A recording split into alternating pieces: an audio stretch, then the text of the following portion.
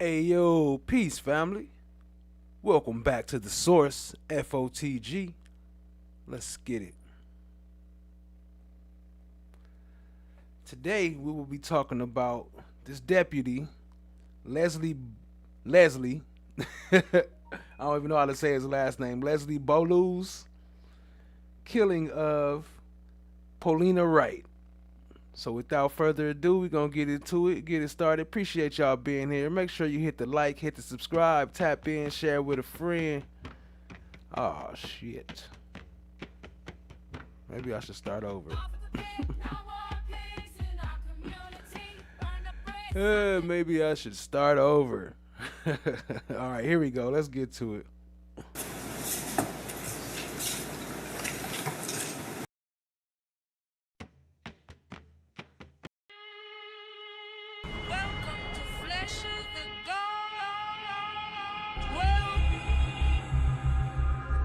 Well, isn't it a nice surprise? Me and my girlfriend were cleaning guns, and I didn't know it was loaded, and I shot her. That's what that man, the defendant, loaded.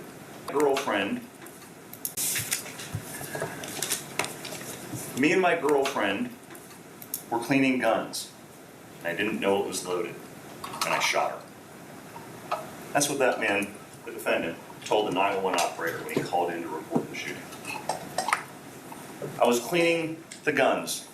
We were pointing them at each other. She said, "I want you to teach me how to use them." We were pointing them at each other, and mine went off. That's what he told one of the first responding officers who arrived on the scene after that officer walked into the residence and saw Polina Wright seated at a dining room table in a chair with a gunshot wound to the center of her forehead. I go to dry fire the rifle. I dry fired it the first time, and the second time it went off. After I dry fired it the first time, I reset the trigger which loaded around in the chamber. I forgot the magazine was in when I fired the second time. That's what the defendant told Detective Kyle Kern of the Ocala Police Department during a formal interview about how he, assuming a firearm was unloaded, pointed at the victim and pulled the trigger. And that intentional act, that decision to pull the trigger, caused a projectile to travel down the barrel of a rifle, strike the victim in the forehead, travel through her brain, exit at the back of her skull, and lodge itself in the kitchen wall directly behind her head. Ladies and gentlemen, that's why we're here, and that's why the defendant is charged with manslaughter. During the course of this trial, you are not going to hear any evidence that the defendant planned to kill the victim, or that he acted with some premeditated design, or that he even intended to kill the victim. That's why he's not charged with first-degree murder. During the course of this trial, you are not going to hear any evidence that the night this all happened, the victim and the defendant were engaged in some big argument or some big fight, or that the defendant was acting with hatred, spite, ill will, or evil intent towards the victim. That's why he's not charged with second-degree murder. The evidence you're going to hear is that the defendant, assuming a rifle was unloaded, pointed it at another person and intentionally pulled the trigger, causing the death of Polina Wright. That's why he's charged with manslaughter. Polina Wright was a 25-year-old young lady. She was the daughter of John and Karen Wright. And the evidence that you're going to hear is that on September 19th, 2024, the defendant, Leslie Boileau, who at the time was an active Marion County Sheriff deputy, and his girlfriend, Polina Wright, went to dinner. The evening started like any other ordinary, normal evening. They went to dinner. They each had 3 margaritas at a Mexican restaurant for dinner. They got home. And the defendant found that some items that he ordered from Amazon had arrived at the house. Some gun cleaning supplies. They put the football game on, and they settled in for what was supposed to be an ordinary evening. But ladies and gentlemen, that evening ended in a way that was anything but ordinary. It ended in a way that should never have happened. It ended in Polina Wright's death. At a little before 11 o'clock that evening, the 911 call center in Marion County received a call from the defendant to report this shooting. He told the call taker he and his girlfriend were cleaning guns. He didn't know his was loaded, and he shot her. He said, "I knew I shouldn't have been doing this." Ocala police officers arrived on scene pretty quickly. They went inside the house, and there they found Polina Wright sitting in a chair at a dining room table. She had a gunshot wound to her forehead, dead center of her forehead. She was naked. There was a blanket covering the bottom half of her body. And she was sitting at that dining room table. Officers immediately noticed a large pool of blood at her feet and some blood spatter as a result of a gunshot wound around the area. The defendant quickly told the officers that she had a gun in her lap. So one of the officers, Officer McCurdy, walked over and found that gun in the victim's lap, picked the gun up and put it on the dining room table. That gun was unloaded and there was no magazine in it. The officers also noticed at the dining room table at which the victim was sitting various other items. They noticed some gun cleaning supplies, and they noticed an AR-style rifle sitting on that table, along with some loaded magazines, some boxes of ammunition, some live rounds, and things like that. In order to provide the officers some room to work, you'll hear that the officers took the table at which she was seated and kind of shifted it over to the wall and moved some of the chairs around. And when the officers first arrived, they walked in and they saw the defendant was behind the victim, holding the victim's head stationary. One of the officers switched positions and took control of the victim's head to keep it stationary, and the defendant was escorted outside. Once the scene was cleared and determined that there are no other people inside the house or no other threats, the emergency medical personnel came in. They quickly assessed the victim and unfortunately determined that she was not capable of being saved, and they declared her deceased.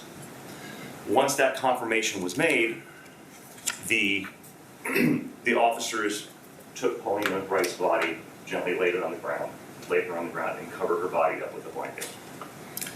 Crime scene investigators came into the scene, and they started doing what they do. They started taking photographs of various things. They started documenting the evidence and collecting certain pieces of evidence. They collected that Glock 9mm handgun that was in the victim's lap, which ended up being the defendant's service pistol.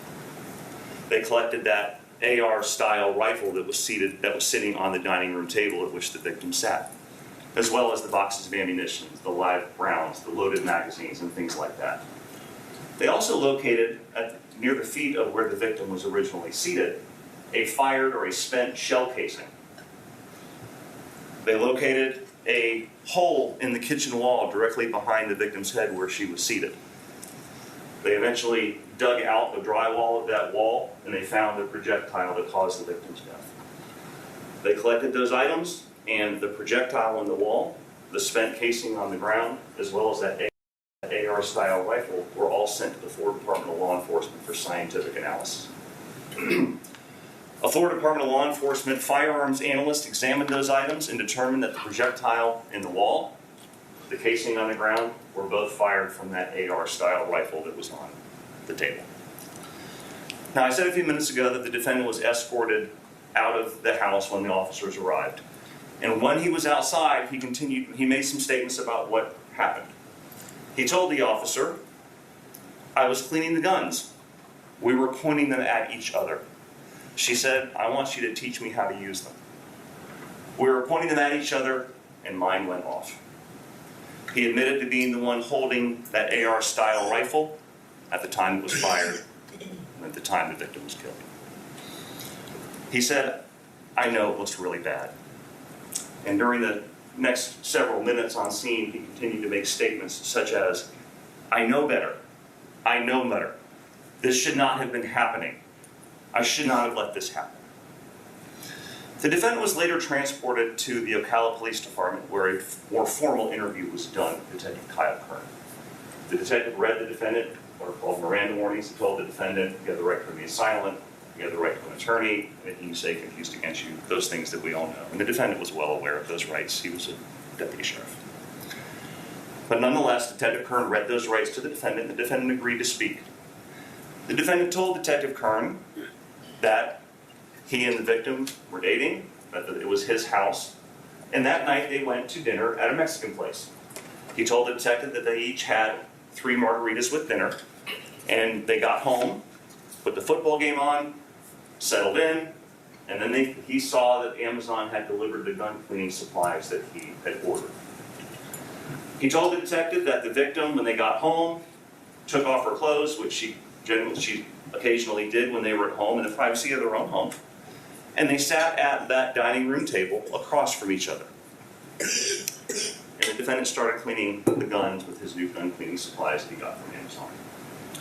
He told the detective that he was cleaning that AR-style rifle, and you're going to hear that that AR-style rifle had a sight on it that you look through, and it was a red dot sight, meaning that when you look through the sight, there's a red dot that is projected onto the target exactly where that bullet will go when the gun is fired. It's similar to a laser sight. The only difference is in a laser sight, when you activate the laser, everyone can see where that laser is, kind of like a pointer.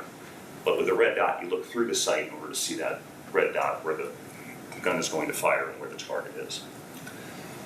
The defendant said he finished cleaning the AR-style rifle, and he put the magazine, the loaded magazine, in that rifle. And at about that time, the victim, Ms. Wright, reached and grabbed the 9mm Glock handgun. The defendant said he then reached over, took the 9mm from the victim, unloaded it, took the magazine out, and gave it back to her. The defendant admitted then he took possession of that rifle, that AR rifle, now with the magazine inserted in it, and he said that they began to do what he called training exercises. They began to dry fire the weapons. By dry fire, what he explained was that when an unloaded weapon, you pull the trigger, it clicks because there's nothing in it to shoot. And if you reset that trigger and charge that weapon, if it's unloaded, the gun will click, and we pull the trigger and it clicks again. So what the defendant indicated that he did was he dry fired that AR-style rifle, reset the trigger by charging the gun, which then loaded a round into the chamber. And while that firearm was pointed at the victim, he pulled the trigger the second time. That decision, that intentional act of pulling the trigger the second time, now with a loaded firearm, caused that firearm to discharge and kill the victim. Detective Kern asked the defendant, so during this training that you're describing, you were pointing the guns at each other? And the defendant said, yeah. I know I shouldn't have been doing that. That should not have happened. This is my fault.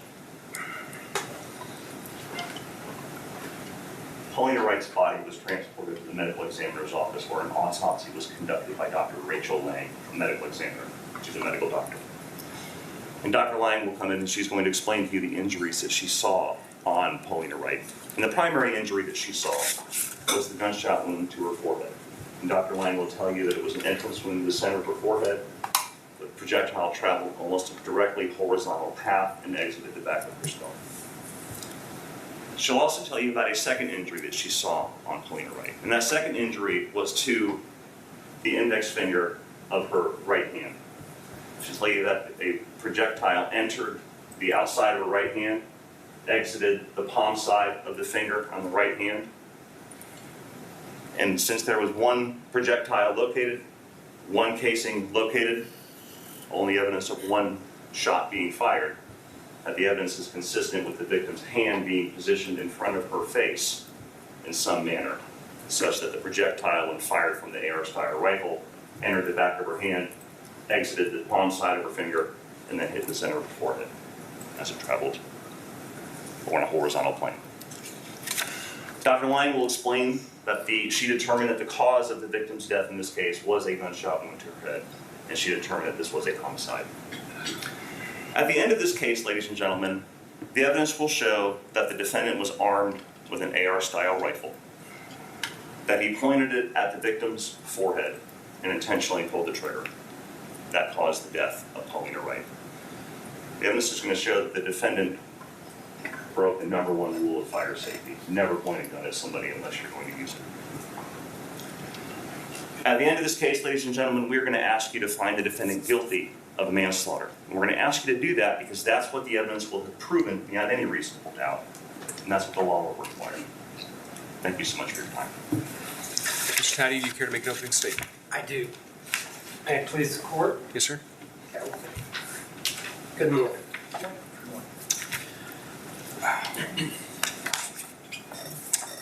What the 911 operator actually heard first is I just had an accidental discharge.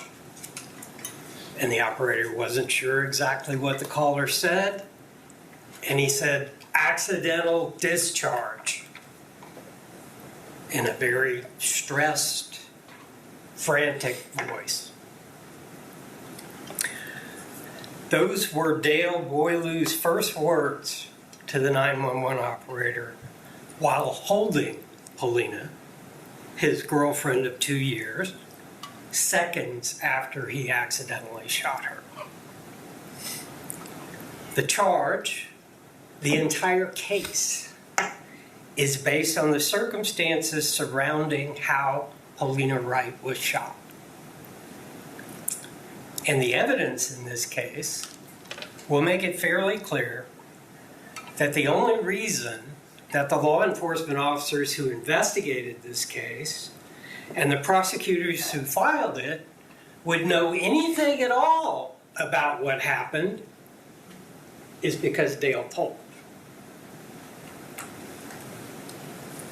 Nothing, you will see, that Dale told them was inconsistent with the evidence they found. And the evidence will show that he consistently told them that it was an accident. But the state says he said they were pointing the guns at each other.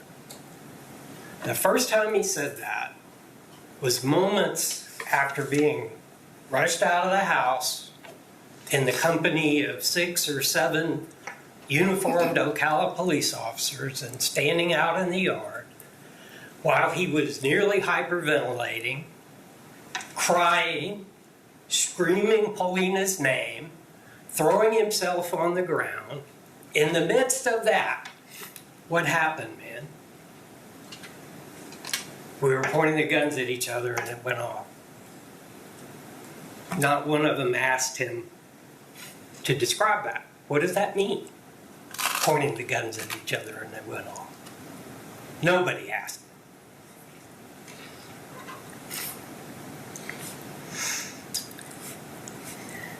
More importantly, nobody ever asked him how the shooting actually occurred.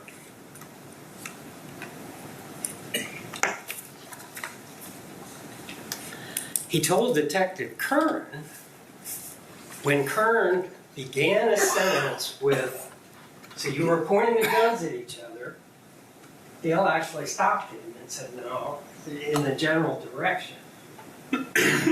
See, they were seated across the table from each other.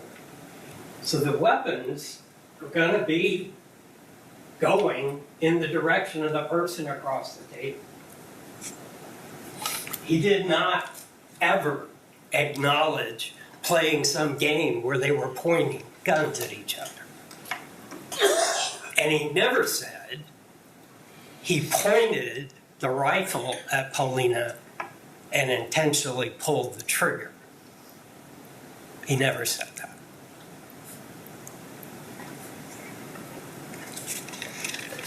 And the state says they had some alcohol that night. The evidence will actually show that Dale had been with Polina all day.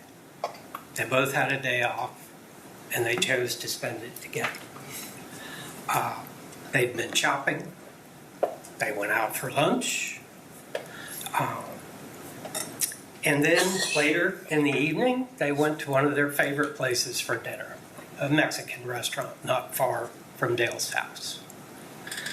And they ordered food, and they ordered some drinks. Happy hour margaritas. It cost $4.49 each. probably less than a glass of tea. The evidence will show there was no other alcohol consumed by either Polina or Dale that day. They didn't have alcohol at lunch. There was no alcohol out in the house that they had after coming home from dinner. And you're going to see the pictures. There's a can. It's like green tea that Polina was drinking. But no other alcohol containers anywhere in the house. And they were home for nearly 2.5 hours before this incident occurred. The evidence will show that alcohol was really not a factor in what happened that night. State says he pulled the trigger while pointing the weapon at the victim. But they will present absolutely no evidence that will tell you exactly what was going on at the point that trigger was pulled. And they can't, because no one asked him.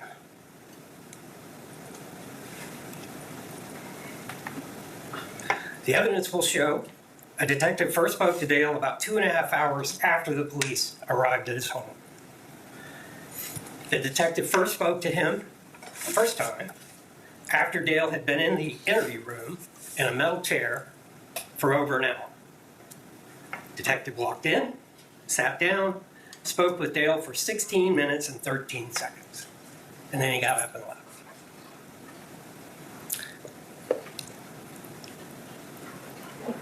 About 4.5 hours later, he came back again. And the second time, he spoke with Dale for 11 minutes and 13 seconds, and then left the room again. And then about 1.5 hours after that, the detective came back in the room with an evidence technician, had her photograph Mr. Boileau and take his clothes, and then told him he was being placed under arrest without bothering to talk to him again.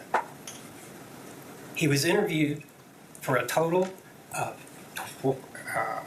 27 minutes and 26 seconds. And he was in that interview room for over 8 hours. From midnight until nearly 9 o'clock the next morning. But they still will be unable to give you any evidence that explains what happened when the trigger was pulled, because they didn't ask. So when the evidence bringers over there rest their case and sit down, you are not going to know exactly how Polina Wright was shot. You're not. There's nothing in the evidence they're going to present that's going to answer that question, because they didn't ask.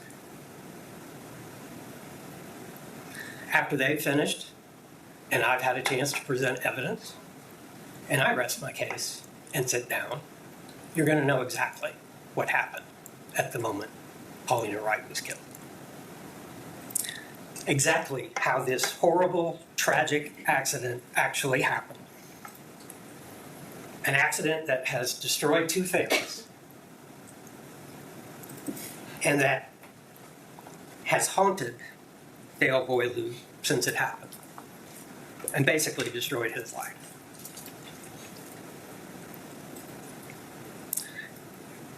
And cost him the love of his young life. Please pay attention to the evidence. I know you will. Both the witnesses who testify and the exhibits and photographs and the other things that you will be asked to look at. Some of it may be unpleasant to look at. Dead bodies are not pleasant to look at. Okay? But pay attention. And I'll come back at the end. And if I'm wrong about them not being able to tell you how this happened, you tell me about it. Thank you.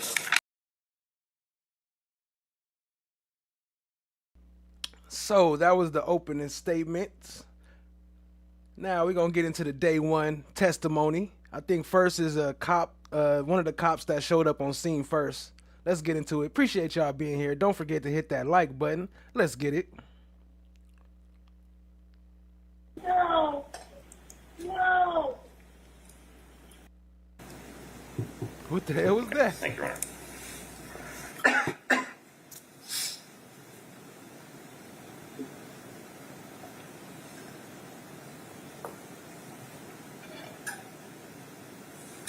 Oh, I think that might have been some of the body cam.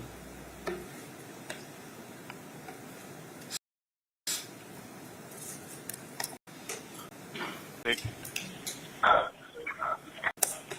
911, what's the address of the emergency? I just had an accident Okay, my fault. It's the 911 call. The 911 call. Let's get it. discharge. What was that, ma'am? Accidental discharge of a firearm. Okay, ma'am, and what's going to be the address for this? 327 Southeast 32nd Ave. And can you repeat it one more time? Stop it! No! No, no, no! Ma'am? No! He calling him ma'am. That's this dude. That's how you sound. Could you imagine an officer demanding you with that voice? Damn, that's crazy. Hold on. I thought that was a woman talking. Oh my! 327 Southeast 32nd Ave. And can you repeat it one more time? Stop it! No! No, no, no! Ma'am? No! Oh my God! No! Ma'am, what happened? Me and my girlfriend were cleaning my gun, and we were trading it back and forth, and I didn't know it was loaded, and I fucking shot her. No! I need an ambulance right now, please. All right, ma'am, we're getting help on the way, okay? Please, please. Oh my God, no! No! Ma'am, I need you to take a deep breath. We're getting help on the way. I'm gonna... No, please! All right, the math ain't mathing on a couple things, right? Let me pop up on screen for y'all real quick, and we get right back to it. The math ain't mathing, right? For one, why would a cop be cleaning a gun that's still loaded? Why would you have a loaded gun and you over there cleaning it? That's, for one, a red flag. For two, why would you be pointing it at each other and it's still loaded? You've been a cop for how long? And you don't know if a gun is loaded or not? Who is they hiring to do these jobs?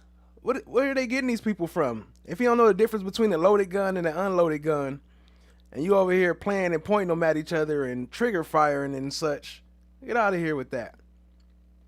God damn it, I lost. No. No, no, no. No.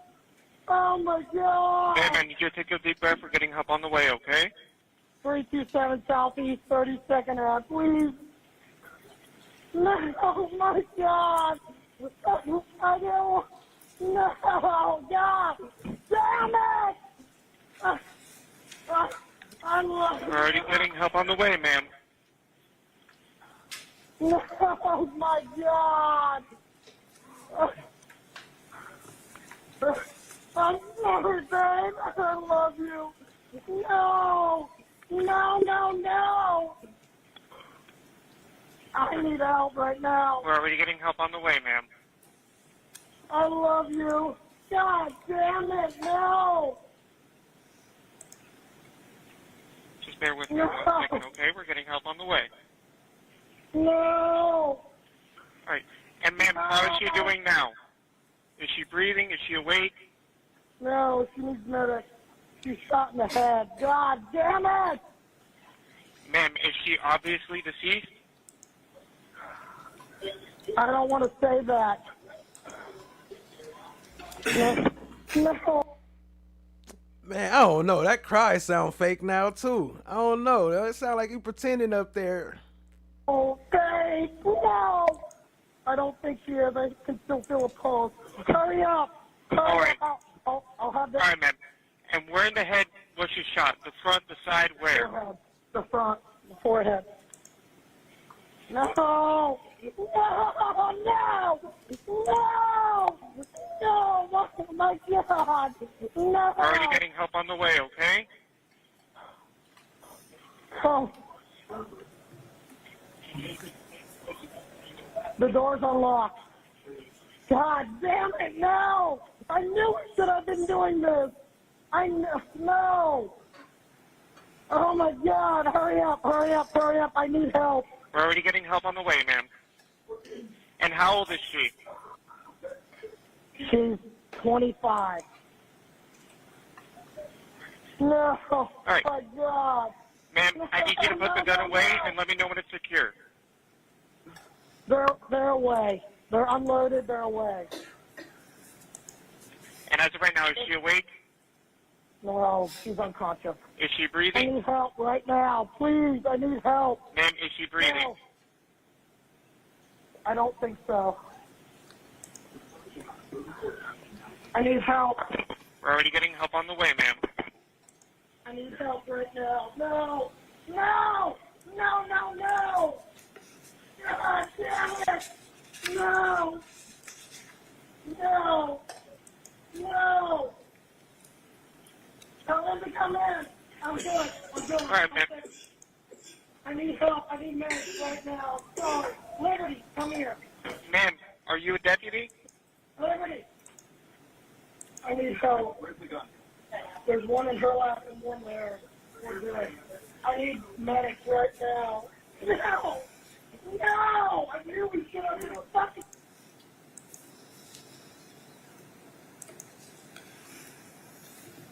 We heard during the 911 call, the call taker repeatedly refer to the call. No, no, no. Ma'am, ma'am, ma'am. What up, Starfish and Coffee? I see you. Appreciate you joining. Hey, I appreciate that heads up yesterday. You know, definitely turned out to be a good stream. I was waiting for you to come in so I could send you a big shout out. But either way, I appreciate you. Much love, much love. Appreciate you being here. Caller is ma'am. Yes. When you arrived, did you actually determine that the caller was a male? Yes. Okay. When you arrived, tell the jury a picture of what was going on and what you saw when you got there. I saw a white male holding a white female's head. She was sitting in a chair. Did you notice any vehicles parked outside the residence when you were walking up to it? I did. What did you see? It was a Marion County Sheriff's Office patrol car. Did you eventually determine who that patrol car belonged to? We did. Who? It belonged to the defendant. Okay. Were you the first officer on scene, or did multiple officers arrive all around the same time? Multiple officers arrived around the same time.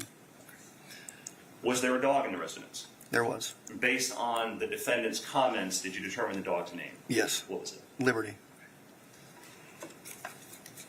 Showing us the market states exhibit B as in boy. Can you take a look at those photos and tell me if you recognize them?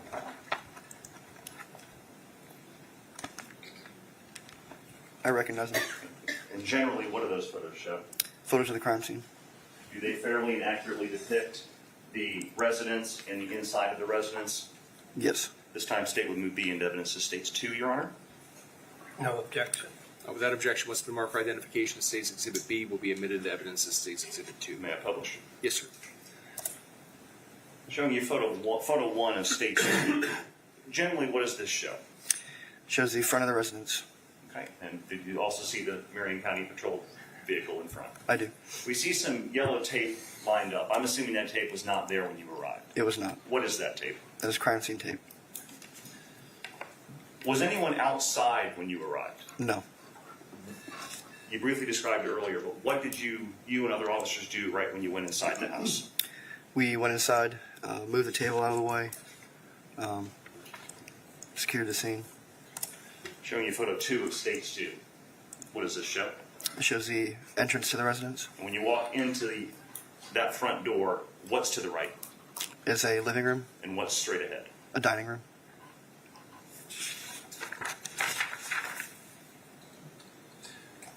Explain what you saw. You mentioned that you saw the defendant near the victim. What was happening when you walked in? When I walked in, the defendant was holding the victim's head and screaming, "No, no." Okay, and how was the victim positioned? The victim was sitting in a chair with her back facing the wall. Was there a table near her? There was.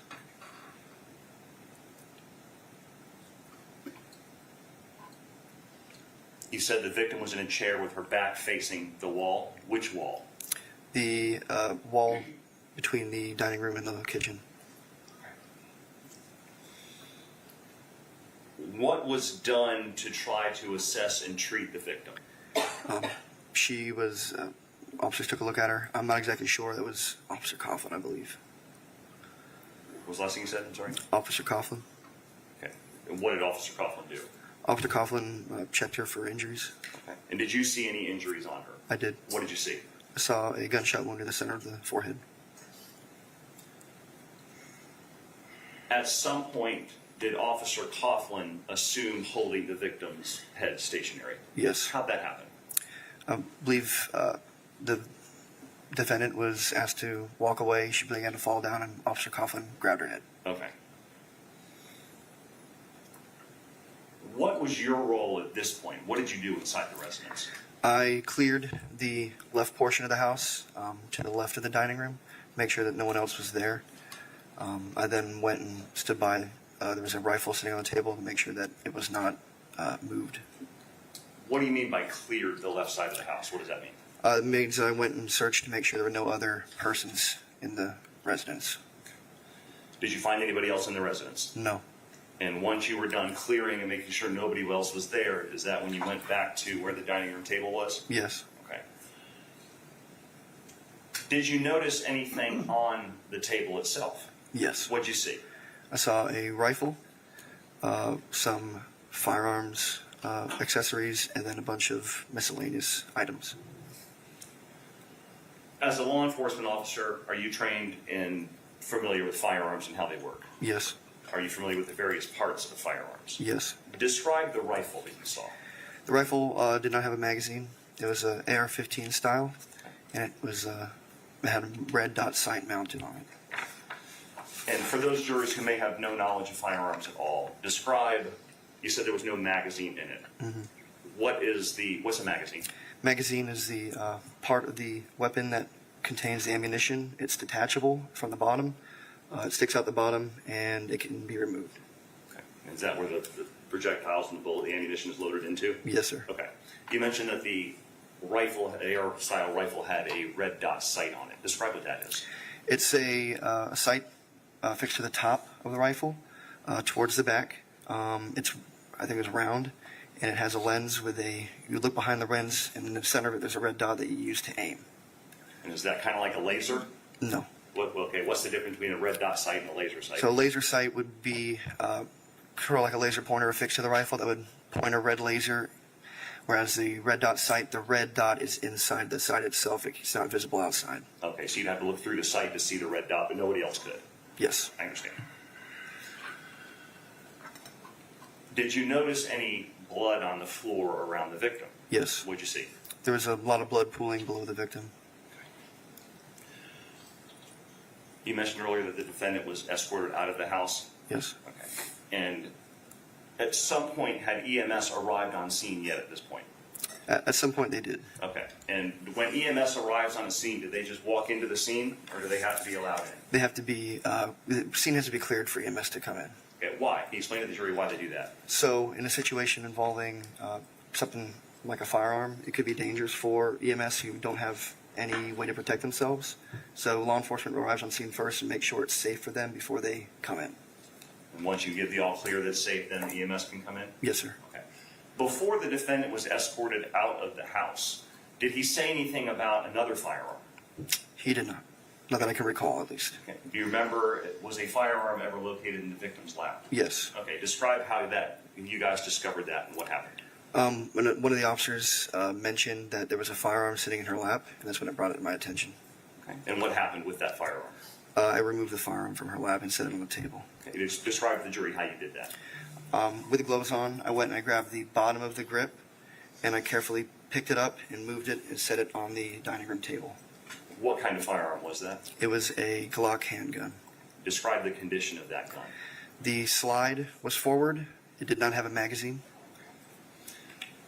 How was the victim dressed or covered? The victim was naked. Okay. Did she have anything covering any part of her body? Not that I can remember.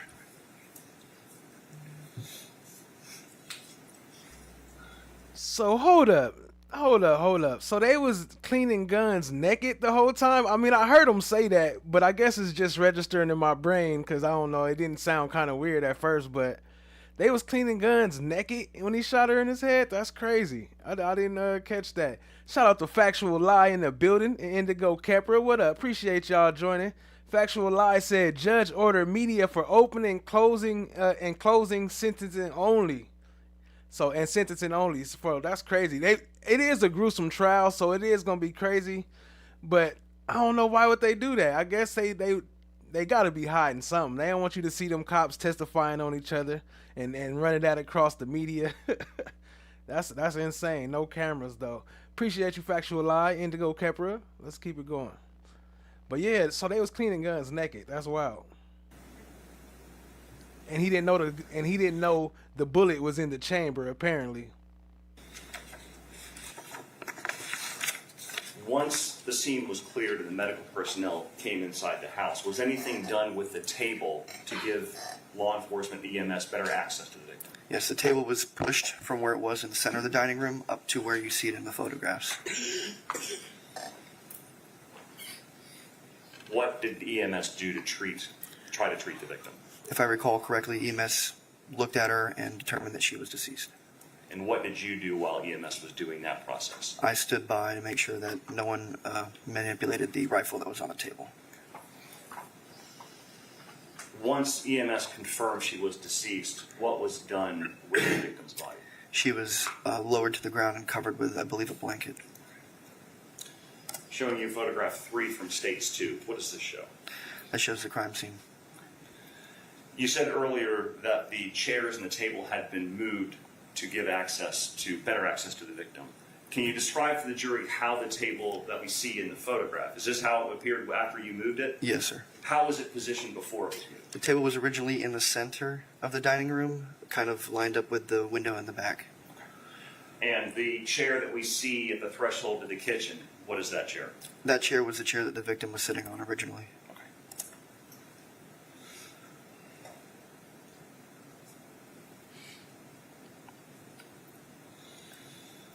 Did you have a body camera on at the time? Yes. What is a body camera? Body camera is a device that records video from the point of view of the officer. Was it actively recording at the time? It was. Showing up to mark as State's Exhibit C for identification. Do you recognize that disc? I do. How do you recognize it? I reviewed it and I initialed it. And does that disc fairly and accurately depict the portion of your body cam that we've discussed? It does. This time state will move C into evidence as States 3. No objection. Without objection, what's been marked for identification as State C will be admitted to evidence as State's Exhibit 3. May I publish, Your Honor? Yes, sir.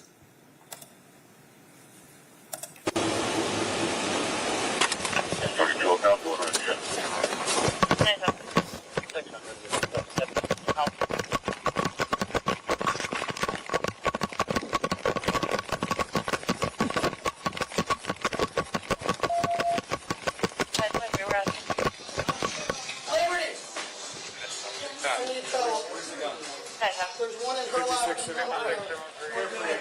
I need medics right now. No! No! I knew we should have been fucking doing this! Please, no! Somebody's over here. She has one. I don't know why we're fucking doing this. She got trying to fucking teach me. No! I didn't want her to fucking be doing. God damn it! I'm just gonna watch it. I don't want to move it for evidentiary. No! Clarity, come down. Get away. No. Fuck. Can I put my dog's friendly? Just leave her alone. We'll make sure she doesn't get out, okay? Fuck. Let's get her. What do you need? Put her in the room. How far is he mess up? Find that first. 6716 1052 on EMS, please.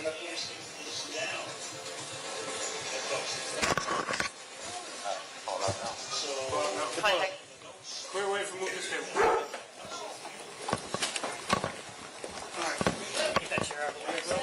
What?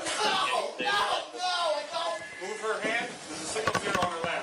Someone move her hand. Someone look for the zero. Be careful. All right. Is anybody else?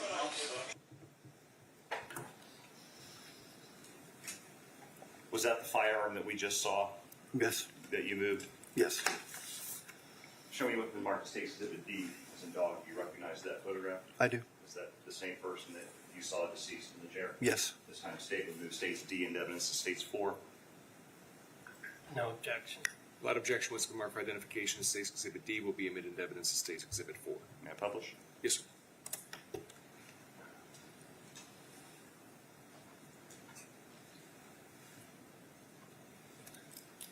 No further questions, Your Honor. Thank you, sir.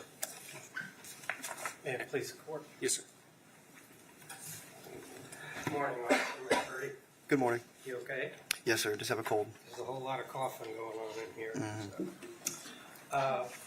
Based on your body camera videos, would you agree you were the third one in the door? Yes.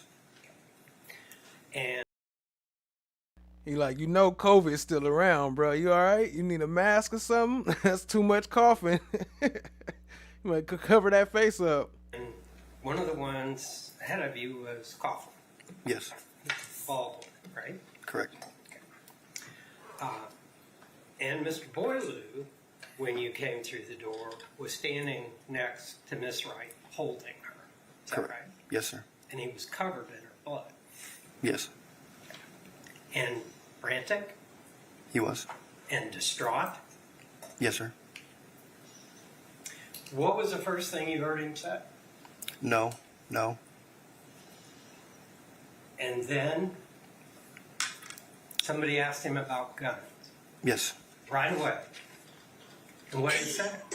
I believe he told us where the two firearms were. Right. Right off the bat. He said, there's one in her lap, and then he pointed at the table and he said, there's one right there. You didn't remember that when you first began to testify. I did not recall that. So the reason you knew there was a gun in her lap is because he told you there was a gun in her lap. Yes, sir. And then you did a quick check of the other rooms, make sure there wasn't anybody else in the house, correct? Yes, sir. Okay. And at about that point, when you got back into that kitchen area, dining room area, somebody told Mr. Boileau to let her go, right? I can't recall that exactly. Well, it's pretty evident he was waved away from her. Did you see it? Yes, sir. Okay. And then he went to the living room area, right? Yes. And Officer LeVay was with him, right? I can't recall what Officer Dark LeVay did. hair, big, thick, black glasses. Yes, I know who That's Officer. LeVay, right? Yes, but I don't recall what he did. You didn't see him? I was looking at the victim in the video. And within a minute or two, somebody tells Mr. Boileau to get out of the house. Yes? Yes.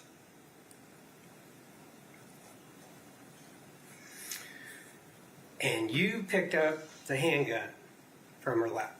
Yes. But you had to move her hand. I cannot recall if I had to move her hand or not. Okay. Where'd you put the handgun? I put it on the dining room table. When you picked it up, how was it positioned in her lap? I believe it was positioned facing her. What does that mean? Can you describe? So I would say the trigger guard was facing her. Closer to her torso, is that what you're saying? Yes. So it was on right side, left side. I can't recall exactly which side it was on. It was in her lap. Okay, well, we watched you pick it up on the video. Mhm. But the trigger was closer to. I cannot recall exactly where the trigger was. Okay. And you grabbed it by the grip Yes. and then laid it on the table, Yes, sir. which had already been moved at that point, the Yes. table itself. There was no EMS there. That table was 3 feet from where it originally was. Is that right? That's correct. Because somebody shoved it over there. Right? That's correct. Was that Officer LeVay? I believe it was Officer LeVay and I. And somebody shoved the sofa? And somebody shoved the table next to the sofa? I'm not exactly sure if they did or not. And how many different police officers were in that house I don't know. before the first evidence officer arrived? I don't know the exact number of officers. Would 10 sound about right? I don't want to speculate. And you say the handgun that you took from Miss Wright's lap had no magazine and was not otherwise loaded as far as you could tell. I did not know if it was loaded or not. But it had no magazine. Had no magazine in it.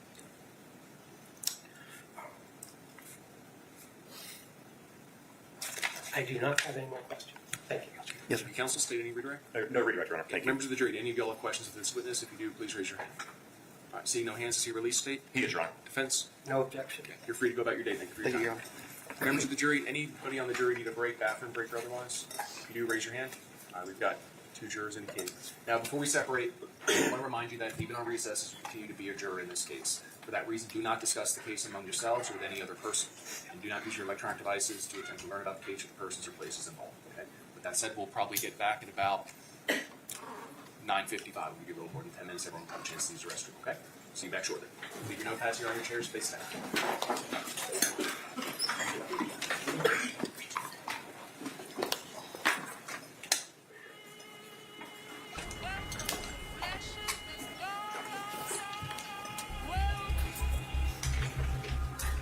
Well, isn't this a nice surprise?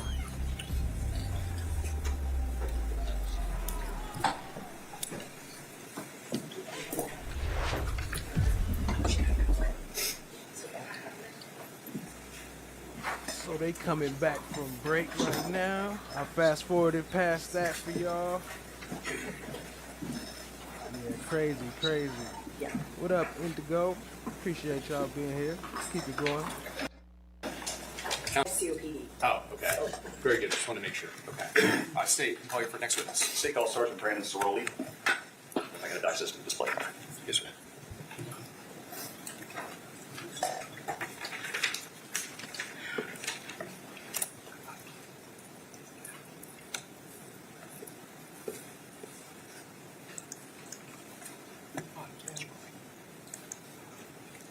His body cam or somebody else?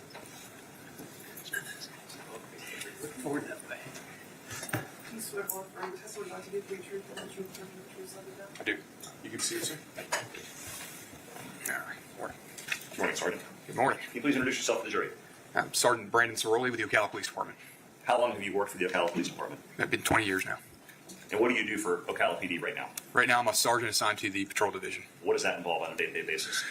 Checking a lot of reports, just more or less managing, leading 4 officers that are assigned to a quadrant. We just keep them, we're there for their assistance, more or less, just helping them out on a day-to-day basis. What did you do before you became a sergeant? Before I was a sergeant, I was a major crimes detective. Okay. Let me direct your attention to September 19th of 2024. Did you respond to 327 Southeast 32nd Avenue in Ocala regarding a shooting? Yes, I did. Is that in Marion County? Yes, it is. When you arrived, tell the jury what was going on. At first, I think I was either first or second sergeant on scene, but several officers had already arrived on scene at that point. I went up into the residence itself and just kind of, as a sergeant, my job is more or less just to kind of scan, see what's going on, try to bring some order to chaos, and that's more or less what I did, was assessing the moment to see what needed to be done, what was being done. So, did you go inside the residence? I did. I briefly stepped inside the front door just a few feet just to kind of get a lay of the land. What was going on when you stepped inside the residence? Immediately, I saw the victim sitting in a chair. So several officers were tending to her, trying to provide some measure of first aid. And then the gentleman, white male, was off to the right-hand side in the living room area. There's also a dog in there, and so he was in the living room as well. So. And that gentleman you saw in the living room area, did you come to learn what his name was? Yes. What was his name? Leslie Boileau. And do you see him here in court today? I do. Could you please point him out and tell me what he's wearing? Yeah, the gentleman over here, bluish suit. Yeah. Light blue or dark blue? Oh, well, yes, that's a dark blue suit. There's the lighter blue one with the glasses. Okay, Your Honor, may the record reflect the witnesses identified the defendant. No objection. Without objection, the record will reflect the witnesses identified the defendant. Daniel Berry Sports Highlights. What's good, family? I see you. Appreciate you joining. Did you actually make contact with the defendant, like interact with him? I did. Okay, and what did you do when you made contact with him? Seeing the scenario that we had playing out in front of us, I wanted him, kind of give the officers some room to work and not have him right there in the scene. So I escorted him out of the house, out to the front yard where we could be away from the officers to give them more space to work. At that time, just in general, asked him, what happened here, so we kind of get a lay of the land and figure out what we were dealing with. When you escorted him outside, where did you guys go in the front yard? Right to his front yard. There's like a gravel driveway, I believe.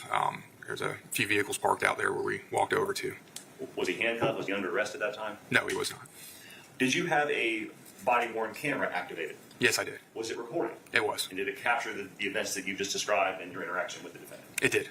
Showing us the marked States Exhibit E for identification. Do you recognize that item? I do. How do you recognize it? It's I see my signature date on the side over here. And what is that? It is. It's going to be a DVD that contains a image or video from my body camera. Is it fairly accurately depicts the events you described in your interaction with the defendant? Yes. This time, state would move E into evidence as States 5, I believe. No objection. Without objection, once the marked identification of States Exhibit E will be admitted into evidence as States Exhibit 5. While you were outside with the defendant, did other officers approach? Eventually, yes. Do you remember who those officers were? Yes, Officer Sampson and Officer LeBay came up to me. And did Officer LeBay also have a body-worn camera activated at that time? Yes, he did. Would his camera have captured the remaining interaction with the defendant? Yes. What did you do at the point where Officer LeBay and Officer Sampson approached? At first, I did stay with them just for a few moments, but at that point, other supervisors were arriving on scene. I needed to brief them on what we had and start working out a plan of action of what we needed to do on the scene to get it secured and start getting investigations out. So I stepped away from them to start assisting the other supervisors. Was the defendant eventually transported to the Ocala Police Department for a follow-up interview or for a further interview? Yes. Okay. And did that basically end your involvement in the case? Yes, once he was transported, I was finished with my involvement. May I publish States 5, Your Honor? Yes, sir.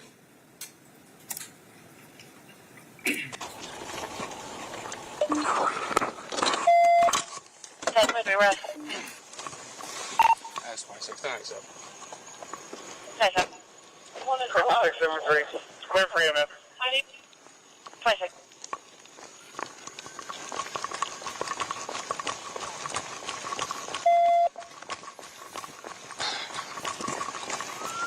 That's 26. Okay, I think we got enough units here. Slow anybody else down or cancel them. And for now, you shot the 35, set the code 698. Oh, this is.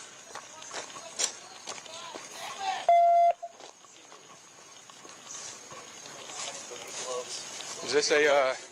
Is this the house of a 1037, or is he just here? Liberty, go Yo, down, take get away. Yeah, start setting that up. No. That's a deputy. Okay. 6138, it is clear for EMS. He needs to come out here. 26. Fuck. Sir, hey, come on. Come on out here. Let me talk to you. My Yep. dog's friendly. Just leave her alone. Make sure she doesn't get out, okay? Step on out here, man. Fuck. No, 3 on 36. What happened, man? We were Look at the lawyer. The lawyer like, this ain't looking good. This is looking kind of bad for you, to be honest. fucking around with my guns. I was cleaning them. She's like, you need to teach me. You need to teach me. And we were. Who's that to you? My girlfriend. That's your girlfriend? Okay. It's Polina Wright. God damn it! I told her not to. Hold up now. All right, hey, relax. I know it's a lot going on right now. Just, No! your dog's going. I don't want him to freak out. I don't want him to freak out. Stay. No, I don't. Hey, come on out. Come here. God man. damn it. You know you want to give them room to work. Come on. I know. Come on. They're And here. then what's the, oh my God. We don't need all these people here. I knew this. Yeah, they're here. I told her not. I don't want this. I knew this was a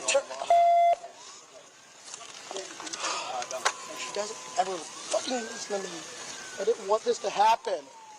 Somebody start No!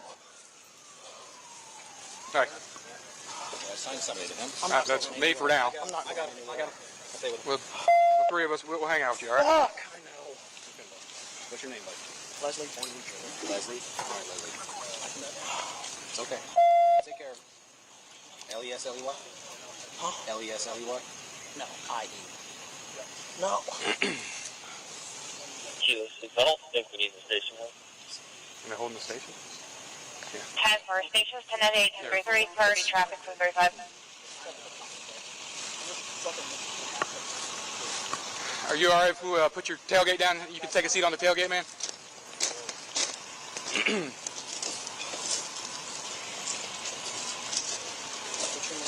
Hey. Stay on him. You too. No freaking out.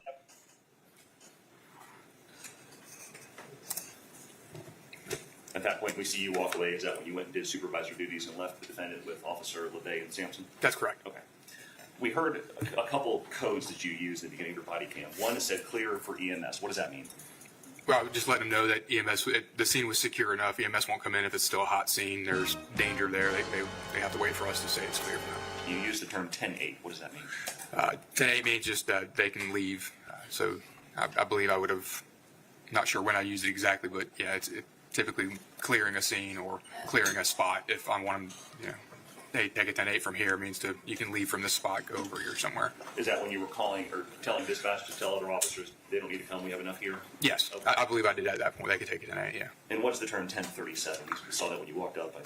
Right, so that's it means employee. So when I saw the sheriff's department's car out there, at that point, I don't know if it's, sometimes sheriff's office will hear our stuff go out, shots fired calls, they'll come to our scenes too to help out if they're in the area. So I was more or less inquiring is that a 1037 like living here? Is this his house, or is this or did he just show up on scene to help? Kind of, that was the conversation around that. And you determined obviously that the sheriff's office employee lived there. Correct. Okay. No further questions, Your Honor. Thank you, Sergeant. Yeah. May I please? Yes, sir. Good morning, Sergeant. Hey, good morning. How are you? I'm doing well. Yourself? You're one of the few around here that's been here long enough for me to remember you. Yeah. All right. So you were clearly not the first officer to arrive. That is accurate, yes, sir. Do you have any idea how many Ocala Police Department officers were there by the time you got there? No, I didn't stop to take an assessment of the count. Right. But there were enough? There were quite a few. You told the dispatcher, stop the ones that are coming? Yes. At the point you arrived, do you have any idea how many of your officers actually entered that home? No, I don't. And you noticed the patrol vehicle parked in front of the house, and you kind of gave a little under your breath exclamation, like, oh. That Yes, made sir. it a little different? It changes the dynamic just a bit, yes, sir. Okay. And then you verified that the driver of that vehicle was actually the owner of the home. Yes, I didn't verify that personally, but someone, one of the officers on scene told me. That answered your question? Yes. Do you know how many officers were actually in the house when you kind of stuck your head in to get him out? No, I don't. Like I said, I didn't stop to count the heads there. Is that right? I wanted Mr. Boileau out of the house. Yes, sir. Why is that? At this point, it's whether it's a crime scene or it's a hot scene of some sort. I know there's firearms involved. I need my officers' safety is paramount, and they're trying to do work on the young lady in there. They need to make sure they're going to have their back to him. I don't know if there's any other firearms. I don't know his state of mind at that point. It's the safe bet is to separate him from the scene at that point and have him step outside. All right. And then you asked him what happened. Yeah? Yes, sir. Okay. Friendly enough. Yes, sir. Yeah, I have no idea what happened at that point. I want to just try to figure out what we have going on. Sure. And he answered you. More or less, yes, sir. Okay. How would you describe his demeanor at that point? I would say he was distraught, yeah, for sure. Frantic? He seemed, I'd say frantic would be a good word to use for that, yes, sir. And he actually at one point headed back up on the porch. Yes, sir. Kind of jumped. Yeah. And if I understood what you were saying on the video correctly, you were kind of concerned he was going to get the dog agitated. Yes, dogs typically play off their owners. Okay. So you try to get him. I'm not a dog whisperer or expert on that, but it's been my opinion. Sure. But you wanted to kind of de-escalate what was going on in the front door of the house, so you wanted him to move. Yes, sir. Okay. So you walked over to the back of what turned out to be his truck. Is that right? Yes, sir. Okay. Along with other police officers. Yes, sir. Do you know how many walked with you? That would be two, Officer Sampson, Officer LeBay. Well, those are the ones you assigned to stay with him. Is Yes, that sir. right? Correct. And you directly did that. You two stay with him. Yes, sir. But there were others there. There were others standing about. I think I saw a canine officer already over there. He ended up wandering off after that, though. Right. And at one point around the back of that truck, there were 6 or 7.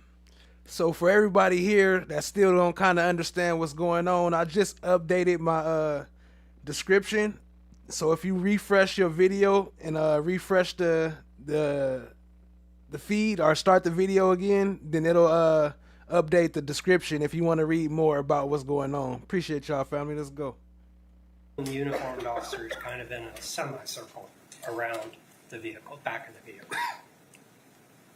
It's potentially a few of them probably walked up. I don't know how many. Okay. I apologize. I didn't make that count. But you didn't consider him to be in custody at that point? I would say he wouldn't be in custody as far as relevance. Overruled. You can approach. Yes. Put the noise on. You'd be able to hear.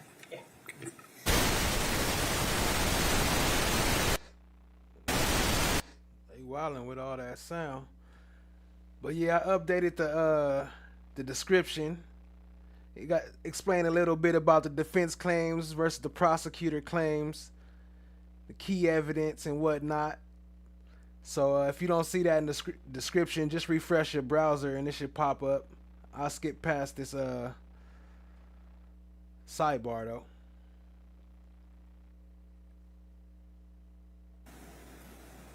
I'm not sure exactly how to answer the question. I don't.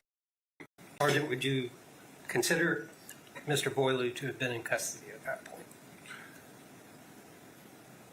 I'm not sure exactly how to answer the question. I don't think he'd be in custody to my definition of in custody. He wasn't handcuffed. He wasn't demanded to, like he wasn't told you are detained. You're not free to leave. I get the optics maybe perhaps in his mind. I understand where you're going with that, but nothing we did overtly detained him. Okay. So it would have been okay if he climbed in the cab of his truck and drove off.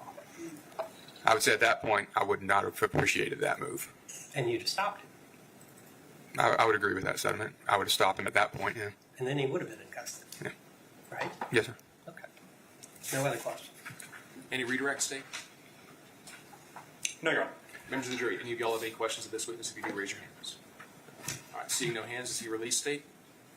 He's released, Your Honor. Yes, sir. Defense? No objections. Okay, you're free to go about your day. Thank you for your time. All right, State, you can call your next witness. Your Honor, State's going to call Hagen Sampson to the stand. So on to the next witness. We'll skip on past the pleasantries.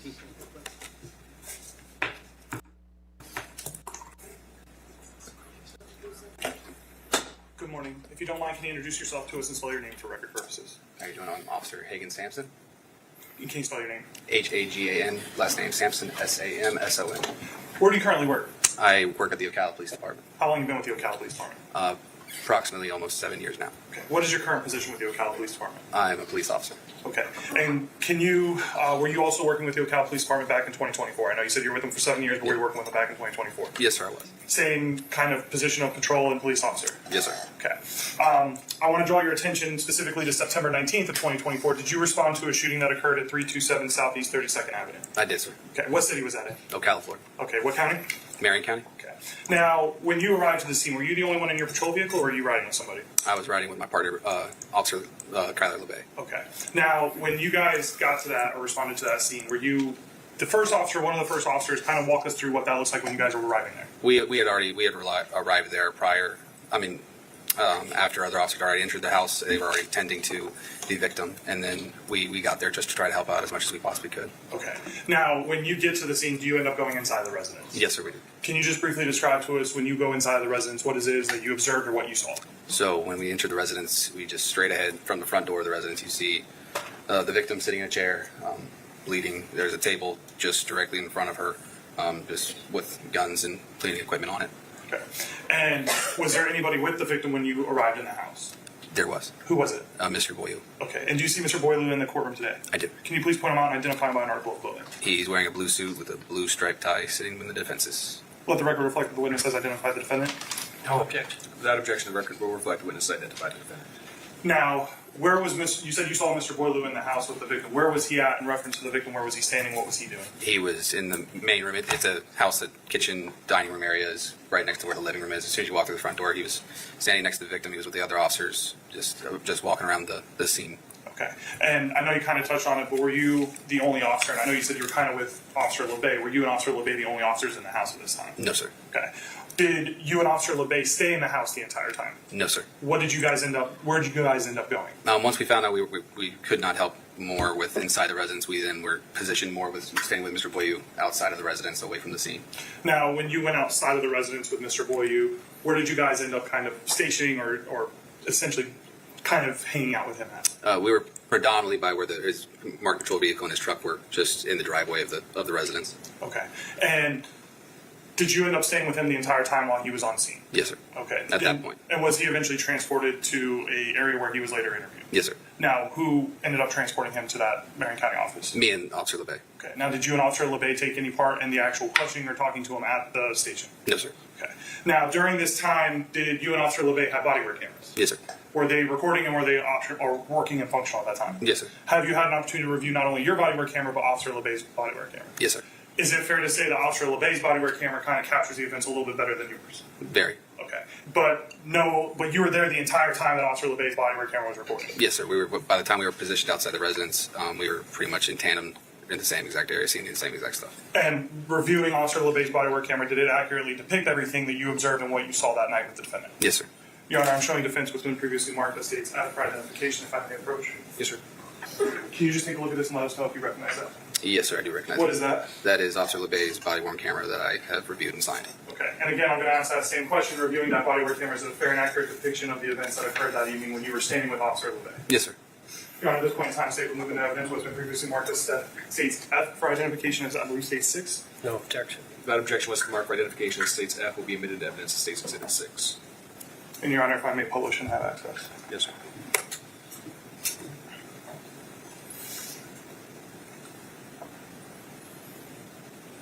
Hey, if you don't have anything to do, you come out here and help set up further around. Safety, can you come help? Yep. Thank you. Coughlin, need me here? No. Right. Somebody start a... Perimeter? Yep. All right.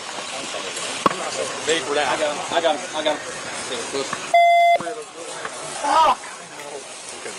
What's your name, bud? Leslie Boileau Jr. Leslie? All right, Leslie. Okay. Take care of it. L-E-S-L-E-Y? Huh? L-E-S-L-E-Y? No. I-E. No. I don't think we need the station. Hey, sorry. Should put him over here. Task stations, 10 at 8, Hey, sir, we're gonna step over here, okay? Step to the trunk, okay? So, you alright to put your tailgate down? Take a seat on the tailgate, man? Whoa.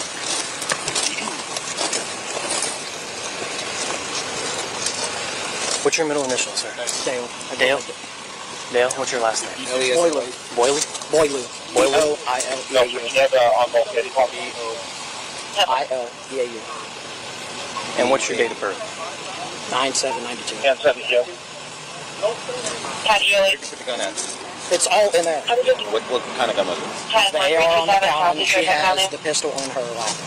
Okay, which is the gun that went off? The AR. Fuck, I told her. God damn it. What did you see happen? I was cleaning the guns. We were pointing them at each other. During the cleaning process, or what was going on? She was like, I want you to teach me how to use them. I want you to teach me how to use them. I was like, okay, we will. We were pointing them at each other, and mine went off. You were holding the AR? Yes. Just gonna hold what we got. I know it looks really fucking bad. I didn't fucking want this to happen. I told her I did not want this to happen. I didn't want to do this. I didn't want to fucking train her in the fucking house like this. Because she has no fucking gun experience. 5673. God damn it. Hey, do you have your... You want to drop the tailgate? You can have a seat? There we go. Yeah, How is she doing? I don't know. I'm out here with you, man. I know the medics are in there. They're working on her now, okay? You work for MCSO? Yes. Yeah.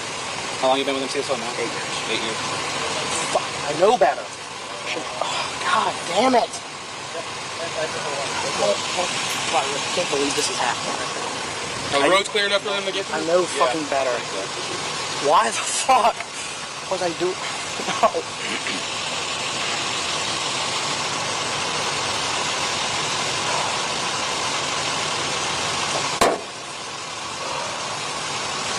I take it you're A company with MCSO? Yes. Yeah. You pronounced it. Fuck. No. No, we were having a good fucking night. Why did I let this happen? I should not have let this happen. Fuck! Why did I let this happen? I should not have... I should have never let her go. I should not have let her... I should not have done this. God damn it.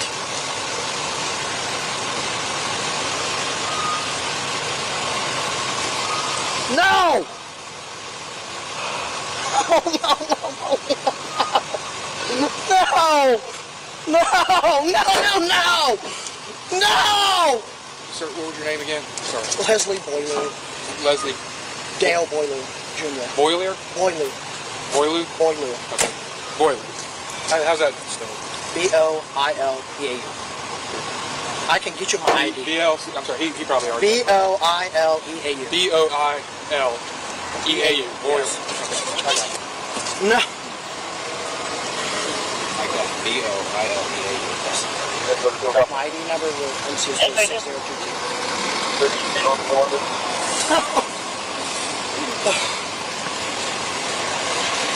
on your radio cut out.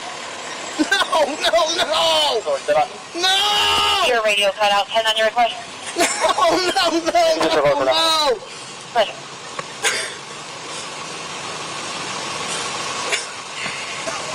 Got a 679, I'll show you 10-8. Call advice, you can cancel. No! No! 6123, no. 10-8. No! No, no, no, no! No!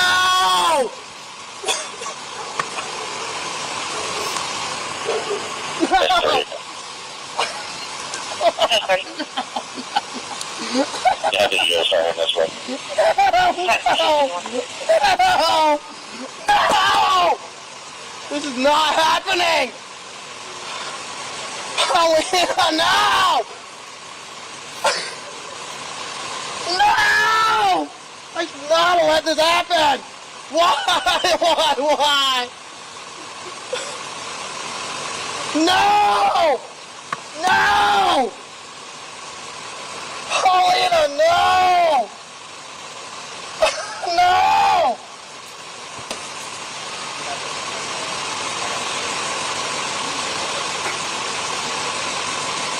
No!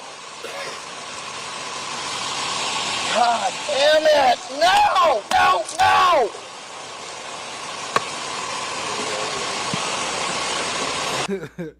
Hey, factual lie. We can switch over and check that out real quick. I don't mind because this dude's screaming and going crazy here. Yeah, thanks for dropping the link. Let's see, I got it. I think I got it pulled up right here. Appreciate you, family. We can check that out. We're going to tap into that former officer killing of Melissa. Let's see, here go one right here. Oh, this volume is hecka low. 403 on that as well. Last motion eliminate, all right, the one that was followed by Alfred Flores. I've conducted a 403 analysis on miscellaneous number 2. Let me see if the other ones sound better. My bad. Reasonable period of time. I cannot anticipate a panel getting up here. Oh, I was watching some of We have docket sheets for. Right, we're going to need some docket sheets. Quick.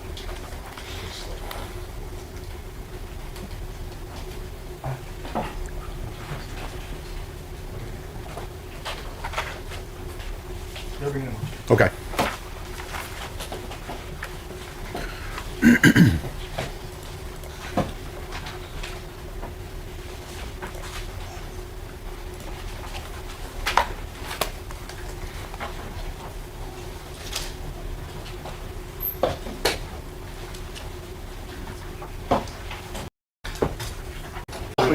Today, Yes. right? This is one. Did you, and you refiled it? Right? Yes. It was repeated by our joint defense agreement, our proposed order of presentation to the court during the trial, as the court's well aware, under the mode and flow that the judge wants to ensure an efficient and not confusing presentation of the evidence with 3 defense teams. So we have our requested proposed defense waiver that we can put before the court for its consideration as well. It's just a sort of a general agenda. All right. Well, let's go ahead and begin then with the motions in limine. I guess we'll take up the motion in limine regarding Graham v. Connor, followed by the state. Yes, Your Honor. And I would say for sure, as Mr. Quintus pointed out, the state does believe there is some overlap with the state's motion regarding Graham v. Connor and the language and analysis used in the defense motion for notice of a prior decision. Basically, as the state has asserted that we suspect that defendants Flores and Villalobos were charged with murder, aggravated assault, deadly weapon, public servant, manslaughter, deadly conduct. Flores and Alejandro are charged with murder in the 5 count indictments, and defendant Villalobos, the Charlie case, is charged with aggravated assault, deadly weapon, and deadly conduct. The state anticipates the trial that the facts, the objective facts on the offenses will not be in dispute between the parties. What will be in dispute is the interpretation, analysis, and the applicable, appropriate law and context with which to evaluate it and to let it be presented to the jury. Texas Penal Code sections, we anticipate that the defendants will rely on sections 932, 933, and 951 of the Texas Penal Code as legal justification for the officer's conduct. Those sections of the Texas Code require that the defendants have a reasonable belief that the force is immediately necessary, and a reasonable belief is defined in Texas penal law. Although the defendant may act on appearances as viewed from his standpoint, the test for reasonableness under the Texas Penal Code assumes the ordinary prudent person standard test out of tort law. We anticipate, since the officers were law enforcement officers at the time, they would want to argue that the reasonableness of their force should be judged from the perspective of a reasonable officer on the scene, rather than 20/20 hindsight cited directly from Graham 490th U.S. and 396. We anticipate that the defense will be to tell the jury that police officers are often forced to make split-second judgment decisions in circumstances that are tense, uncertain, rapidly evolving. As those citations make clear, that standard comes out of Graham, which was litigated under 42 United States Code section 1983 to recover damages sustained for improper use of force, and particularly Graham out of a mere investigative stop. The source of those rights was the Fourth Amendment right. Hey, y'all heard that. The source. Shout out to the source. What up, Lady L? I see you, family. Appreciate you joining. The force, and particularly Graham out of a mere investigative stop. The source of those rights was the Fourth Amendment right to be free from unreasonable searches and seizures, which can explicitly protect a person against overt and intrusive government action. That's the proper context for Graham. But it is not appropriate for this case, because Graham does not address whether or not the defendant's uses of deadly force is a violation of Texas state law. While Graham establishes what the citizen's protection is against unreasonable force under the Fourth Amendment, it does not establish the limits of a police officer's criminal liability under state law on using either deadly or excessive force. It is for those reasons that the state urges the court admonish and limit any reference, and that goes directly to the interpretation of defense's motion in limine because of the civil litigation, which was, the defendant's motion to take judicial notice. Now, our argument to that is based on 3 points. First, in the motion submitted by the defense, they argue the factual scenario which was presented is accurate, and we take several disagreements with that. First off, this encounter started and extended itself over approximately 77 minutes before deadly force was used. At that point in time, the deceased complainant, Melissa Perez, was within her home. Supreme Court law under Payton establishes that the home is where one's Fourth Amendment rights against unreasonable searches and seizures is at its highest. Beyond that, state law under section 14.5 of the Code of Criminal Procedure specifically authorizes an officer may make an arrest without a warrant, except when the arrestee is inside their home, absent consent or an exigency defined as is enumerated in several state decisions, i.e. a risk of escape, a risk of destruction of evidence, harm to someone else inside the home. And the facts in this case negate all of those possible exceptions to the warrant requirement. Specifically, the state expects, and I don't believe there will be a factual dispute, that the initial officers that encountered Ms. Perez, they spoke. She admitted to the criminal mischief offenses. The officer asked her to come with me. She asked, "Are you going to arrest me?" He told her no. Another officer approached. She went into her home. Yes, that officer yelled stop, but she got into her home. And at that point, for approximately 30 minutes, the officers engaged with her. They then decided they're going to write it off. They even shut off body cams. They had left the environment. They then encountered someone, gained information. I'm going to object to him misstating the evidence, and I would also ask to be limited in his argument to the law.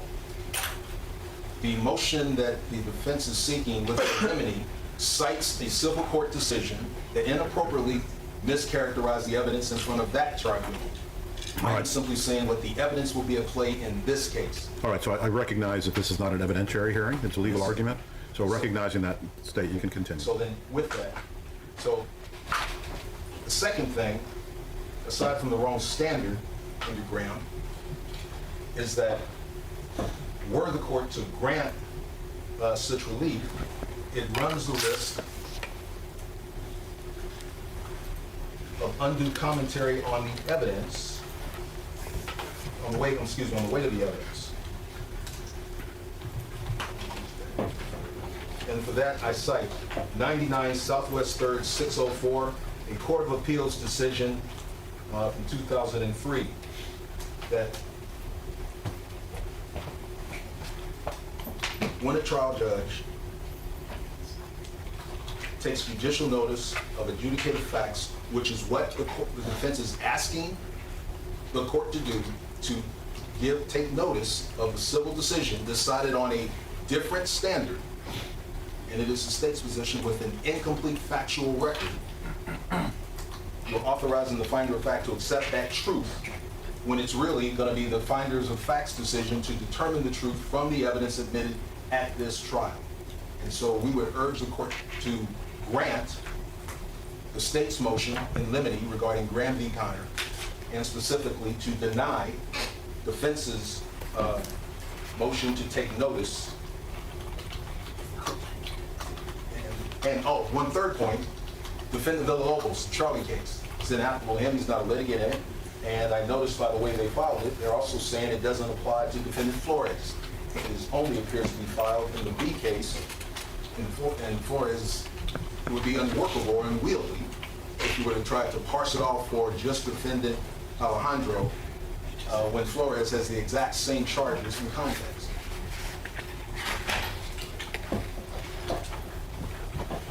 Right, defense? Judge Thomas, under the A case, I guess just initially to respond to the last argument in turn, I think it was already stated on the record here today, all motions were adopted by the defense party in Cohen and Hull, so I think that's a spurious argument, and I'm not going to address that any further. Moving back to the Graham v. O'Connor state's motion to exclude it, arguments on behalf of the defense, specifically from Alfred Flores, would be as follows. The first would be, Judge, that's a Supreme Court opinion. That is the highest court of law in the land, and that Supreme Court opinion has informed almost every single law enforcement training protocol an expert analysis in the country of the United States, to include the state's own expert, who talks about it continuously in his report provided in discovery.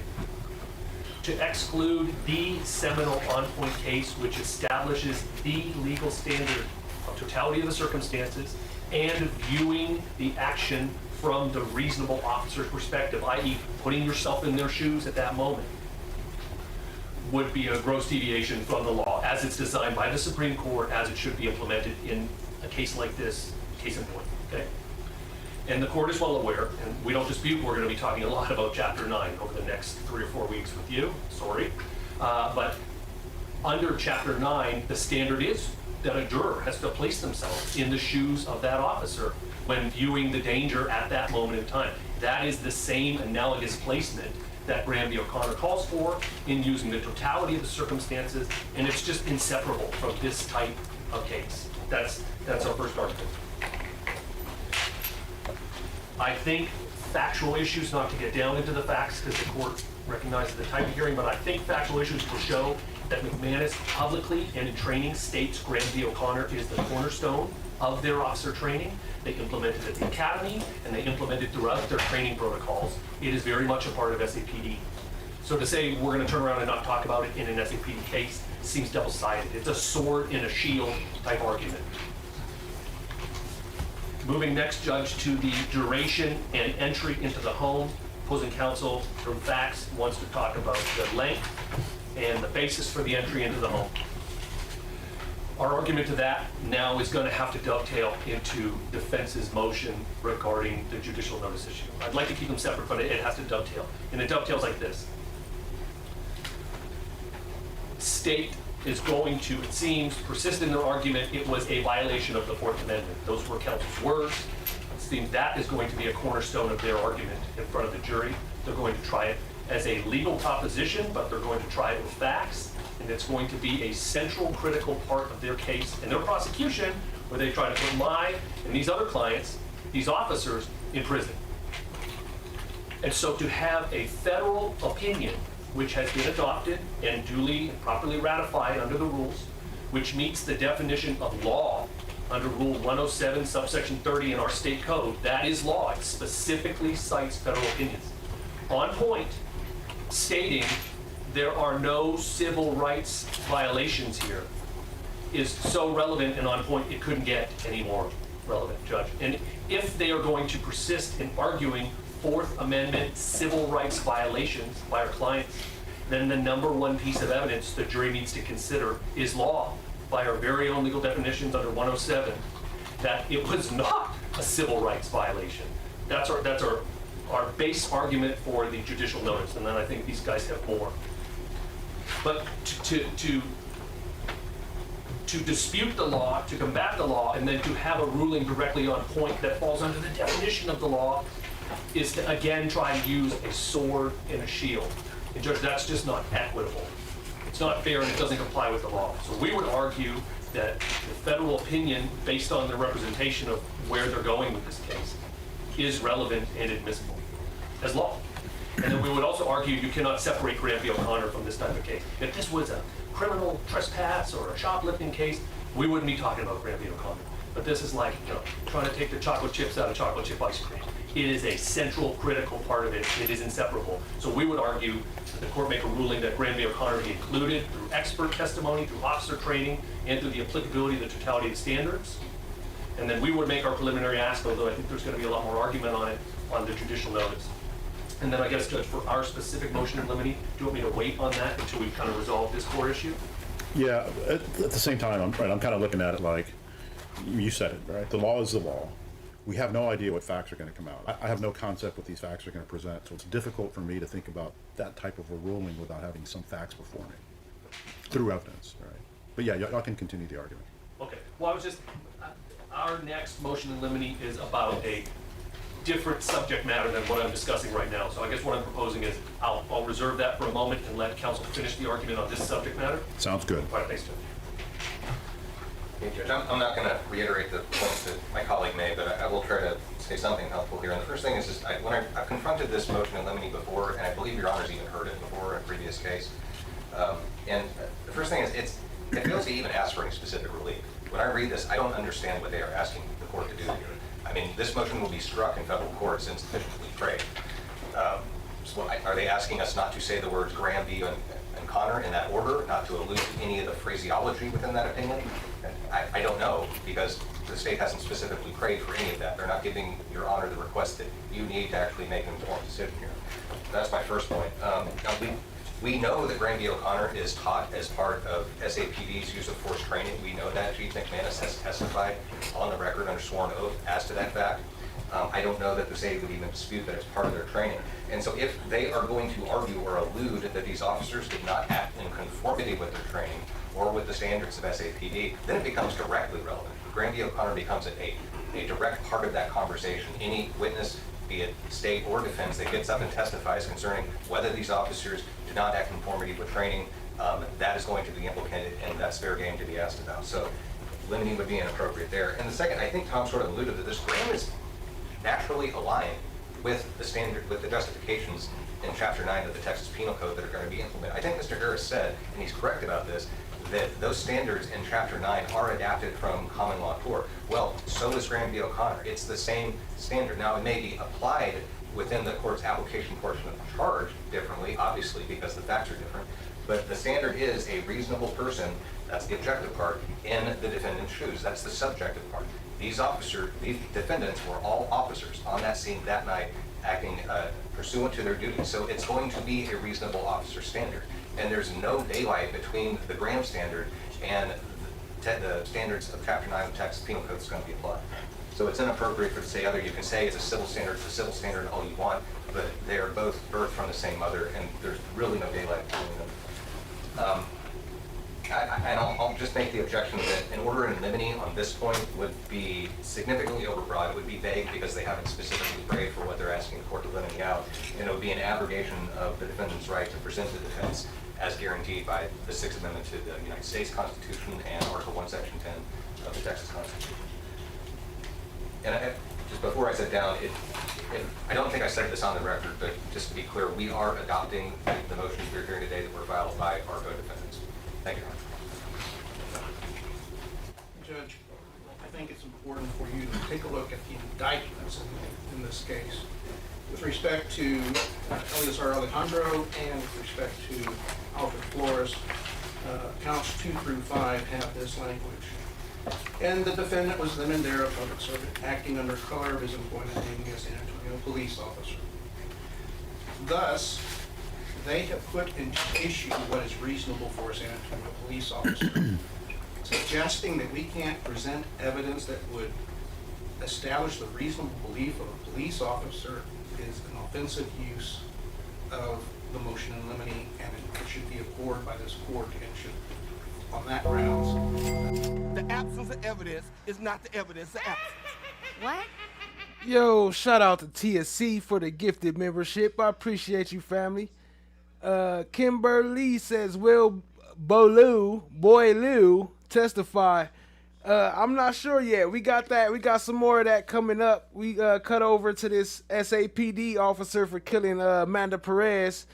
But we will be getting back into that. But appreciate you, though, family. It should be denied. The only conceivable way that they could have a colorable argument is if they were to dismiss forthwith counts 4 through 5. And in terms of Patrick Valentine's client, they should have dismissed that case in its entirety if they believe that Graham v. Connor, and it is Connor, not O'Connor, but Connor, is inapplicable. Now, I have for this court a transcript of Chief McManus's testimony in the case of Andrew Vargas versus City of San Antonio. And it's replete with him saying that Graham v. Connor is in the SAPD Cadet Training Manual on the use of force.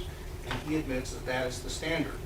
And on the third volume on pages 507 through 557, he explicitly admits Graham v. Connor applies. Now, if you want a copy, I can provide it, and I can provide a copy to the state.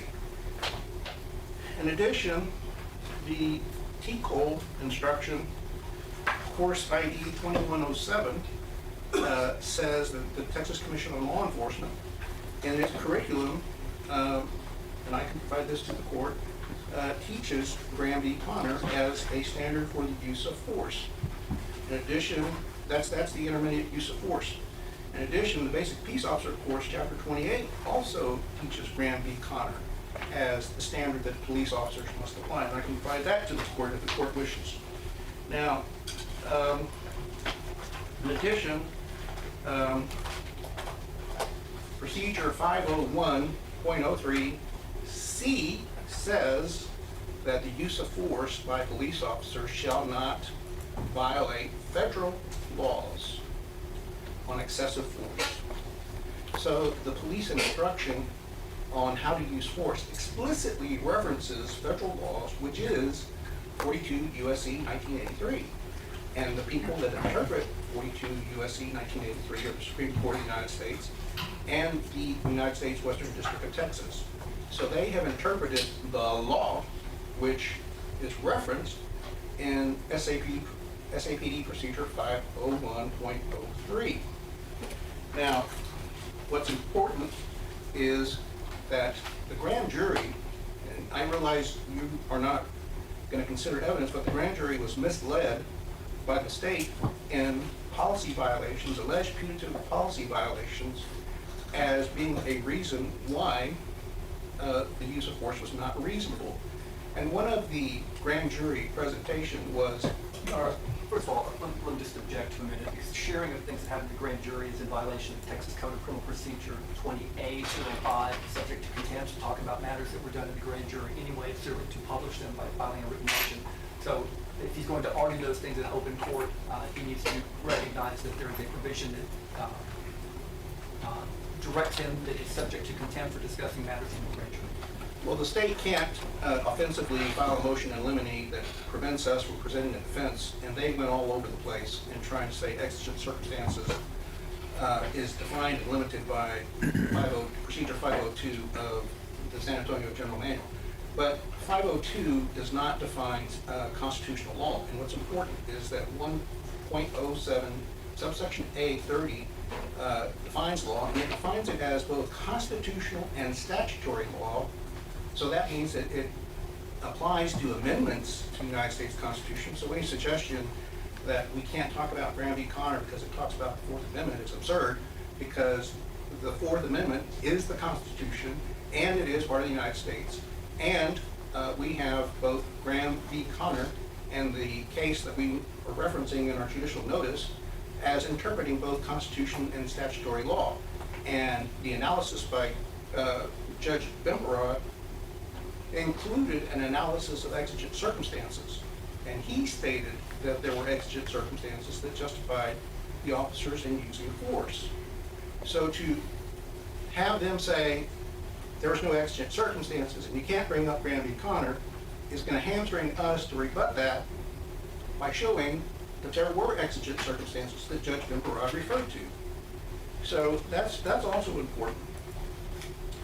And it's important because in counsel's argument, he referenced Article 14.05 of the Code of Criminal Procedure, and what he does is he misstates what exigent circumstances are and tries to suggest that it's constrained and defined only by Procedure 502 as opposed to federal law that defines what exigent circumstances are.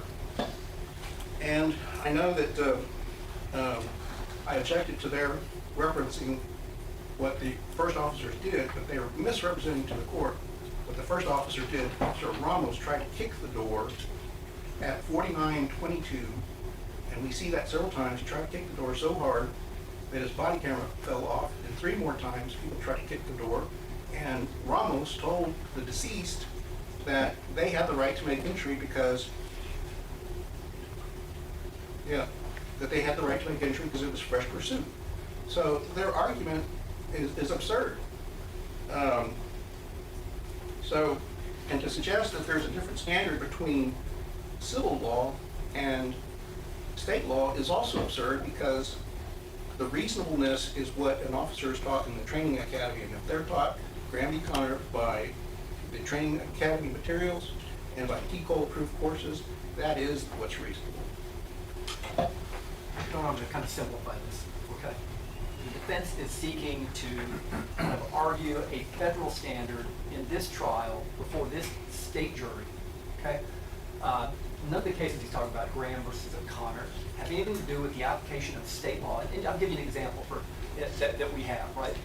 The federal laws allow a person to... So both these trials is kind of on both the same status to me, so it don't really make a difference to me.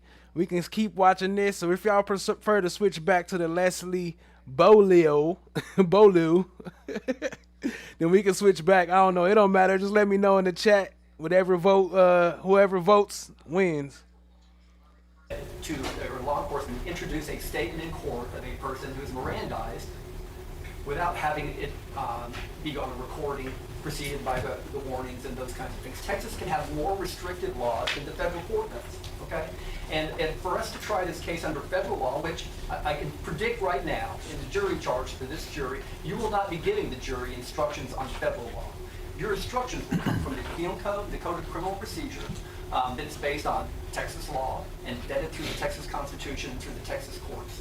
That's what's applicable in this case. So they have to try to move this into an arena where they're talking about, well, in federal court, where they resolve this strictly under substantive Fourth Amendment law, use of force, is confusing, misleading, and has no application to this case. And just to interject, I'm not going to allow any federal law arguments or arguments based on federal law, or let me put it bluntly, quotes of federal case law to this jury during this trial.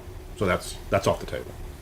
Okay. And so the admission of a federal judgment that cites their reasons for dismissing a lawsuit under federal law has no application to this case. We'd ask that be kept out. Yes, and the court would keep out, again, the court would keep out any arguments related to federal court rulings like that, or federal court case law. That would not be a part of this evidence. Judge, I have to inquire, and I don't want to be contrary, but are you going to prevent us from talking about the training they received in the academy and in TCOL-approved courses? That's not what I said. That was not related to what I just said right now. Okay, I'm talking specifically instructing this jury or telling this jury what federal case law is or what Supreme Court case law states. Okay, so in that's terms of jury different. instructions, that's not going to come in, but what about in terms of the presentation of evidence? The presentation of evidence is if it follows the rules in accordance with how the law allows us to present evidence to the jury, then of course all that. That's not going to be prohibited. I'm just talking about telling this jury what Supreme Court case law states. That's all I'm saying. Okay, and all right, I have another question, but I'll reserve that for the judicial notice. And Your Honor, by our motion of limiting, we're not saying that it can't be instructive that officers and their experts testify that these kinds of things are discussed and trained with officers. Right. We're talking about it not being controlling. Right. And we don't want any kind of insinuation that it's controlling with any of their witnesses that they call, because it's not. Your Honor, may I just put something on the record just so it's clear what some of our arguments are? Number one, with regard to Graham v. Connor, with all due respect, the state is speaking out of both sides of their mouth. During the course of the litigation, they gave us notice of an expert by the name of Chuck Joyner. They provided us his report. His report, and we can provide it for the court, is replete with Graham v. Connor. That is all he talks about. He says these are the guiding principles that every police officer in this country are trained by. And he only talks about Graham v. Connor. He also goes on to say, you know, according to the precedent of the Supreme Court and this type of litigation, you can't even get into what happened except for the moment that deadly force was used. He talks about that, and if they don't want to call him, that is an admission of a party opponent because he was an agent of theirs during the course of the litigation, so that would be admissible. But even more important, under due process and under our Sixth Amendment right to compulsory process and their duty to see that justice is done, I don't see how they can get away with saying, we can't talk about this, and yet their own expert, that is all he talked about. It is completely disingenuous. Now, with regard to the federal opinion, they keep talking about the distinction between a statute, Mr. Harris was talking about 14.05, they haven't talked about the United States Constitution, which completely controls all of this, and the Texas Constitution. they act like there's this huge demarcation between the Fourth Amendment and Texas law when Mr. Lunan, when he was talking about the Payton case, started talking about the Fourth Amendment. The use of the Fourth Amendment. The Fourth Amendment those are the guidelines or the bumper rails for what happens within the state of Texas. It would be a complete miscarriage of justice if these men were to be convicted in this court after a federal magistrate and a federal judge in the Western District of Texas looked at the videos in this case and said there were exigent circumstances and that the police officer's use of deadly force was reasonable. It is exactly the same issues that we have in this case. Collateral estoppel should argue that they should be stopped from even arguing this because that was judged under a lesser standard. They're going to ask this jury to convict these men beyond a reasonable doubt when we have a written opinion from a federal district court saying their actions were reasonable after watching the videos in this case, which are going to be shown to this jury. Now, besides our due process rights, under the Sixth Amendment, the compulsory process clause, our right to a defense, our right to present our defense, that federal decision is integral. Graham v. Connor is integral, and it's begged to be introduced by their own expert and his written report that Mr. Harris provided us in litigation. But Chambers v. Mississippi, I think Rott v. Arkansas, Crane v. Kentucky, there's 5 or 6 Supreme Court decisions on point that talk about our right to a defense under the compulsory process clause supersedes any state statute or rules of evidence because it directly implicates our rights under the compulsory process clause. We can provide the court with all of those. They should have been cited, hopefully, in some of these motions filed. But I just wanted to make the court aware that the state is speaking out of both sides of their mouth in regard to Graham v. Connor. And then, acting like, oh, well, what this federal judge decided is totally divorced from what we're trying to do. The federal judge said these men acted reasonably. They used their use of deadly force was reasonable, and the exigent circumstances applied. So we're asking the court to admit that opinion and to take judicial notice of it. It's not binding. It's not binding, certainly, on the jury. But for us not to be allowed to talk about a federal decision because obviously the federal decision was the one by Judge Berry, and the other federal decision is Graham v. Connor. That's a federal decision, and their own expert uses all of the quotes, the important quotes out of that case in his report. It's on every page, and he says specifically, this is controlling. In any kind of case like this is controlling.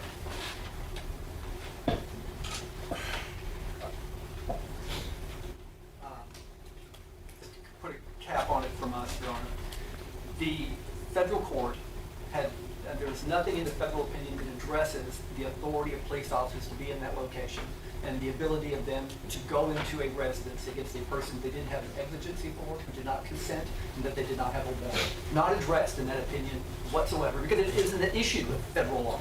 That federal law had nothing to do with evaluating this officer's conduct under state law, as far as whether they even had the authority to arrest her, given those circumstances, and whether she was acting lawfully in protecting her property against people who were unlawfully acting to go in.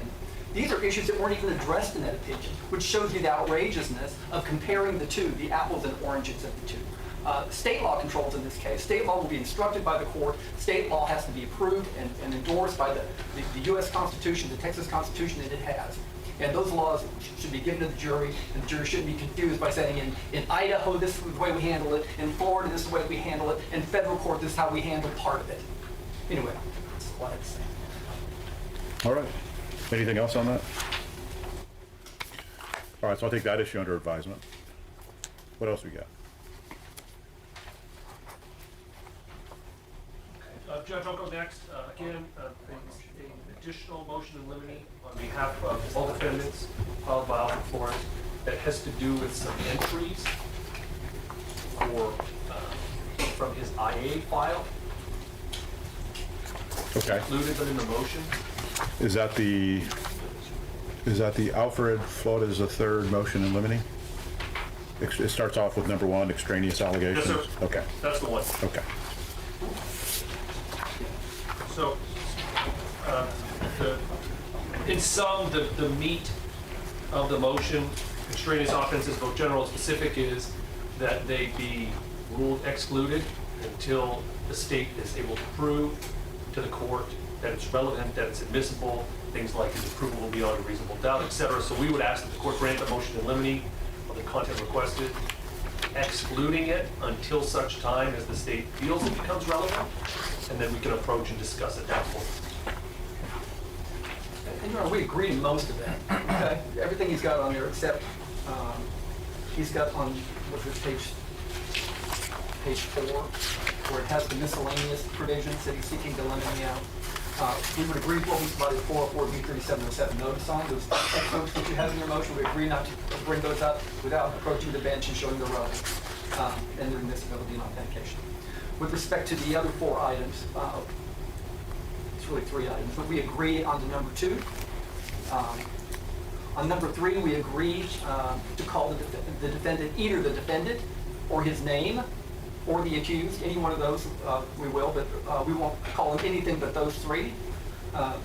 And as to item number 4, we would object to not being able to refer to the victim. Melissa Perez is the victim, and I've got a case to give you to review on that issue.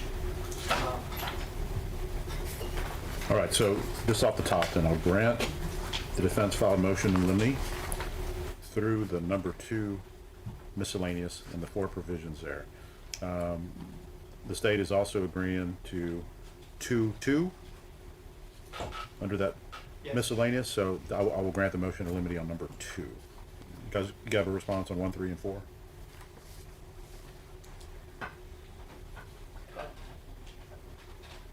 Mr. Lunan, are you saying you're agreeing to 3 or not agreeing to 3? I'm not sure. But I heard, this is what I heard. I heard he's agreeing to 3, other than the fact that he may refer to the defendants as a defendant. Correct. That's the objection. Right. Don't label Alfred the defendant. We call him by his legal name or the accused, but don't label him the defendant. I don't know of any authority that prohibits the state from doing that, if you can cite any. Okay. Let's move on to the other. It's a prejudicial argument. I'm asking you to do a balancing test. It's a prejudicial argument. It's clearly a label. State prosecutors make a good living slinging that label, and so I don't have to make all the arguments. It's prejudicial, and so we're asking they use his name or the accused, not the defendant. Okay, I'll conduct a 403 on that issue. Let's go ahead and move on to 1 and 4. Similar request on 4, not refer to her as a victim. That's a loaded word. They can call her by her legal name, Liz Perez, or deceased. Can I approach Your Honor and give you a case? Yes. J. Cox versus State here. And it talks about the defense objecting to the prosecution calling the complaining witness victim. And the court says that's hardly harmful. The jury is going to expect that from the state who's an advocate. It's not error. Okay. There is a pretty high standard. We're getting to saying it's more prejudicial than probative. We're asking the court to exclude that label. Okay. So I'll conduct a 403 on that as well. Let's go to number 1.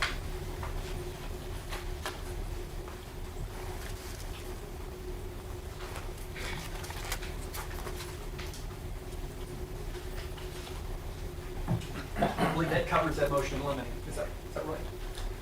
The last one would just be before, essentially getting into character evidence, as we discussed before. We don't approach the bench. Should it become relevant and have a pretrial hearing before we fire off the witness. And we would agree to that. Okay. So then I'll grant the motion in limine under number 1. All right, so let's put this one aside for a bit. Let's go to any other motions in limine that you have. We have a motion in limine in Eleazar's case.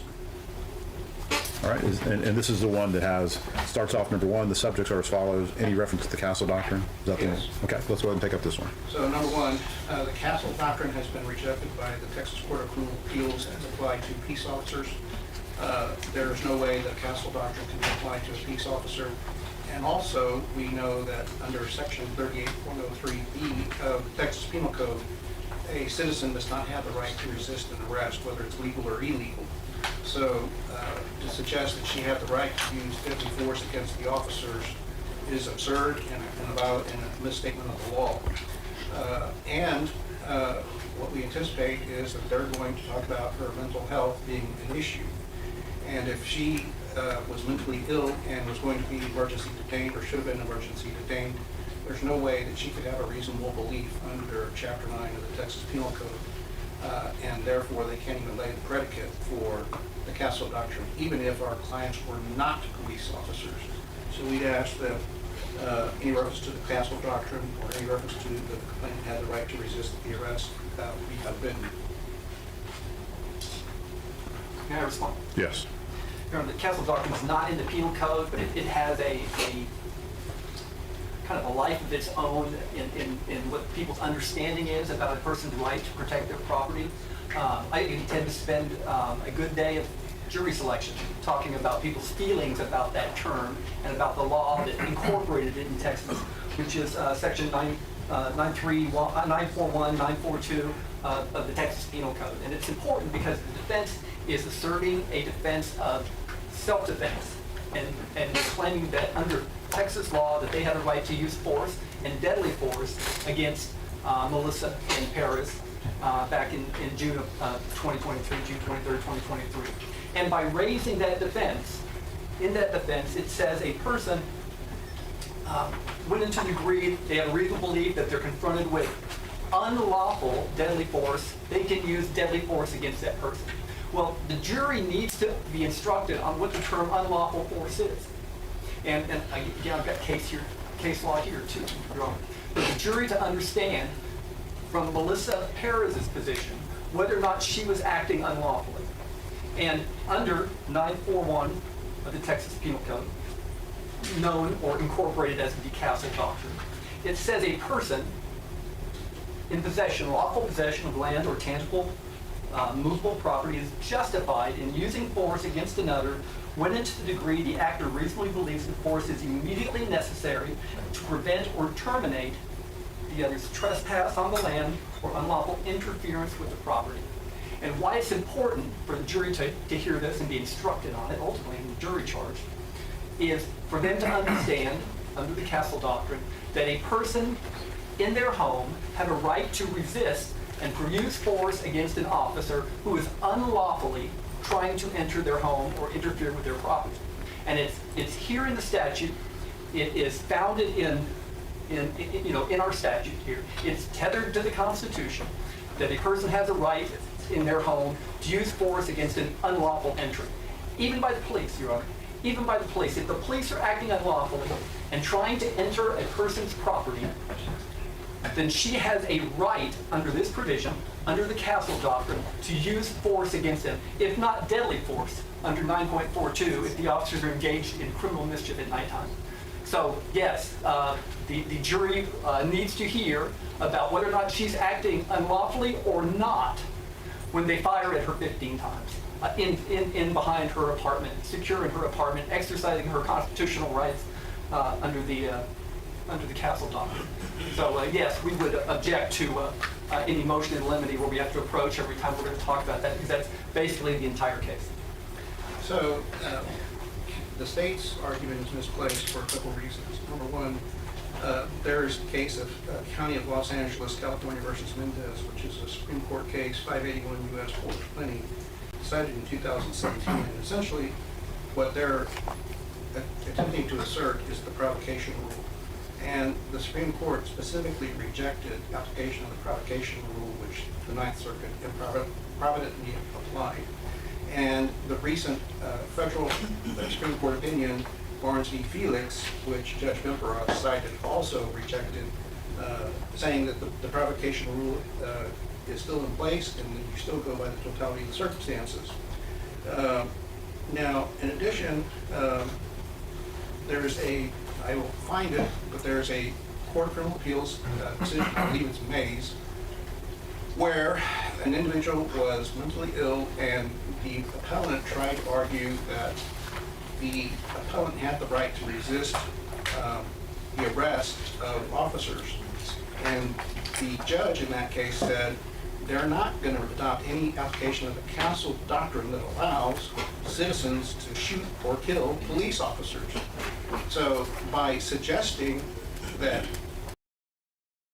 But based on that case we just covered yesterday about Robert Brooks and what's his name, Messiah, then maybe they should be able to defend themselves and kill or shoot a police officer. If y'all intentions is to kill or shoot them unlawfully, you gonna kill them without no justice, no due process, no court system.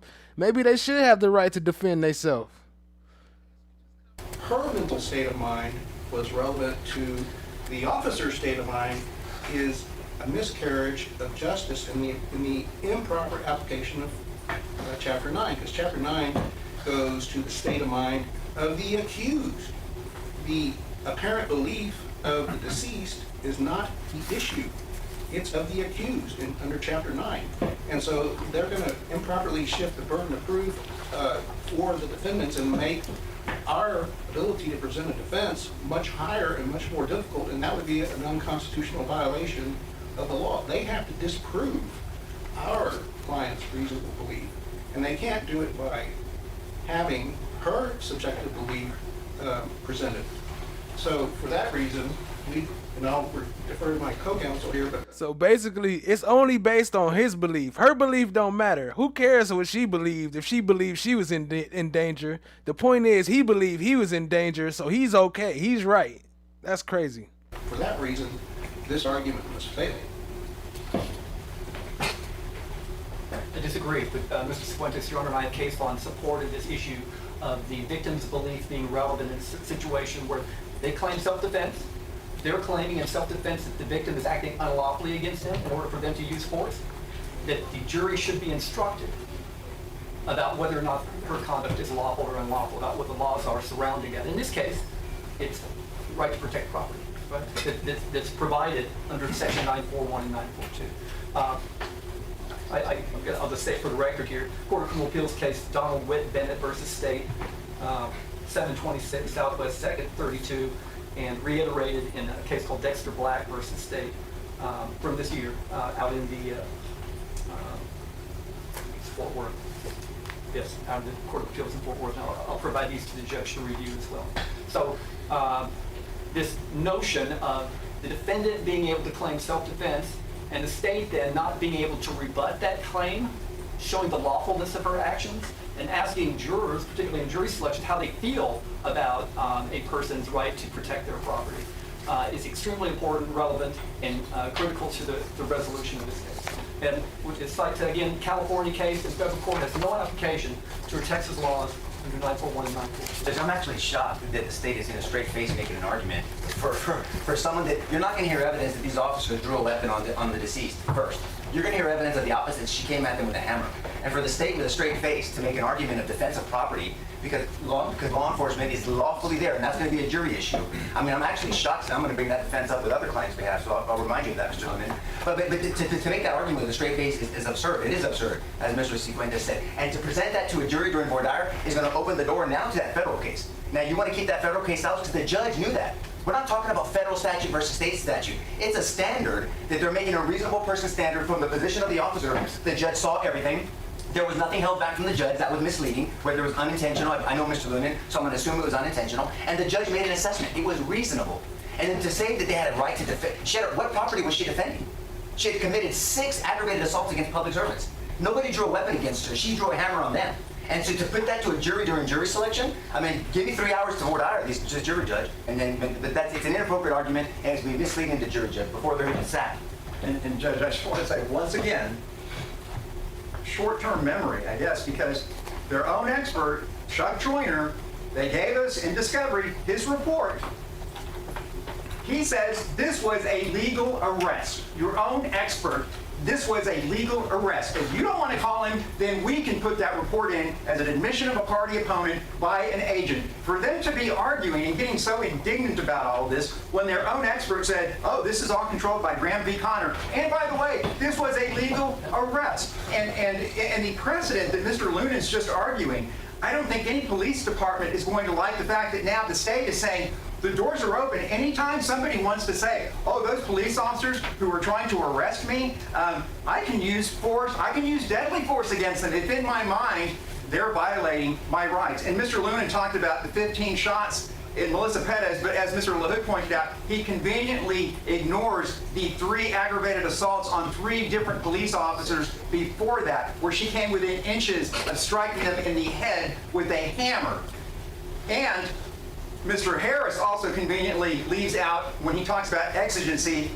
See, I didn't know about the hammer part. I didn't know she was trying to strike him in the head with the hammer, but still, I don't know. He still ended up killing her though, right? What up, Miss D56? I see you. Appreciate you stepping in the building with us.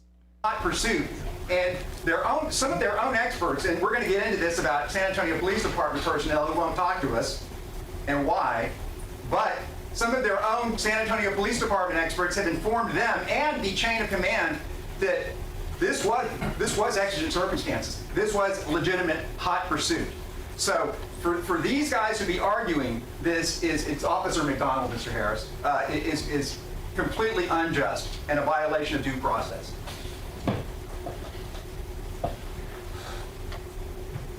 Your Honor, the law is the law. I presented you with the law, okay? It makes perfect sense for everyone here, if you're in your home and someone is violating the black letter law and trying to enter your home without legal authority that's prescribed in the law about what officers can do and when they can enter and when they can enter without a warrant, and it's in violation of that, a citizen has a right to use force, even deadly force, to protect themselves from that unlawful entry. It has nothing to do with resisting arrest. They can't use force to resist an unlawful arrest, but they can use force, even deadly force, to resist someone from going into their property unlawfully. And that's the theory. They may not like it, and they may know the facts, and they may not like the way that the state can prove that, but it doesn't mean handcuff the state and don't allow them to do so. That's absurd. So, I'll give you the cases. Great House versus State. It says basically that the castle doctrine does not apply to resisting arrest. And that's what she was doing. She was resisting arrest. And then there's a case of Evans versus State. It's 876 Southwest 2nd, 459. It's the legality of the arrest is not relevant to the defensive issue of self-defense. And in White v. State, 601 Southwest 2nd, 364, the court said the proper venue for challenging the legality of an arrest is in court, not through physical resistance during the arrest. And in Tucker v. State, 114 Southwest 3rd, 718, the court held that the legality of an arrest is not a defense to resisting arrest. So the case law is replete with black letter law that you cannot legally resist an arrest and kill a police officer. And I will try to find that case of Mays versus State. It's a decision in dicta that it was a Court of Criminal Appeals decision that said that they are not going to extend the castle doctrine to giving an insane person the right to kill a police officer if they think that the arrest is unlawful. I'll find that for the court shortly, I hope. I'll have an provide it to the court because those facts are in the opposite of this case because it was a clear exigent circumstance case where the guy is shooting at people, threatening to kill his wife when the police come onto his property to arrest him. Different facts you're welcome to look at. You don't need to look up the site. Are we arguing the just law? the castle doctrine. Okay? But are we arguing the castle doctrine as it relates to the jury charge, or? Motion to eliminate. Okay, I got you. All right. I mean, while we're making this argument, let me jump back to the last motion to eliminate. All right, the one that was followed by Alfred Flores. I've conducted a 403 analysis on miscellaneous number 2, subsection 3s and 4. So I'll just kind of read them so y'all know which one I'm talking about. Number 3 reads as follows: the defendant requests the court to instruct the prosecuting attorney and his assistants not to engage in any name calling of the defendant, but rather refer to him by his legal name or the accused. After conducting a 403 analysis, I will deny that request and allow the state to refer to the defendants as defendants. Number 4, the defendant requests this court to instruct the prosecuting attorney and his assistants not to engage in any name calling of Melissa Perez as victim, but rather refer to her by her name or as the deceased. I will grant that motion and eliminate. All right, so that resolves that one. Let's go back to this. So he not gonna let him use the word victim? Is that what he just said? Go back to this. I will grant that motion in limine. State to refer to the defendants as defendants. Number 4, the defendant requests the court to instruct the prosecuting attorney and his assistants not to engage in any name calling of Melissa Perez's victim, but rather refer to her by her name or as the deceased. I will grant that motion in limine. All right, so that resolves that one. Let's go back to this. So he can't call her victim, but he can say deceased. That's crazy. She a victim, ain't she? So, and there's no way that they can approve that the castle doctrine applies, because any way of proving that would be they can't do that, because the person to prove it can't testify in court, and they can't say that there's an exception to the hearsay rule. And it goes back to Judge Bimperrod's ruling that it was legal what they did. And despite the fact that Mr. Lunan wants to suggest that Judge Bimperrod didn't conduct an analysis of exigency, he did. And what Judge Bimperrod did in his opinion and his report, he stated that my client stated when he was aware of an invalid person being inside the residence, that he said, we don't have a choice, we have to go in now. I mean, we have to go in, we have to make the arrest. And Judge Bimperrod stated that statement and the facts that my client was relying upon justified the exigency. So the castle doctrine doesn't apply, shouldn't apply. We're asking that before they reference the castle doctrine or reference any right to resist, that they approach the court first. And we're going to do that, we're approaching the court now, Your Honor, because we're going to go into it heavily in jury selection. That's the issue, Judge. I mean, so then now we have to correct that misimpression. I mean, is Mr. Lunan and the state saying that if Ms. Perez would have completed her objective of hitting one of the officers in the head, specifically Mr. Villalobos, our client, that they wouldn't have charged her with capital murder? Is that what you're saying? Of course they would have charged her with capital murder. Because he's saying that she had justified use of that force. They wouldn't have charged her with capital murder. Hit him in the head, he dies, you wouldn't have charged him with capital murder? He would have. They absolutely would have. So it's disingenuous to make this argument on castle doctrine. And Judge, if they have to more dire on it, then we have to spend even more time correcting that. And then now we're going to be litigating the castle doctrine. It's going to turn into a classroom law exam presentation instead of us trying this case to the 12 people that end up being on this jury. It's inappropriate. They've never made this argument before. I've never heard it before between these two gentlemen, and I've worked with both of them. And I know that it's not the standard they want to set for that community out there with law enforcement. And so what if she hit him over the head and he didn't die though? Would that count as defense? Cases that we cited, Basis versus State 318 Southwest 3rd 368, and County of Los Angeles, California versus Mendez, which is a Supreme Court decision. I have copies of those cases. Okay. Approach? Yes.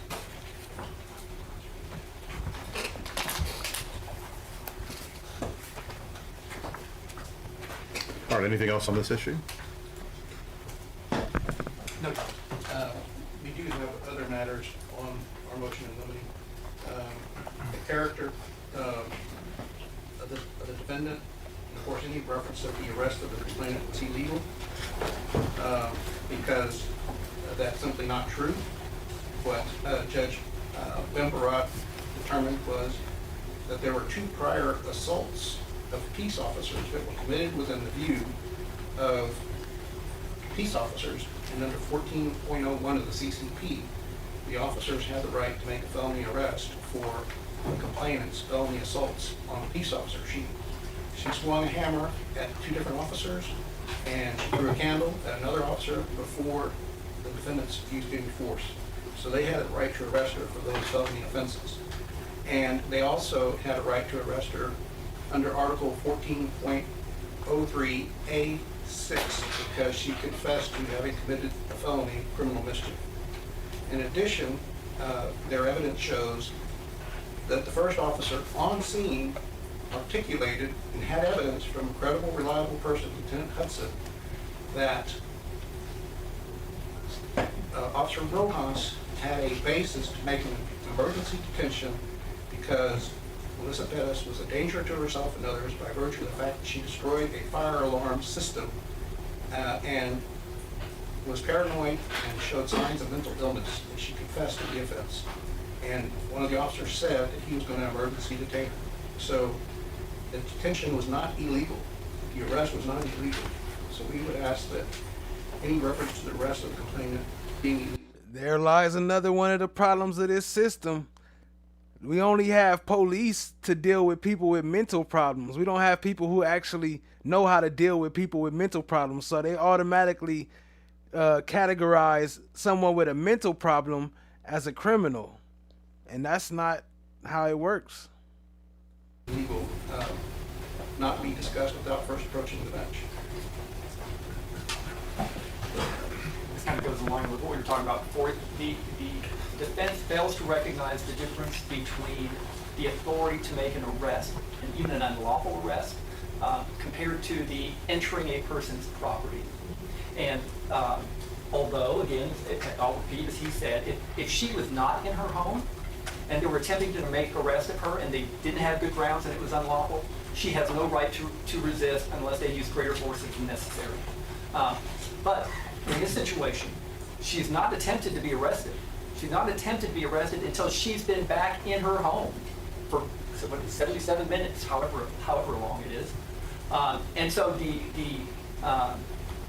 state intends, based on the facts that we've been kind of telling you back and forth here, to assert that it's a question for the jury whether or not she had a right to use force to prevent officers from entering her apartment without a warrant, without an exigency, without her consent, as required by 1405.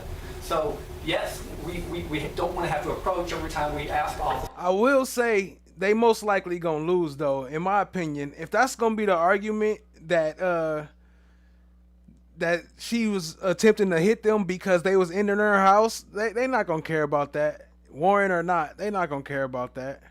But we'll see.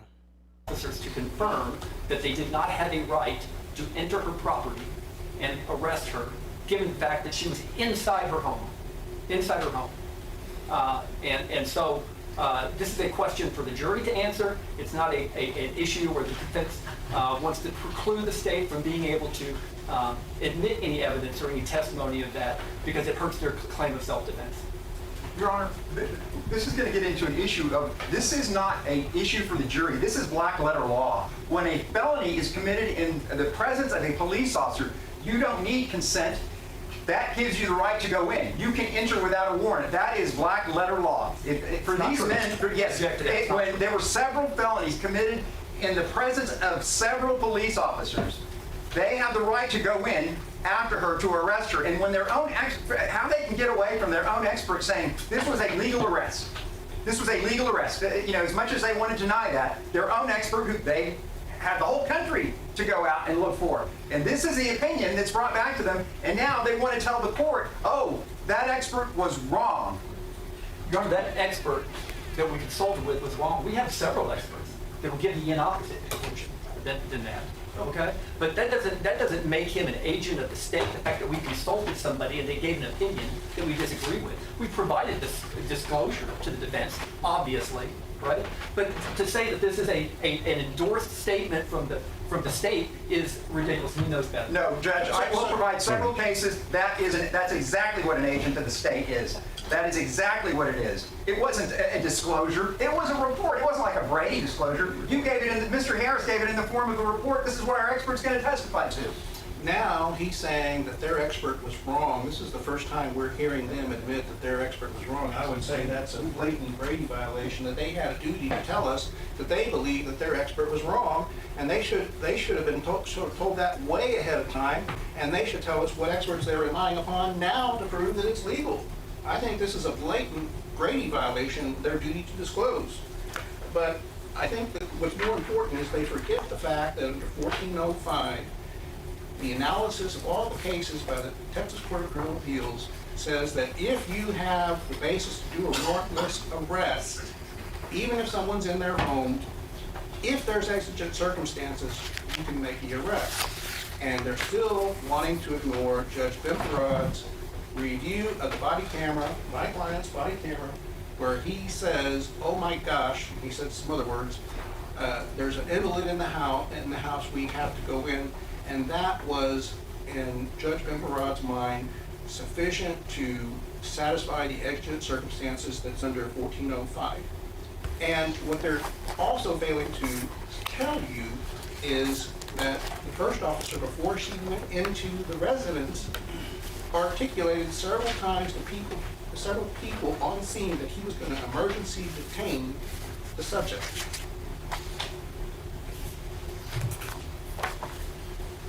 Your Honor, you don't have to remind the court of the ethical duties and the duties under Brady. For these gentlemen to just now tell us now that the expert is wrong, I can't think of a bigger Brady violation, not to mention the duty to the court and to opposing counsel of fair dealing and being above board. For them to, and I've been talking about their expert for I don't know how long, and so now finally at the last second, Mr. Lunan says, oh, by the way, we're not going to use him. We don't believe in that opinion anymore. That wasn't a disclosure. This is just a repeated example of Brady violations coming from that office. And the Brady violation should be a basis for you to grant the motion in limine on respect to this issue as a sanction for their failure to fulfill their ethical duties. Your Honor, our beliefs and our strategy is not Brady. It's not Brady. It has nothing to do with Brady. We've not sponsored somebody. We have not put somebody on with a particular opinion that we don't believe is true. Okay? The fact that we've interviewed somebody, they gave us a report of their opinion, and we provided it to them, and our theory is in opposite of that. I'll say this expert says the shooting was unjustified, okay? But that has nothing to do with the Brady violation. And to characterize that as such is desperation.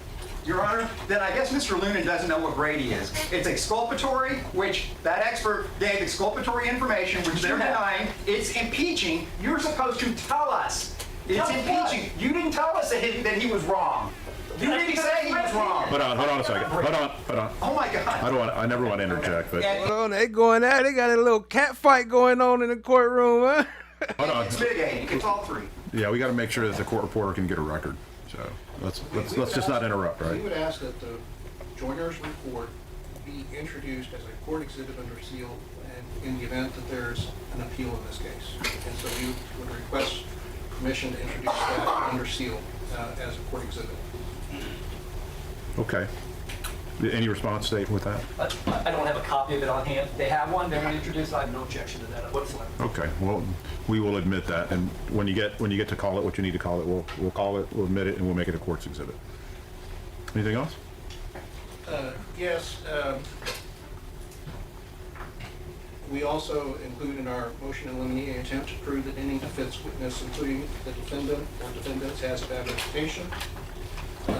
And any reference to any of the defendants being involved in the prior officer-involved shooting critical incident were placed on administrative duty or leave by the San Antonio Police Department.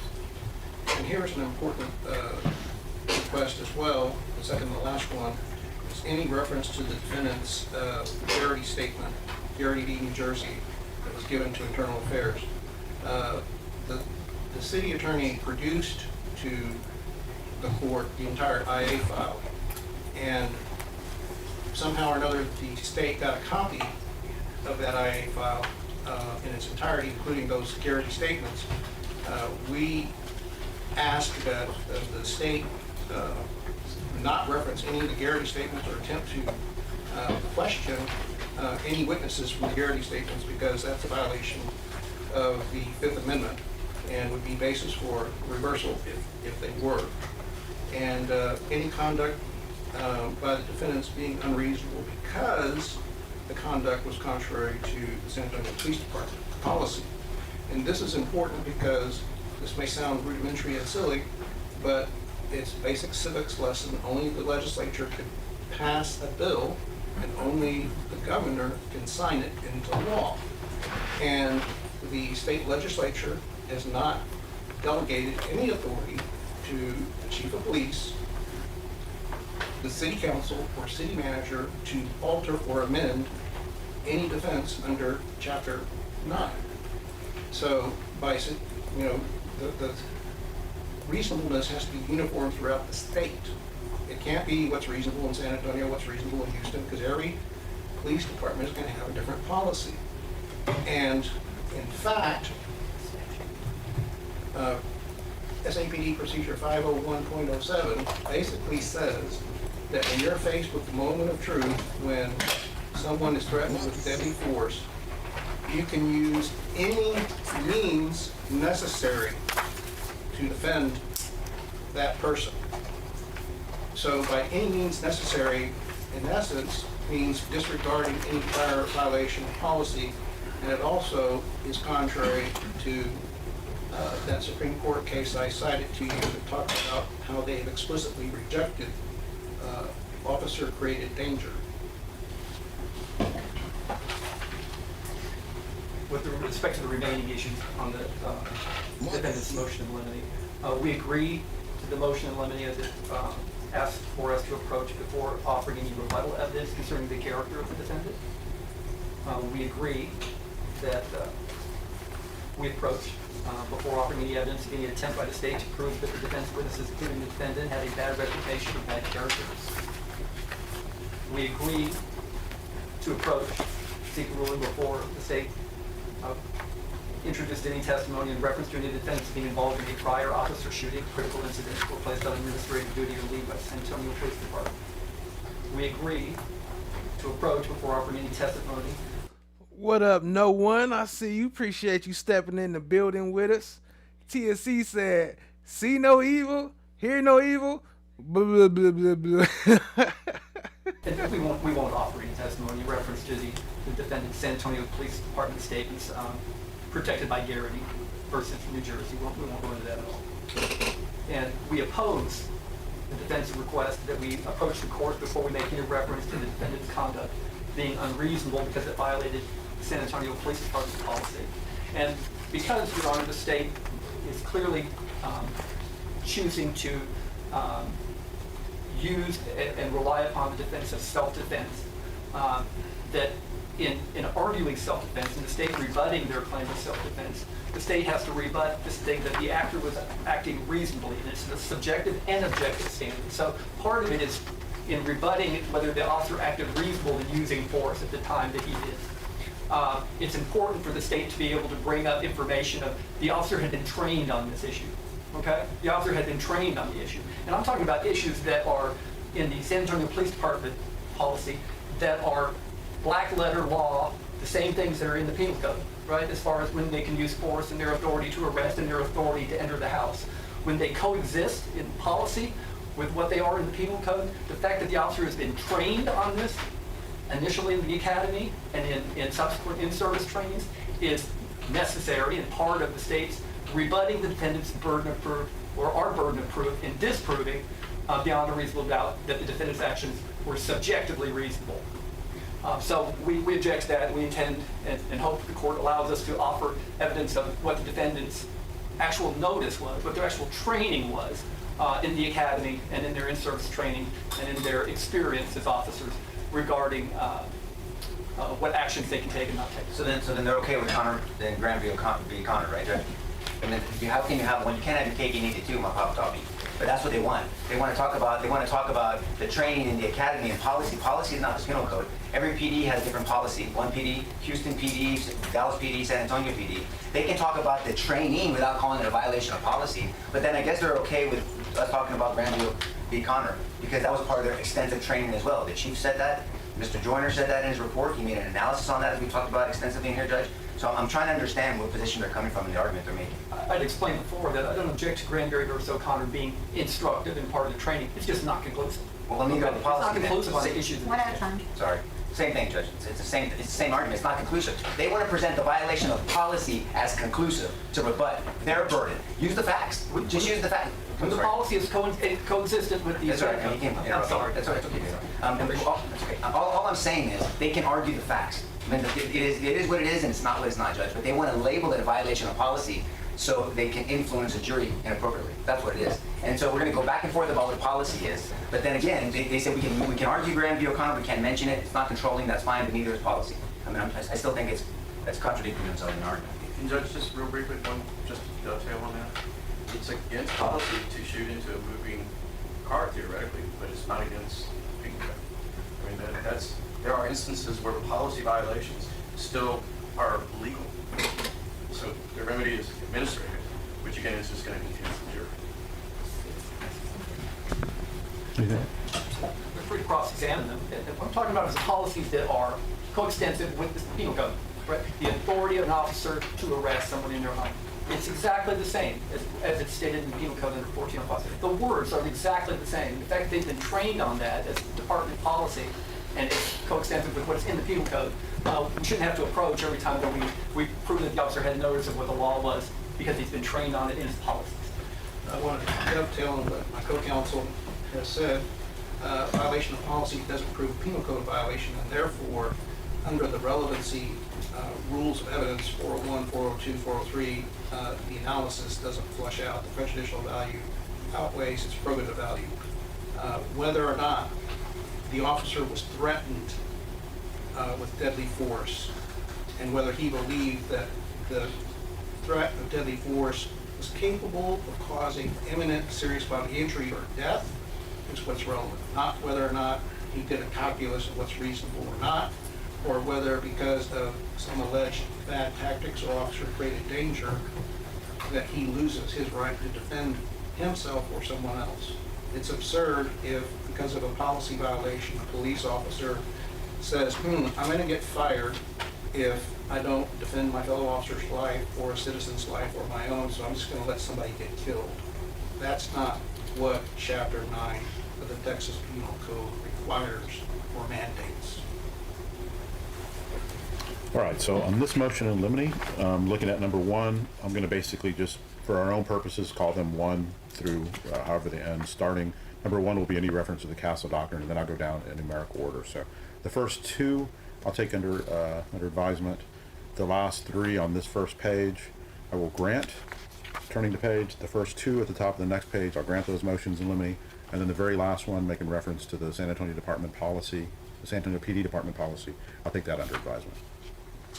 All right, so that concludes this motion in limine, is that right? Yes, Your Honor. I'm sorry, with respect to 1, 2, 3, 4, and 5, Your Honor, I'm sorry, I didn't. So it'd be 3, 4, 5, 6, and 7. If we say that there's 8 of them, start at the top and go down 1 through 8.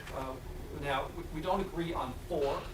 But you did not agree to We the did one. not agree on 4. Oh, I got you. Yeah, that's right. It's really the same argument as the Yes, other one. yes. No, Right, you're. so we take that under advisement? Yes, Okay. that one, number 4, taken under advisement.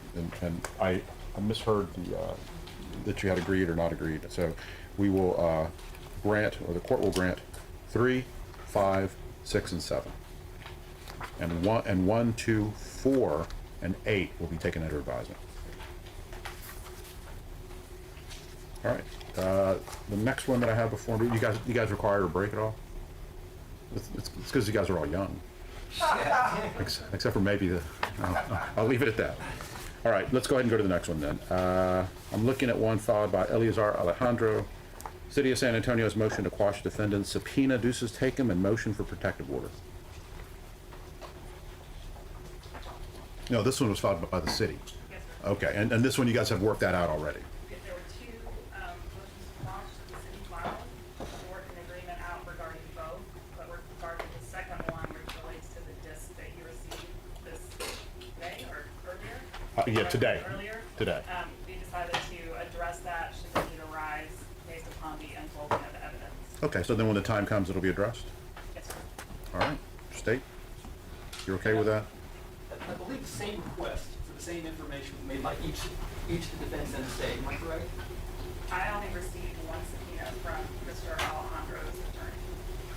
The state did file a subpoena of our own for the same information. Subsequent to the defense filing, the state did file a subpoena for that exact same information. It was filed a notice last week, so I think it's of interest to both parties. Yeah, and so let me just throw this out. So this was submitted to the court this morning as it related to the subpoena deuces taken. It's a training course on tactical disengagement. The purpose of providing it to the court was for an in-camera inspection. After consideration, the court is willing to basically give this to both sides now. Judge? Yes. The city was, and it's the city's motion, we requested that there be a protective order. So prior to the release, we would like to have the opportunity for a protective order to issue in the event, because these are tactical decisions or tactical information related to to police tactics that may not be appropriate for public disclosure in terms of threatening public safety or officers in the event that this material becomes largely publicly available. And so prior to the release under the court's ruling, the city would like to have the opportunity to draft a protective order specifying what may be done with the information and admitting the documents under seal so that they don't become public record. I'll grant that protective order now. Okay. Submit that order. I'll sign it, and I will provide this DVD. I guess I'll say to the state, and then instruct the state to immediately provide a copy to each of the defendants. And I don't have an objection to that. If included in the protective order, we would also like that the materials be returned following the trial. Okay, I'll grant that. Thank you, sir. All right, state, if you want to obtain this, and if y'all can make copies for each of the defendants. Thank you. You're welcome. And there's one matter that we'd like to bring to the attention of the court that may require Ms. Sipiora's attendance, so I'm wondering if we can take that up now for her convenience so she can leave. Let's take it up now for her convenience. My convenience is here all day, so if you continue. Ma'am, if you want to come forward, that way we can hear you a little better. That's unrelated to your voice, more related to these ears. So. Yeah. Yeah. No, either way. Yeah, you can come up if you want. Actually, what I was going to inform the court is that we have reason to believe that a gag order has been imposed on witnesses who are City of San Antonio employees. And we have Robert Moreno and Lisa Miller, and actually Andrew Galpueto, I believe he's in the 144th. I'm sorry? Okay. Have information relevant to that issue.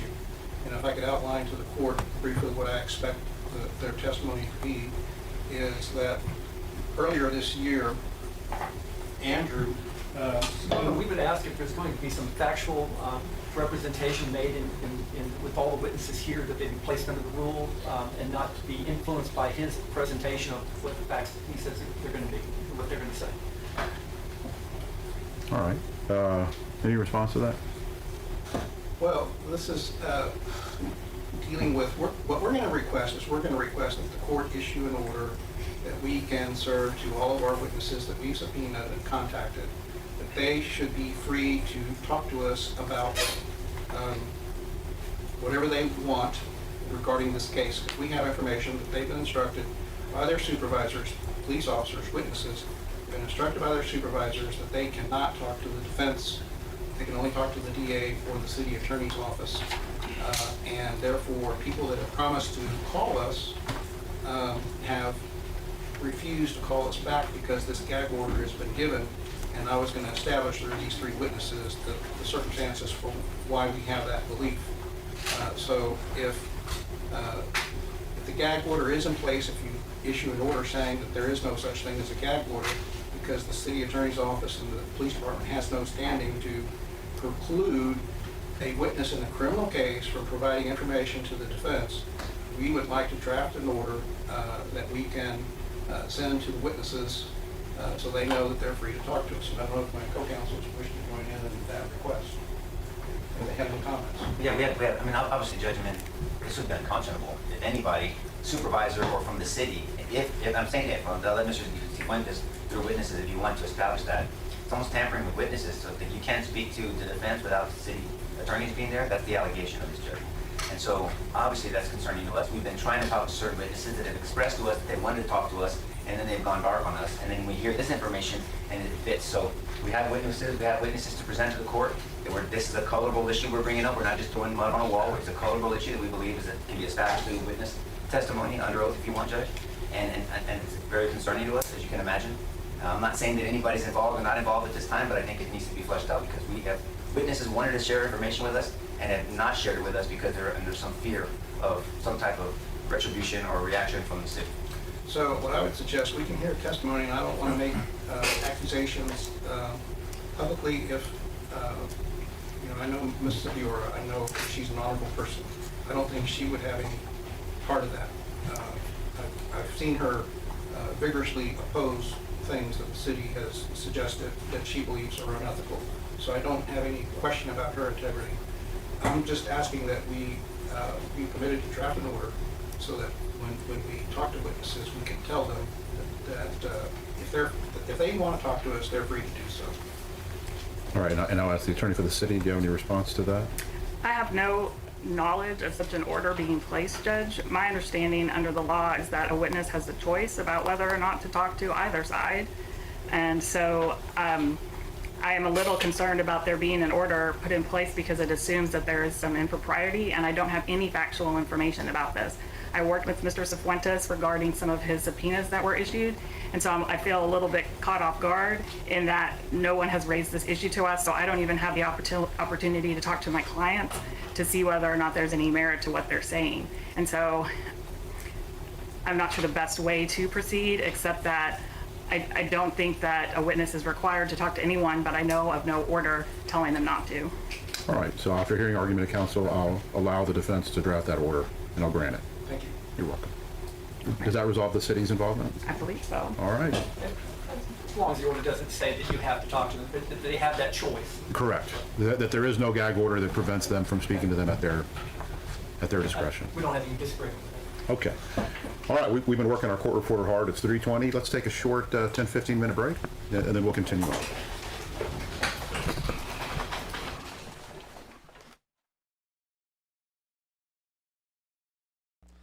Well, we'll skip past their short 15-minute break. No. Appreciate y'all being here. No, he's sleeping. Shout out to Flesh of the Gods. Tell everybody. Well, I still fighting through the devils, man. Like, they be trying their best to hold me back, but y'all got to give the people what they want, bro. You know what I mean? The people want some real, man. It's time for the real people who ain't pretending to be in position. We got to bring in a cut man for the straw. We got to bring in a cut man. I got a couple of Band-Aids. All right, whenever you're ready. All right, we're back on the record. State versus Nathaniel Villalobos, Eleazar Alejandro, and Alfred Flores. We're in the middle of our pretrial hearing. I think we went through those. Let me see. I have the others in electronic format. I have one that is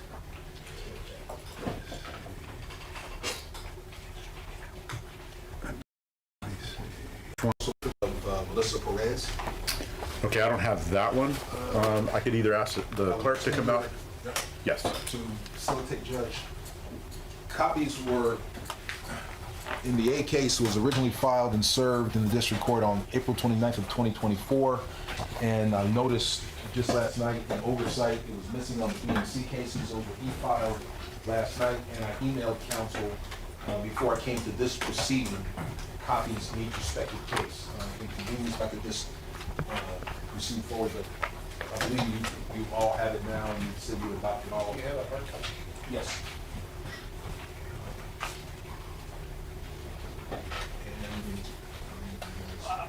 Yeah, it's nothing major to what we have, Judge. Simply her criminal record that preceded June 23rd, 2023 has been provided in discovery, and we're simply asking if any time with any witness, because no one knew her before June 23rd of 23, that before anyone elicits its testimony about any acts, any prior arrests, that they approach first and establish relevance before they proceed. It's always simply asking, routine motion. I think that's fine, Judge, as long as we're allowed to argue 404A2 and 405B at the appropriate time. Of course, the relevancy on the 401 and 402, and we can do a 403 balancing test at that time. That's fine, Judge. We'll approach her. Well, to the extent that it references knowledge by Vince Gomez, we would object to that because Vince Gomez arrested the complainant on April 1st of 2023 without incident, and she was cooperative then. In addition, I believe that Jay Salinas said that 2 weeks before this incident, he had an encounter with her, and to the extent that we're precluded from talking about Jay Salinas, who had knowledge of her beforehand, I don't think that this motion is proper. And Judge, we would also add in that there's some witnesses from the apartment complex that had knowledge of her and had dealt with her before. So Same position that Mr. Smith is to. And also, my client had knowledge of her involved in an incident where she used a bat to destroy mailboxes before this. Okay. It's a motion in limine. Yes, sir. I'll grant it. If y'all want to approach any time, approach, and we'll go over the issues that have already been discussed. So I understand the court's ruling is that you're granting the motion, but this motion doesn't reference the cases that we spoke about concerning. Do you want us to approach anyway? Well, if it's not in this motion, I'm not taking it up. Okay, So you know. so we're free to talk about any case that's not in the motion. Is that correct? As far as I'm concerned, as it relates to the motion in limine, that's what we're focused on. If you want to talk about other issues that would require a 404 type argument, right, an analysis, we got to take it up when that time comes. Your Honor, and then towards that, item 10 in the motion, allegations malicious Perez damaged mailboxes at the Nile Apartments on or about 16 February 2022 is there cited. I believe the prior arrest of Gomez executed a month before. I know it was disclosed in notice, and yeah, May 14th, that's item number 2 in the motion. As for any unnamed neighbors, I don't have official reports on that. Again, I think it's appropriate that a motion in limine approach and make your arguments, and ruling at the time is what's appropriate. I granted this motion in limine. All right. Any other matters you want to take up? That's all we have in the way of motions. We do want to talk about some procedural matters Mr. Nesbitt talked about that they have their own. We want to talk about the prospect of doing a jury questionnaire, part of jury selection tomorrow, and incorporating how we might want to do that. We have submitted a proposed jury questionnaire at our last setting. We provided the court with a copy of that. Each of the defendants and attorneys have a copy of that. If we can kind of resolve that issue.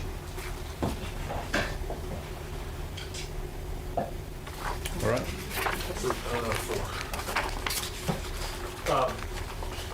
But I guess what I would first ask, is the court, the 399, going to be structurally and sanitarily available tomorrow for jury selection? It's my understanding that it will be. It's my understanding also that the clerks of the court have had a significant number of phone calls related to folks wanting to be present, and I'll leave it at that. And it's going to be an open courtroom. We'll do the best that we can to accommodate everybody, obviously, and we will accommodate whoever wants to observe.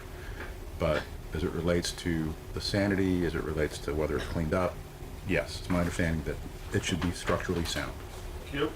Do we have a seating chart that is available? I think both sides are curious on that housekeeping issue.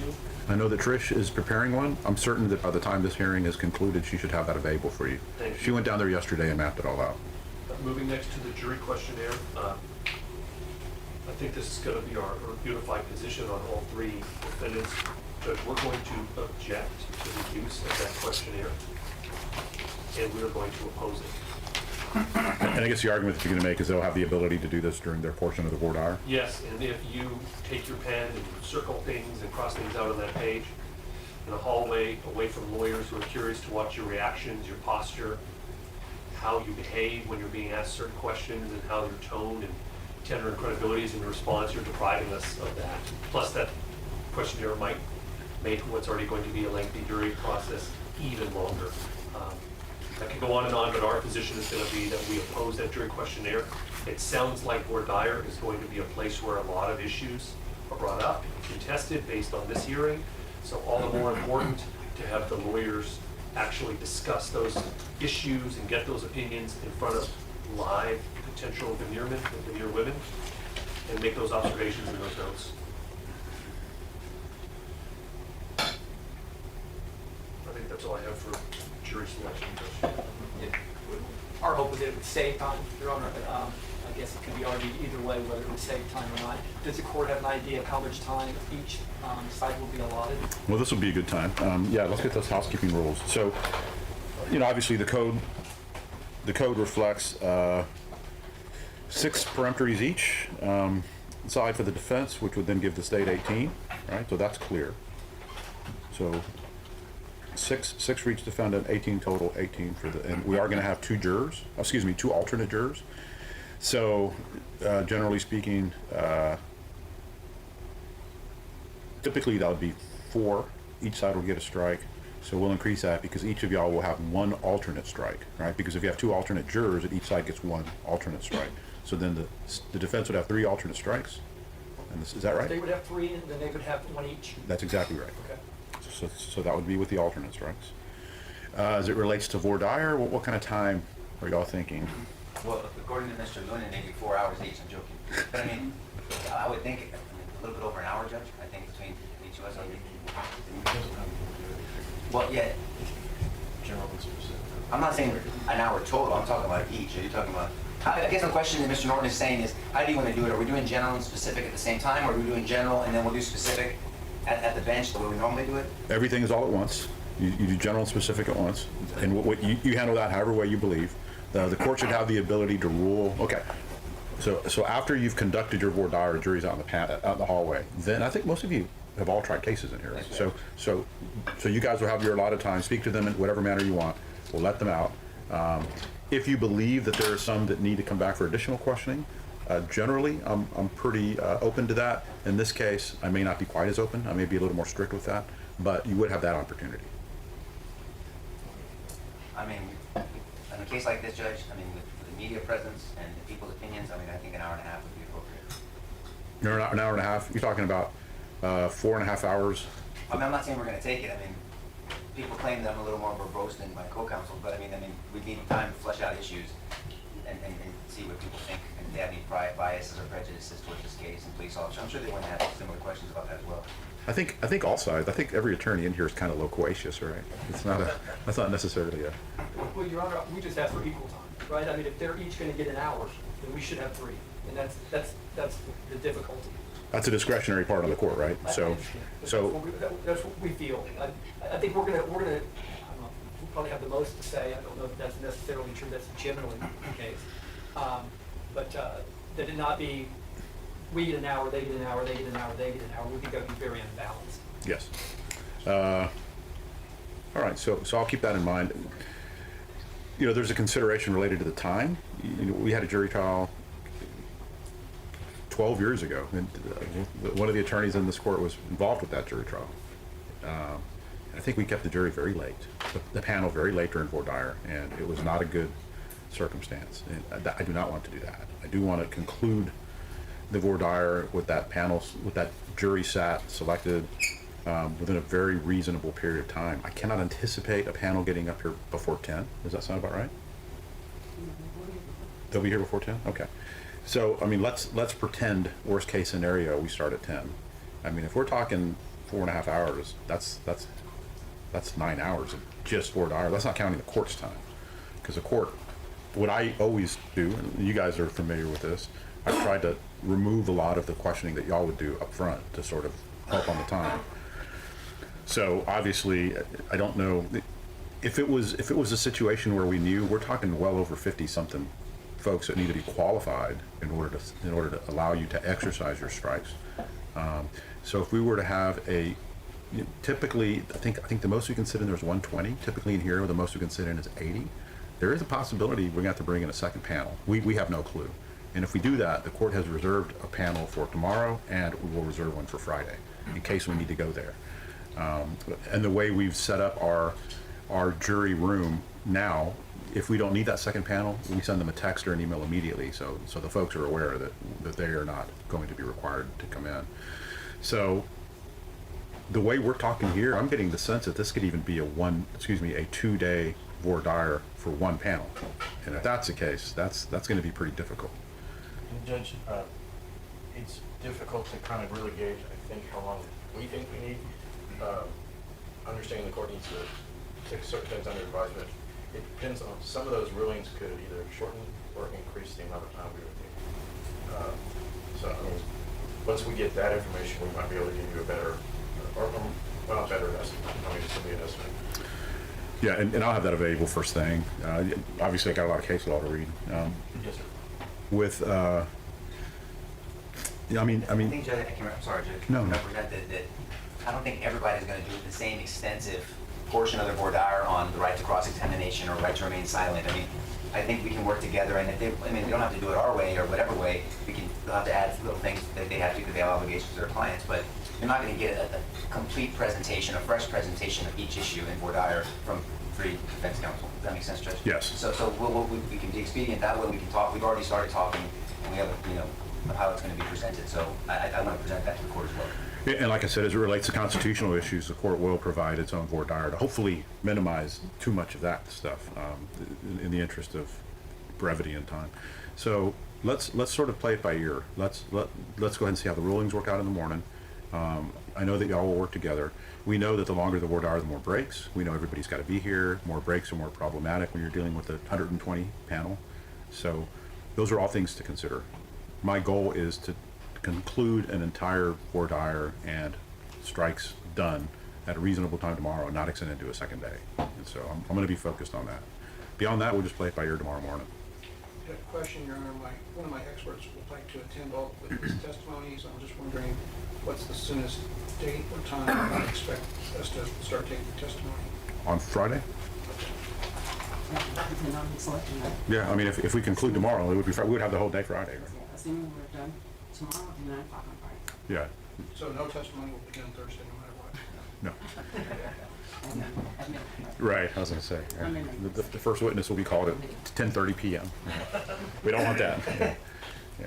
But I get it. Yeah. So yeah, Monday, as long as we can conclude the entire jury selection process tomorrow, Friday, 9 a.m. we'll begin evidence. So at least opening statements. Well, that's pretty much it for that trial today. The SAPD officer who killed Melissa Perez. But I do want to finish up the Leslie Boileau. I gotta listen to hear somebody say his name so I can know how to pronounce it. I don't know how to pronounce his name. But I am gonna keep that on. I'm kind of busy also, so I won't be talking that much. But I'm here with y'all, family. And we're gonna play a little bit of where we left off first, where he was screaming and stuff, and then I'm gonna skip past to the black officer lady. So, and then we'll run from that, and I'll let it run for until I get back. But let's keep it going. Appreciate y'all. I'm still here with your family. I'll be here in the chat. No!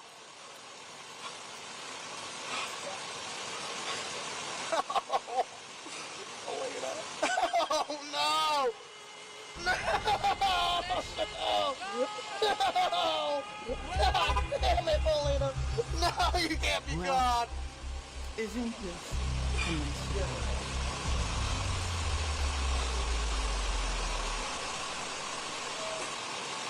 I was so... No! No! Polina, no! No! No!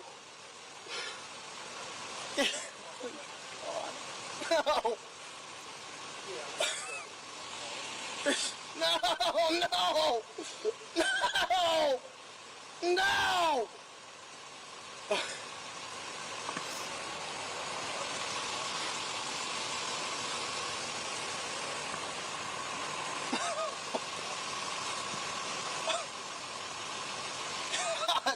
No! No! No! No! No! No! No! No!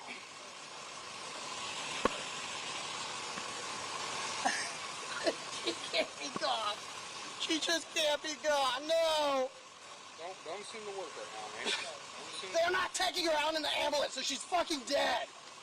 This isn't my first fucking rodeo.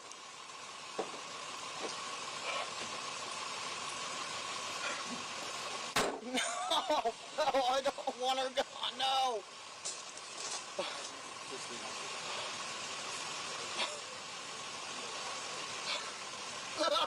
No. I was so cautious. Fucking unloaded her gun.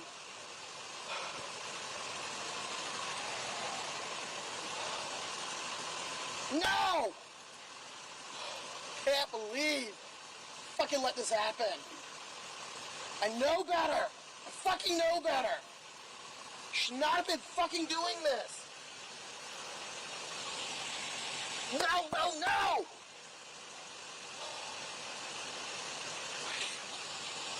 No!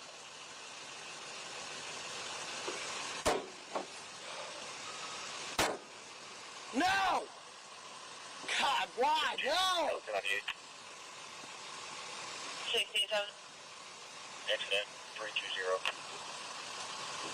10-120. Oh no! No! No! No! This is not fucking happening! We had such a fucking good night! No! No, no, no! God, why?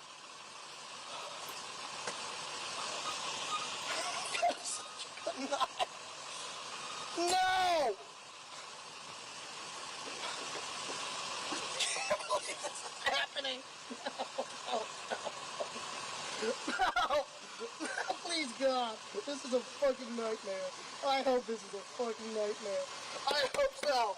No! This is not happening right now.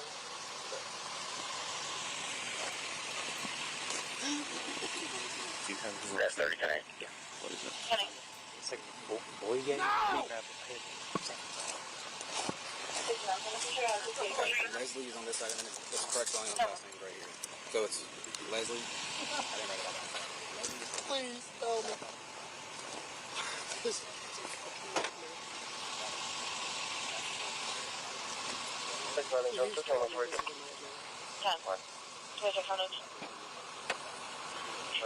No! No, no, no, no, no! No! No! No! Oh my No! No!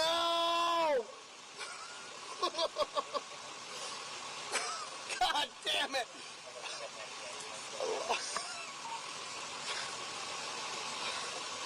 No! She can't be gone. She can't be. Polly, please, God, please. No, no, no, no, no. No! This can't be happening.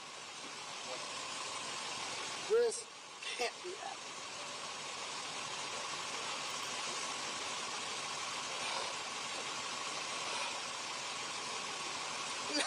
No, no, no, no, no!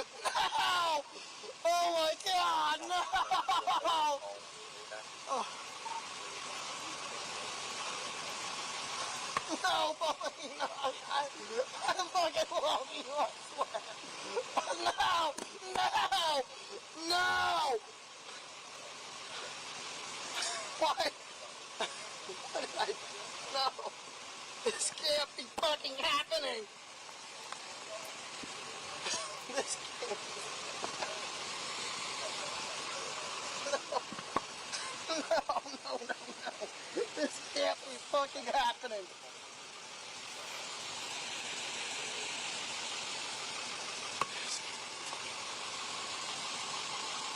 No, no.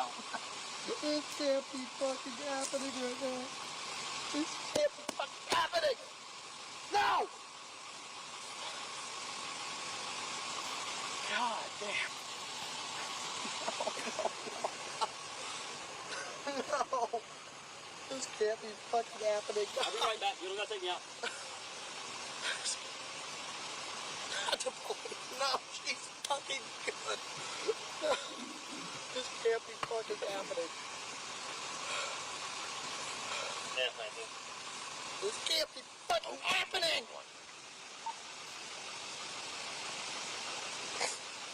No. No, no, no.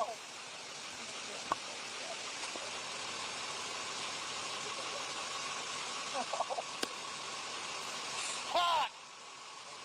This can't be fucking happening. You ready to count 97? No! God damn. No. He was so good. 679, Ocala, 65, signal 50. She can't. Oh, shit. Expect 2200 block, North Pine. Florida plate. 14 Echo, Mike, Victor Echo 14E MVE Black Sedan.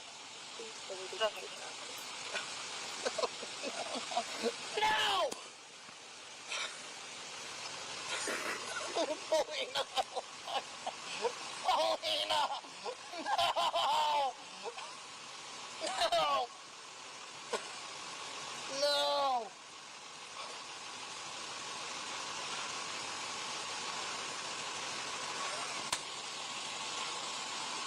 No, no, no!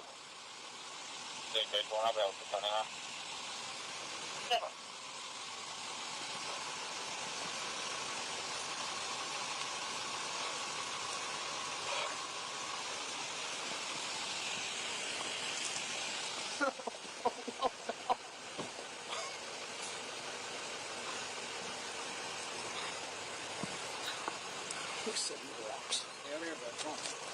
Okay.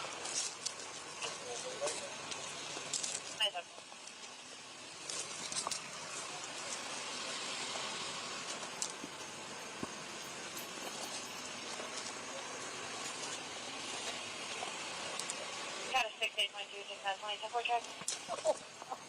4 check. 20 check. Can't be happening.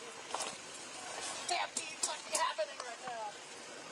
She was so fucking good. No. Oh, no. First. No. God damn it. No. No. Signal 4, vehicle versus bicyclist, Alpha 16th Street, 27th Ave. Alpha 16th Street, 27th Avenue. Still get further. It's probably by. No. It's the one. I fucking love her. No. No. It's the one. 10 4, units response to No. Units response to signal 4. Vehicle hit a bicyclist. The bicyclist is on the ground.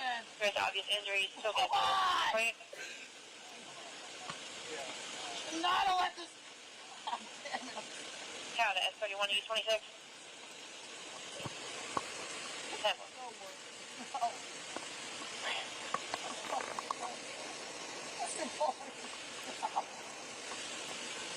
County in front of the signal 4. The bicycle is screaming on the ground. Unknown extensive injuries. EMS is also 51. 10 4. No. What am I gonna do? Route 2, I think No. Polina. No. 10 4, just a additional. No. God.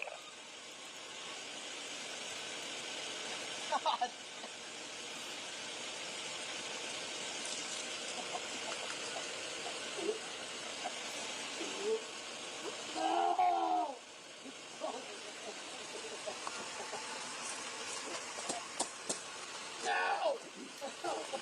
725 Highway Town, get a PD 51 for the super. 10 4.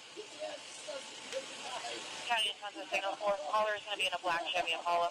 Okay. No. Please, Polina. 6870, go ahead. God damn it.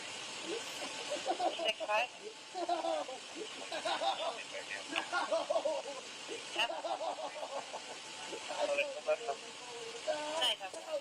No. Can't be fucking happening right Nice. now. She can't be fucking gone. No.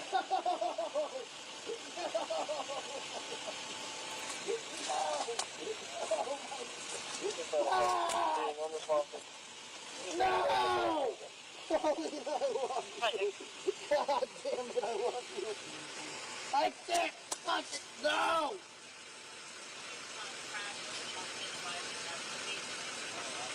You can't be fucking. Come on. No! You can't be fucking gone, Polina. No! No, no, no. You can't be fucking gone.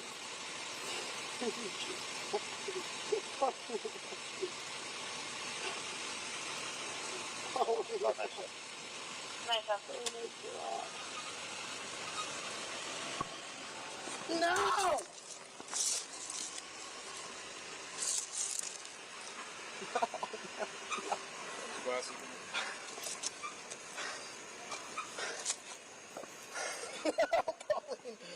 Paulina, no.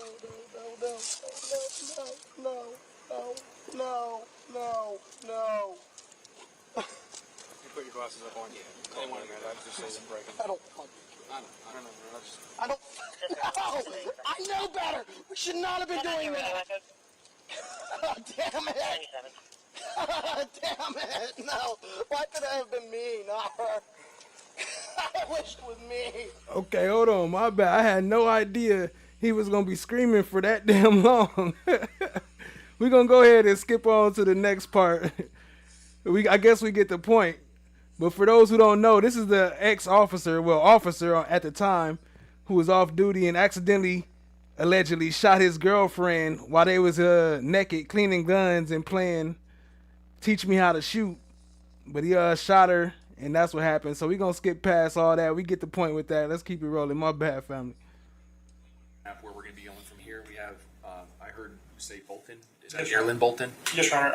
Our intention or plan, I believe, would be to have Ms. Bolton testify. I believe just based off of potentially the amount of evidence coming through her and all, she'll kind of be our last witness before lunch, take lunch, and then after lunch is going to be Mr. McDaniel, Ms. Patterson, Detective Kern, and then Ms. Killinger from FDLE and Dr. Lange. McDaniel, Patterson, Kern, Killinger? Killinger and Lange, which Patterson and McDaniel both I don't believe will be too terribly long, Your Honor. Mr. Buxton can correct me if I'm wrong, but I think based off of our conversations, I think we're pretty much kind of right on schedule what we were originally thinking. So. Okay. How long do you anticipate Ms. Bolton taking? Probably at least 30 to 45 minutes, I would imagine, just to go through everything. And then I'm sure Mr. Patty may or may not have some sort of cross. I expect. Are you using this Pharaoh project? No. There was some sort of equipment used to do some sort of reconstruction or something in the home. When I approached the subject during the depositions, no one was in a position to be able to answer the questions because the witness that did it wasn't there. So, is that 3D crime scene reconstruction technology? Yes. And I have some discovery, which is partially viewable, but I can't get the thing to play the way it was intended. But they're telling me they're not using it. Correct. Okay. I don't think that there's anything that the scanner provided that the photos that we are going to introduce can't adequately cover or provide. Okay. All right, very good. Yeah, because we've got the jury lunches arriving about 11:45. I just want to be mindful of that and hopefully not have too much of a break before we take lunch. Correct. We're calling Mr. McDaniel to come early just in case we're running ahead. We can put him on because he's going to be short. Okay, very good. Thank you. Are we ready to bring the jury back in? Ready, Your Honor. Defense ready? Yes, sir. Okay, let's bring it back in.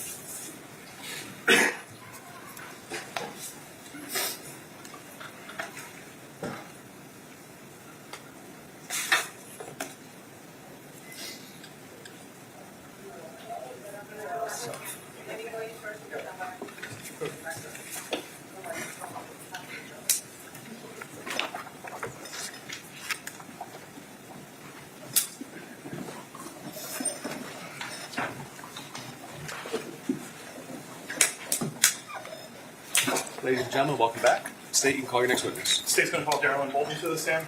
Bolton? Yes, Bolton. And Your Honor, if I can also have access to... Yes, sir.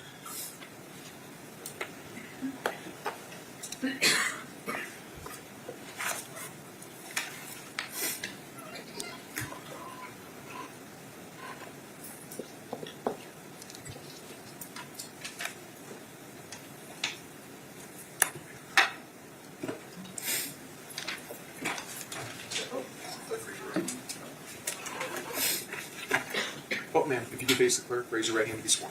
You swear or affirm testimony about to give you the truth, the whole truth, and nothing but the truth, so help you God. I do. You can be seated. Good morning. If you don't mind, can you introduce yourself to us and spell your name for the record? Good morning. My name is Darylyn Bolton. You can spell it Daralyn. And where do you currently work? The Ocala Police Department. What's your job title or duties there with the Ocala Police Department? I'm a crime scene technician.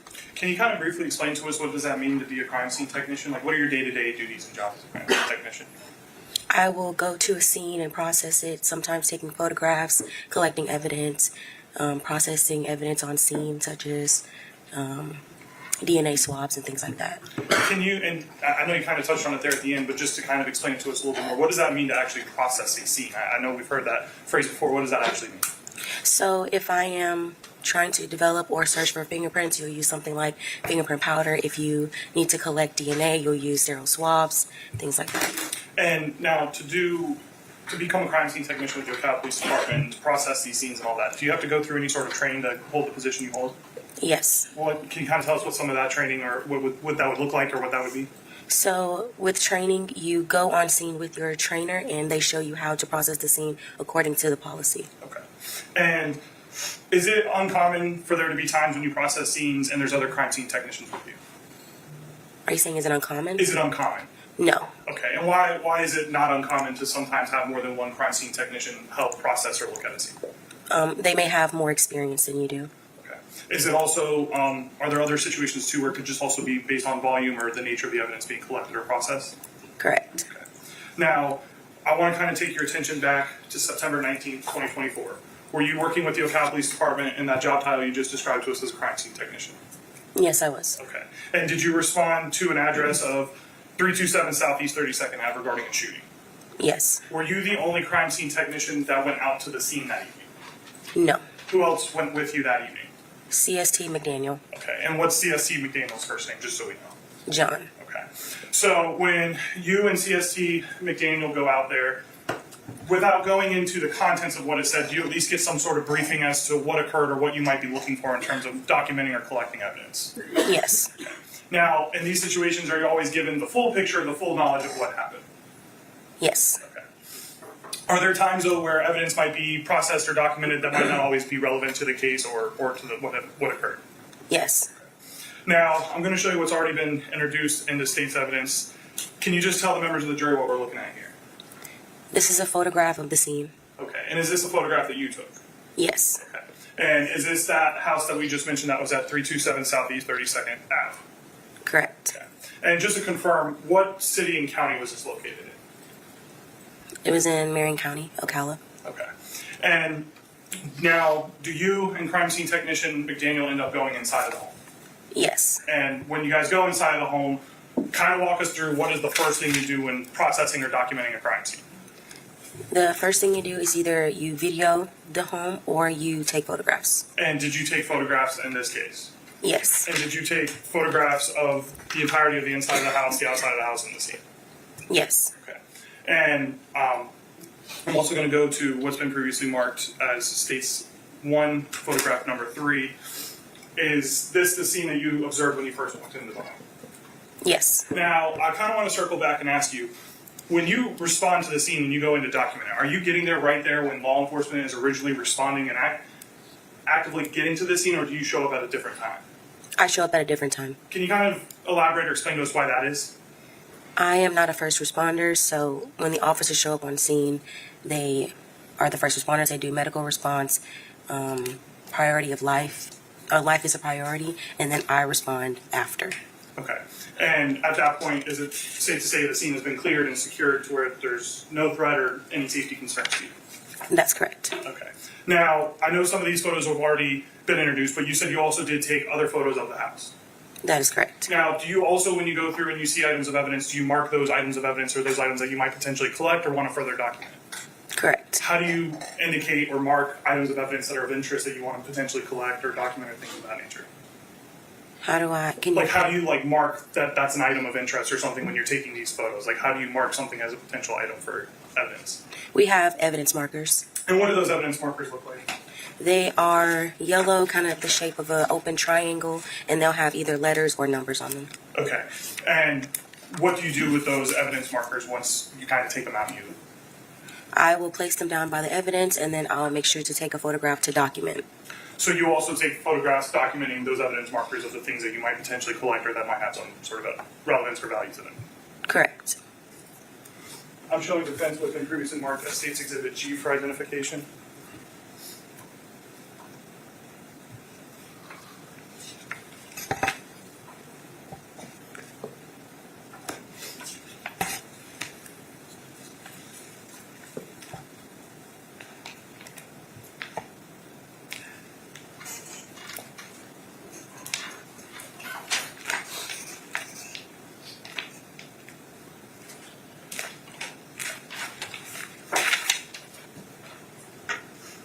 without showing the jury, if you don't mind, can you look through this and let me know if you recognize what that is?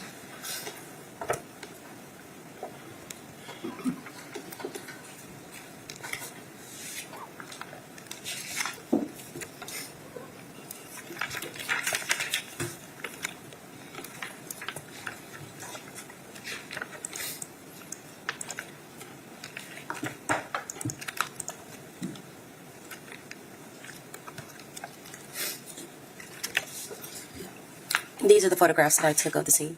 All right, and are those photographs very accurate depictions of what you observed, what you marked for evidence, and ultimately ended up collecting? Yes. Your Honor, at this point in time, state would move in evidence what's been previously marked as G for identification as State 7. No objection. Without objection, what's been marked for identification as State's Exhibit G will be admitted into evidence as State's Exhibit 7. And Your Honor, I'm going to obviously publish kind of as we go, if that's okay. Yes, sir. So let's go to the first photo and State 7. Can you just kind of briefly explain to us what exactly we're looking at here? This is the dining room table with the evidence markers I described placed down. Okay, and are those evidence markers those yellow things we see with the giant letters on them? Yes. Okay. So obviously there's kind of a lot we're looking at here on the table, but what is the purpose of those evidence markers that we see in this photograph? Is it to kind of draw our attention to those items? Yes. Okay. So I want to go through that. Do you end up collecting the items that are at each evidence marker? Yes. Okay. So let's kind of go through those one by one. I'm going to go to photograph 2. Can you just tell the members of the jury what we're looking at here? It is a 9mm Glock firearm. And did you end up collecting that firearm? Yes. Now, when I'm asking you the question of do you collect these items for evidence, can you kind of walk us just briefly through that process of what that means to collect items and how that's stored in evidence and what that looks like? So when you collect an item, you place it in a bag, whether it be plastic or paper, depending on what the evidence is, and then you will submit it into the case file at the police department. And Your Honor, I'm going to now show defense what's been previously marked as State's Exhibit H for identification. What? Just wanted to send a quick shout out to everybody in the chat, just in case I don't get to say peace before y'all go. Shout out to TSC, shout out to Factual Lie, appreciate you. Shout out to No One in the building, appreciate you. Shout out to TSC for the sponsorship also. Shout out to Starfish and Coffee, my bad. Shout out to Starfish and Coffee. Miss D56, Kimberly, Lady L, I appreciate y'all all. Indigo Kepper, appreciate y'all all. We gonna keep it rolling, family, but I just want to send y'all a shout out because I will be on silent for quite some time. Much love. But I will be in the chat.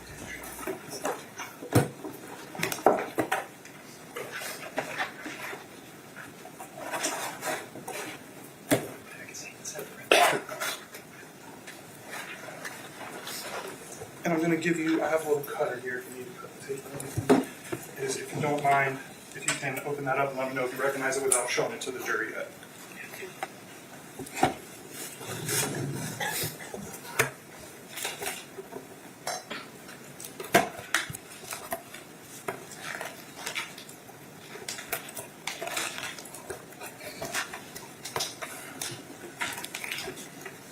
This is the firearm. And is that firearm in the same or substantially similar condition as when you collected it? Yes. Your Honor, at this point in time, State would move in evidence what's been previously marked as H for identification as State's 8. No objection. Without objection, what's been marked for identification as State's Exhibit H will be admitted into evidence as State's Exhibit 8. I'll leave this over with you. And if I may publish to the jury, Your Honor. Yes, sir.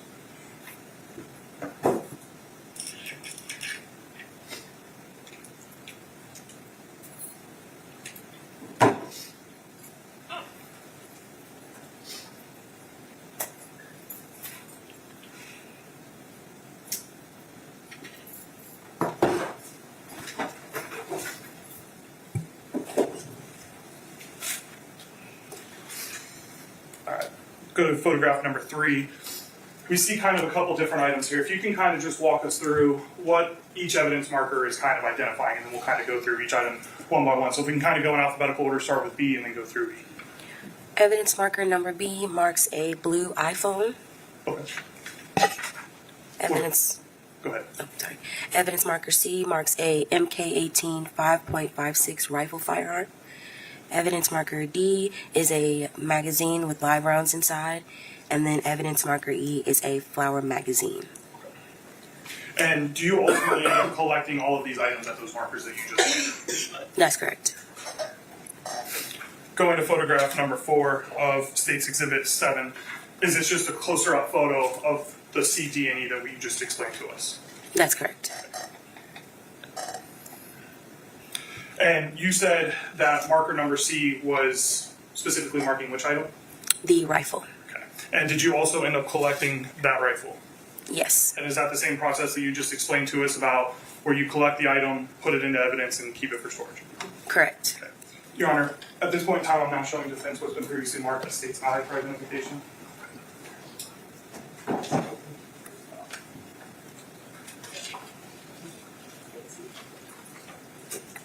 Your Honor, if we can open it. Yes. So defense can see it.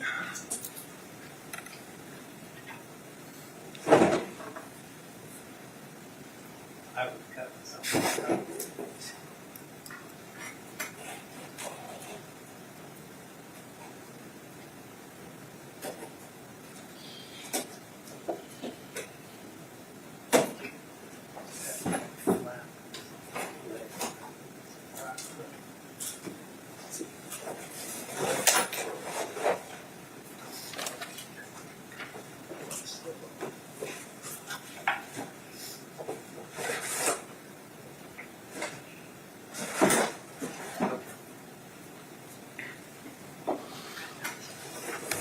And I'll kind of come around to the side, but again, if you don't mind, if you could just look in here and let me know if you recognize that. Yes. What is that? That is the rifle that I collected. And is it in the same or substantially condition as when you recovered it? Yes. Your Honor, at this point in time, State would move in evidence what's been previously marked as State's I for identification as State's IX. No objection. Without objection, what's the mark for identification in State's Exhibit I will be admitted into evidence in State's Exhibit 9. If I can publish it. Yes, sir.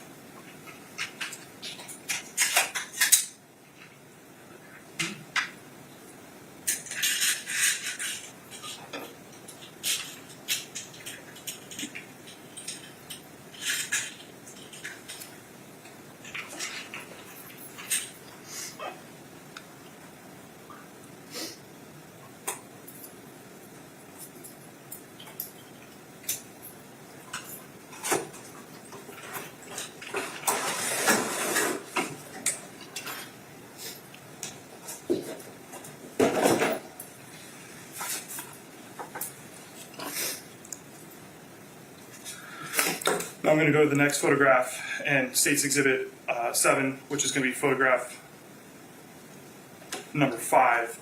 Can you remind us what photograph, what that marker D is indicating or what that's signifying? The loaded magazine and also the loose live round. Okay, and is that the magazine and live round that we see depicted in that photo? Correct. And same question I'm going to ask that I've kind of been asking, did you end up collecting that magazine and that live round? That's correct. Your Honor, I'm going to show what's been previously marked as State's J for identification to defense.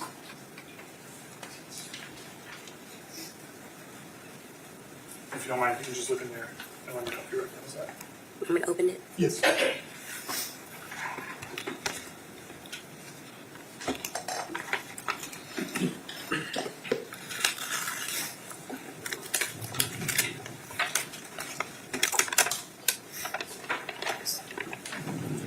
And do you recognize what's in there? Yes. What's in that evidence bag? The magazine that I collected. Okay. And is that magazine and live round in the same or substantially condition as when you recovered it? Yes. Your Honor, at this point in time, State would move in evidence what's been previously marked as J for identification as State's 10. May I ask a more dire question? You may. Officer Bolton, Yes. that magazine was actually on the side of the dining room table farthest from the kitchen, right? Are you asking me that? Yes, ma'am. Where on the table was it? It's in front of the rifle Right. And where was the rifle? at the back of the table. Okay. Farthest away from where the victim would have been seen. I can't measure that. Go back picture.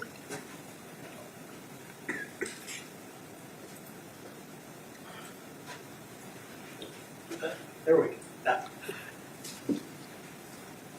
So you don't know where the table was originally. Is that a fair statement? Correct.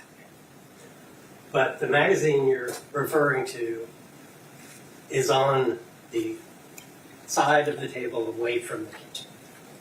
Correct. No other questions? And I don't have an objection. Without objection, what's marked for identification as State's Exhibit J will be admitted to evidence as State's Exhibit 10. And if I have a question. Yes, sir.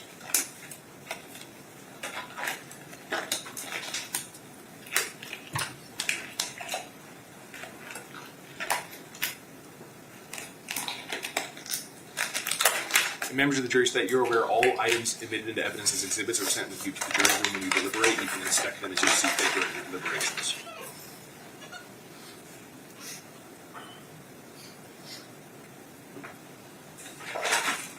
Now, I know you said in the photo, we also see it, that the magazine was loaded and there was an extra round. Do you end up packaging the rounds and the magazines separately?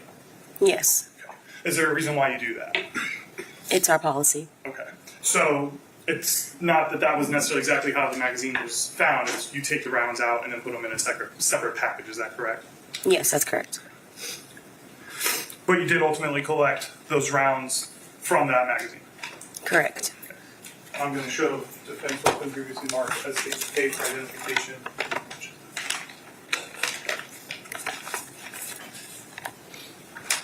Can you open that up, look in there, and let me know if you recognize that?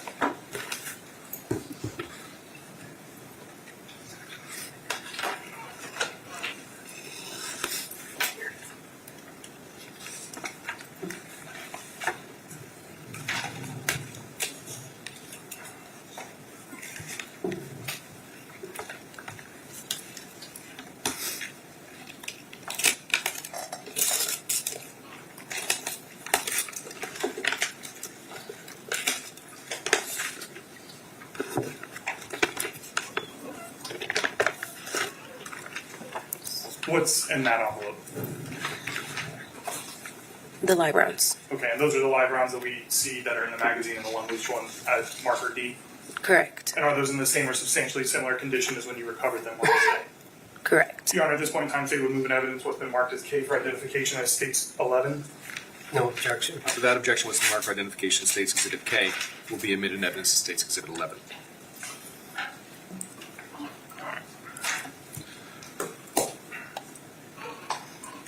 Going to jump back to photo 4. So we've talked about the rifle at C, the magazine at D. Can you remind us what marker E is identifying as that you eventually collected? The flower magazine. And going to photograph number 6, is that flower magazine that you were discussing with us? Yes. Okay. Now, did you ultimately collect the flower magazine? Yes. Similar situation we see in the photo that there's rounds in that flower magazine. Did you do what you did with the other magazine where you took the rounds out and packaged those separately? That's correct. Okay. So let's go with the magazine first. I'm going to show defense what's been marked as states L for identification. You can open this up and let me know if you recognize what's inside.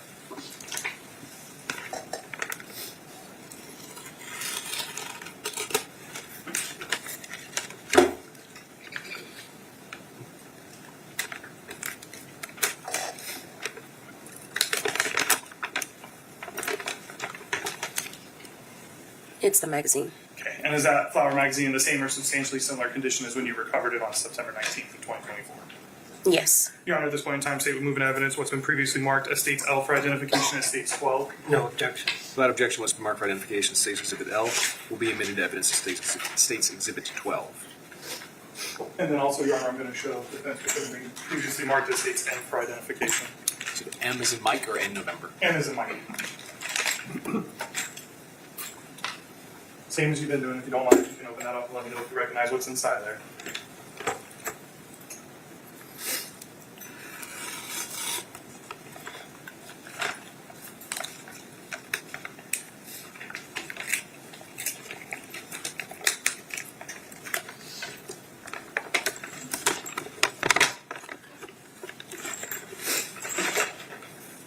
Do you recognize what's in there?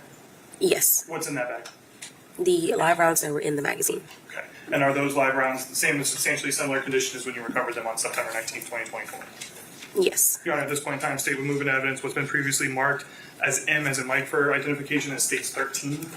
No objection. Without objection, State's Exhibit M will be admitted as State's Exhibit 13. Now I'm going to go back to photograph 1. Were there other items that you ended up collecting from this table that weren't necessarily marked by the evidence markers? Yes. Okay. So I kind of want to go through, can you kind of tell us where some of those items were that you ended up recovering from the table as well?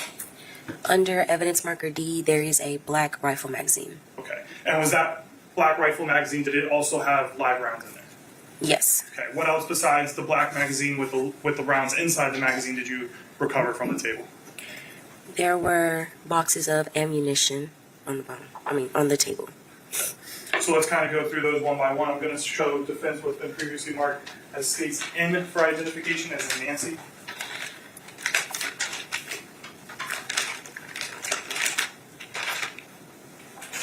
You can open that up and let me know if you recognize that.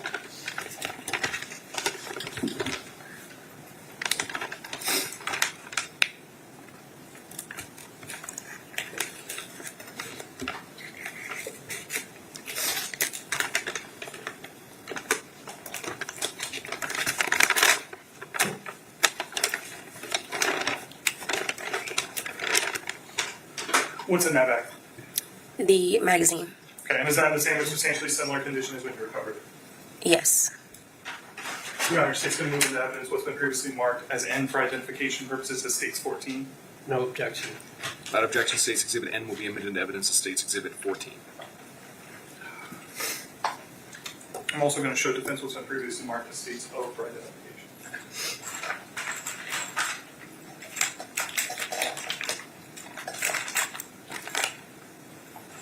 If you don't mind, if you can just also open that one in there and let me know if you recognize what's in the bag.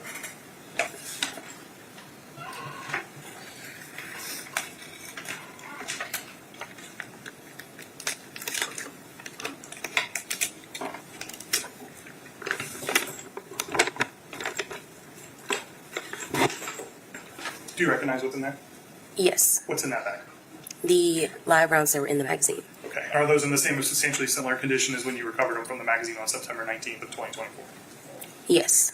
Your Honor, at this point in time, state will move in evidence what's been marked as O for identification as states 15. No objection. Without objection, State's Exhibit O will be admitted as State's Exhibit 15. You also stated, I believe you said that there was boxes of ammunition on the table as well too that you recovered? That's correct. How many boxes of ammunition were there? 2. Okay. Your Honor, I'm going to show defense what's been previously marked as states P and Q for identification. Can you please look in both of these bags and let me know if you recognize what's in both of those?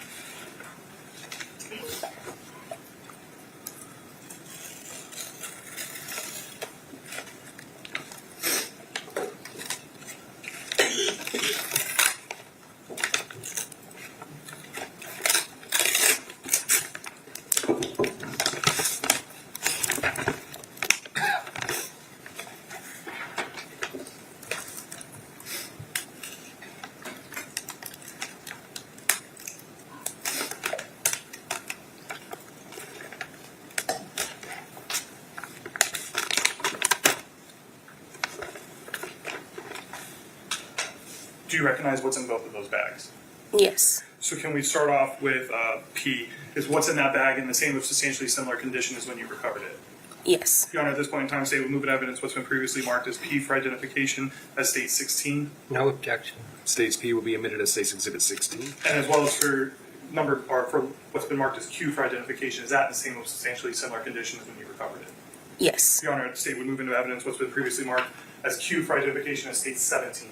No objection. State's Q will be admitted as State's Exhibit 17.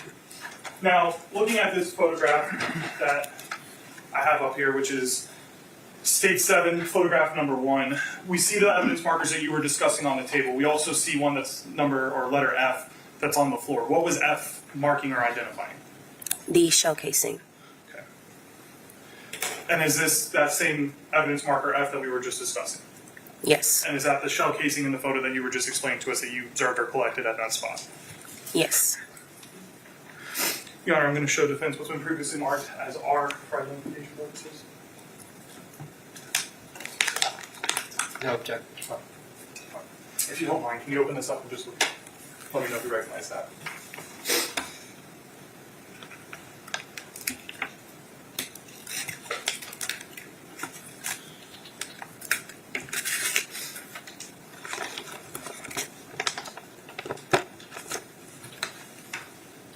Do you recognize that?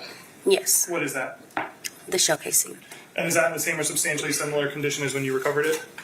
Yes. Your Honor, at this point in time, state we move in evidence what's been previously marked as states R, bless you again, states R for identification as states 18. No objection. States Exhibit R will be admitted into evidence as States Exhibit 18. And if I may publish that to the jury. Yes, sir.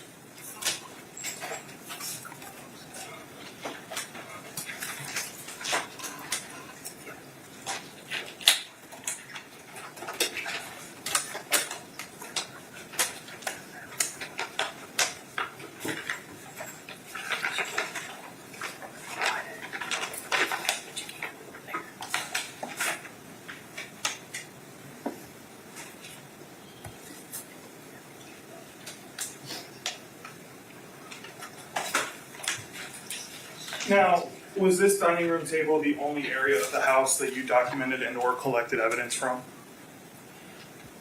No. Okay. Was there also items of evidence that you documented or collected that were like in the living room area in front of the couch?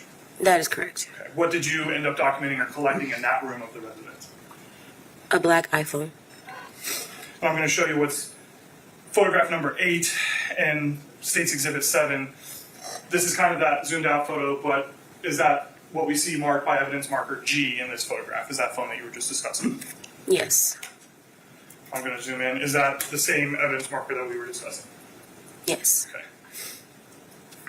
And did you ultimately end up collecting that phone? Yes.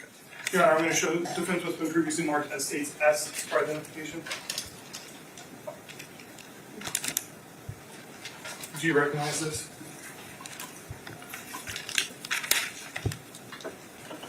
Yes. What is that? The black iPhone. Okay. And is that the same or substantial or similar condition as when you recovered it? Yes. Your Honor, say we move in evidence what's been previously marked as states S for identification, as states 19. No objection. Without objection, States Exhibit S will be admitted into evidence as States Exhibit 19.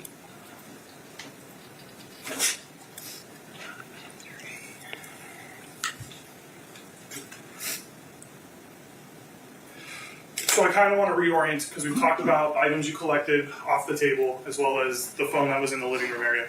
Did you also document and take photographs of other rooms of the house? Yes. Okay. Did you ultimately make a determination or find the area where you believe the projectile went or where came to a stop? Yes. What room of the house did you believe that the projectile was at?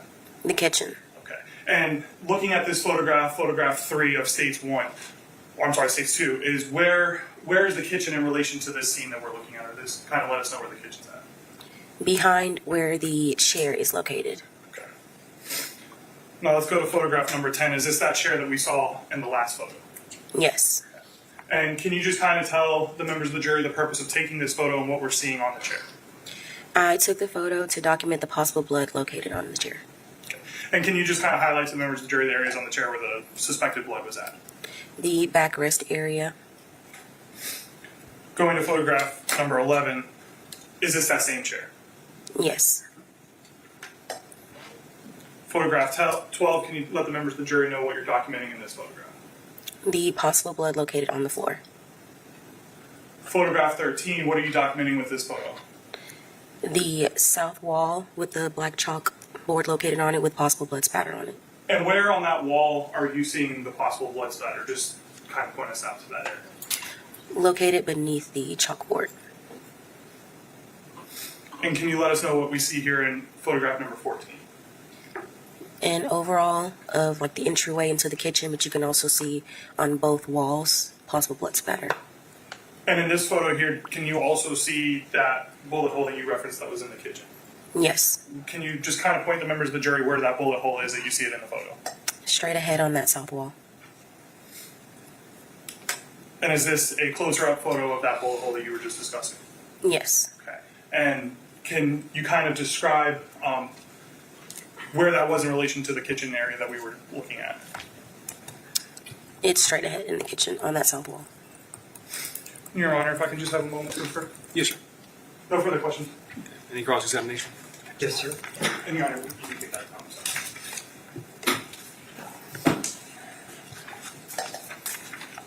Good morning. Good morning. Do you have any idea how many different police officers had been in the house before you went in? No. Do you have any idea what had been touched or moved before you entered the house? No. For instance, the rifle on the dining room table, you marked it and photographed it in the position you found it. That's correct. Do you know how it got in that position? No. Do you know that an OPD officer had picked it up and then put it back down on the table where you found it? No. Nobody told you that? No. And you found a fired cartridge casing on the floor. That's correct. And in where approximately? Behind the table? Okay. On the side away from the kitchen. Correct. Do you have any idea whether it had been kicked by a police officer before you found it? No. And you found a hole in the kitchen wall, right? Yes. And eventually, you and Mr. McDaniel found a projectile in that wall. Correct. After you tore into the wall. Correct. And before you tore the wall up, you held the tape measure up and took a picture to presumably demonstrate the height of the hole from the floor. Is that right? Yes. Okay. Did you take any measurements of the chair that was sitting in the kitchen entry? No. Did you have an understanding of what the significance of that chair was? That is where the victim was seated previously. Okay. Is it your understanding, based on what you were told, that she was sitting in that chair when the bullet struck her? Yes. Do you think it would have been helpful to know how high the back of the chair was and where her head would have been in relation to the back of the chair?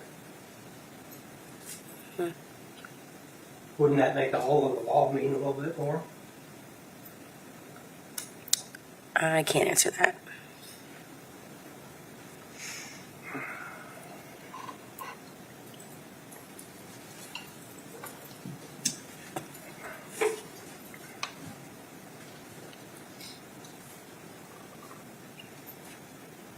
I'm not sure which exhibit number this is, but do you recognize that photograph?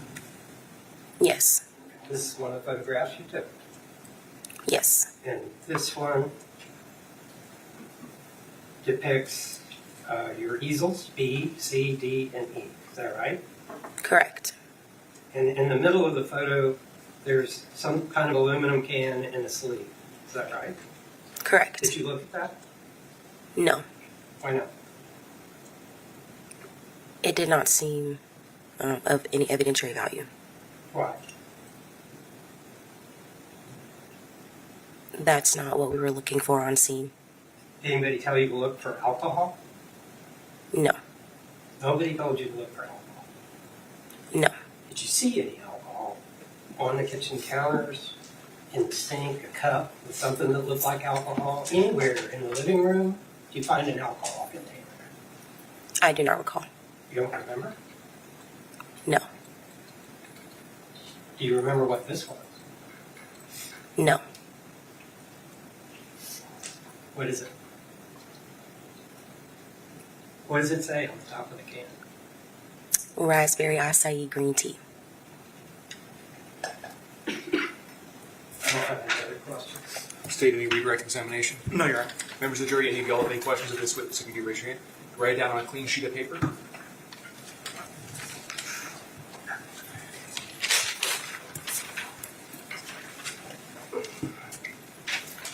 Counsel, clerk.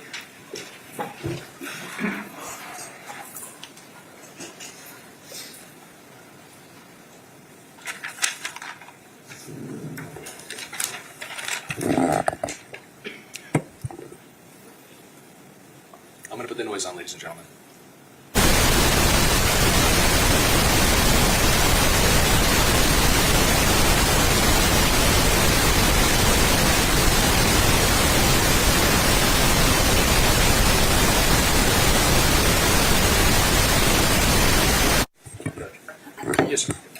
Counsel, we have another question.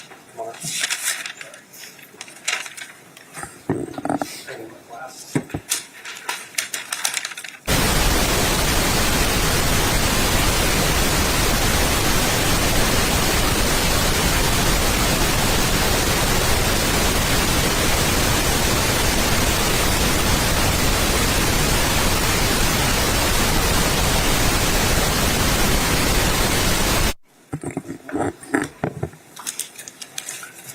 Ms. Bolton, the jury has written 2 questions. I'm going to ask them of you, okay, exactly as they are written.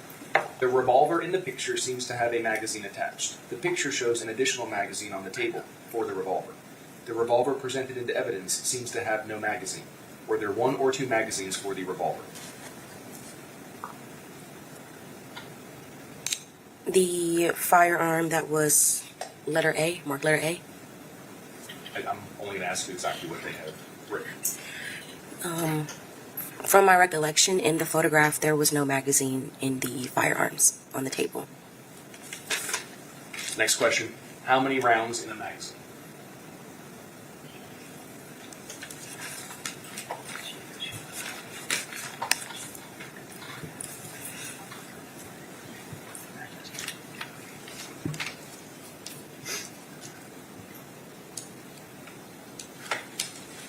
From the flower magazine, there were 25 live rounds. From the 9mm Luger, there were 7 live rounds located inside. And from the rifle magazine, the black rifle magazine that was under evidence marker D, there were 25 live rounds located inside. State any follow-up. 1 second, Your Honor.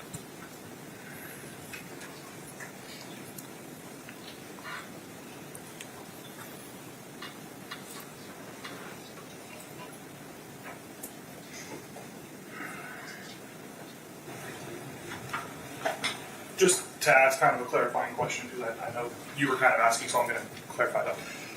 We saw two firearms, one at marker A and the other one at marker B. Going with marker A, that handgun, was there a magazine inside of that handgun? No. Was there a magazine that would have fit inside that handgun located on the table? Yes. And where was that magazine found? Located at evidence marker D. Okay. The AR-style rifle we saw, was there a magazine inside of that rifle? From my recollection, no. Okay. The flower magazine and the black rifle magazine, would those have fit potentially in that AR rifle? Yes. Okay. No further questions, Judge. Defense, any follow-up? No, sir. Members of the jury, any additional questions? If so, raise your hands. Okay, see no hands. Is she released, State? Yes, Your Honor. Defense? No objection. All right, ma'am, you're free to go about your day. Thank you for your time. Thank you. State, how long do you think the next witness will take? 10 minutes. Okay. Let's go ahead and I'll let you call your next witness. Your Honor, State's going to call John McDaniel to the stand. And then we'll break for lunch. Ladies and gentlemen. Yes, Your Honor.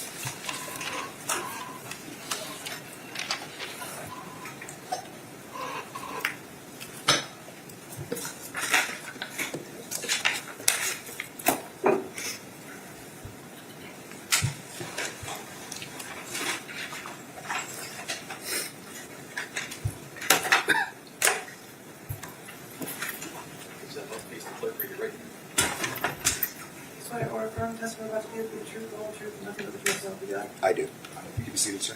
And Your Honor, before I begin, if I can have access. Yes.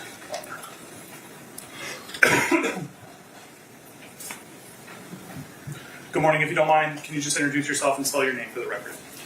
My name is John McDaniel, MC, capital DANIEL. And where do you currently work? I currently work at Ocala Police Department as a civilian crime scene tech. How long have you been a crime scene technician with the Ocala Police Department? With Ocala Police Department, 8 years. Did you have any prior law enforcement experience before working with the Ocala Police Department? Yes, I did. I spent 31 years in Cedar Rapids, Iowa as a sworn law enforcement officer in various positions. So, kind of want to take your attention to September 19th, 2024, September 20th. I know kind of late evening hours, early morning hours. Were you working on that night, that morning? No, I was not. I was at home and received a phone call. Okay.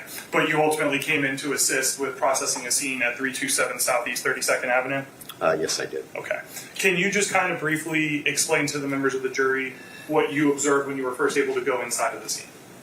When I was first able to go in, I did a video of the scene inside.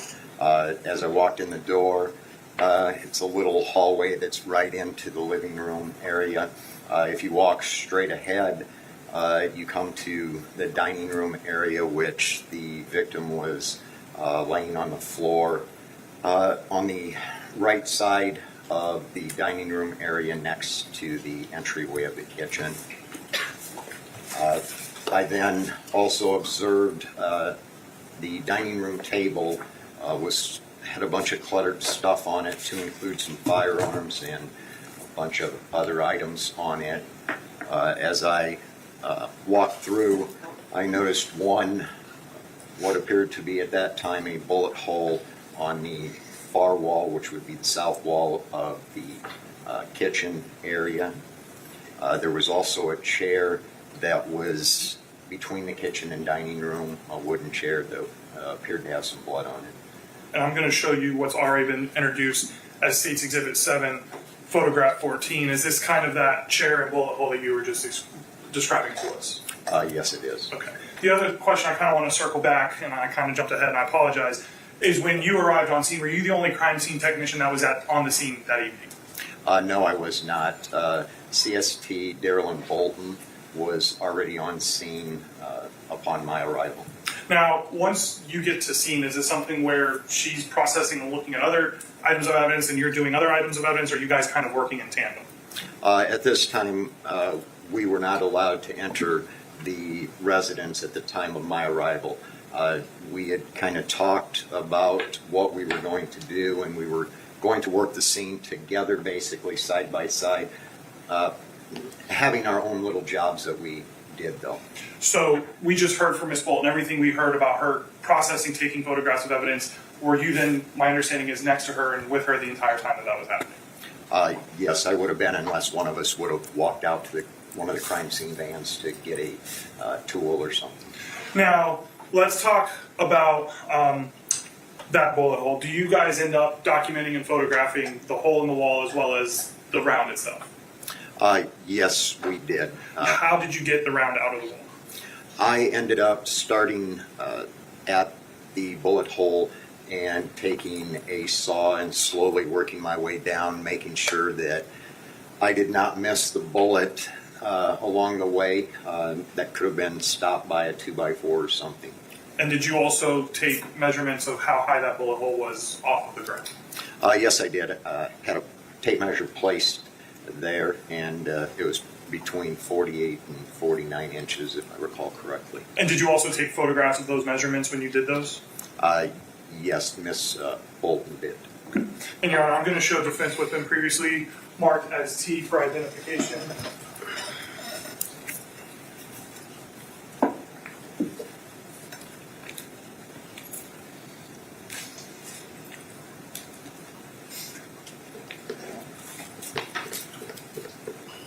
Without showing the jury yet, if you don't mind, can you just look through those and let me know if you recognize those?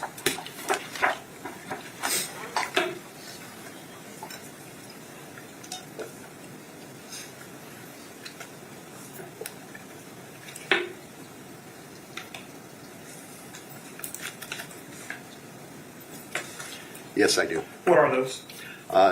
These are photographs of the bullet hole, and then the measurement, and then the procedure as I was cutting the wall. And do those photos fairly and accurately depict what you just described to us of the bullet hole, the measurement, and the procedures to extract the bullet from the wall? Yes, I do. Your Honor, at this point in time, State will move into evidence what's been previously marked as T for identification and State's 20. No objection. What's been previously marked for identification will be admitted into evidence as State's Exhibit 20. And if I may publish, Your Honor. Yes, sir. So going to State's 20, photograph 1, can you just tell the jury what this is? That is the bullet hole that's on the south wall of the kitchen. Going to photograph number 2, is this what you were describing to us earlier about that process you did with the tape measurement? Yes, that's me holding the tape measure. Okay, so if that's you holding the tape measure, I think you might have told us earlier, but I'm going to ask anyways, who was the person who took the photograph? CST Bolton. And this was that measurement that you were telling us earlier about how high the bullet hole was from the ground? Yes, it is. Okay. Now, you also, if you don't mind, if you kind of can redo it just briefly, is what was that process you did to kind of get to that projectile that was located in the wall? I had a saw that I started sawing to the side of the bullet hole, trying to figure out if the bullet hole or if the projectile was lodged in a piece of wood or if it kept falling in a downward angle. And is this that process that you're talking about where you cut out that piece of the wall? Yes, that's the end result. Were you able to end up recovering the projectile? Yes, I was. Where did you end up locating or finding the projectile? It was in the very bottom on the floor where the wall is, inside the wall itself. And just to confirm, so it was the projectile, because we see that marker H. What is marker H identifying or highlighting this to? H marks the projectile that was in the wall.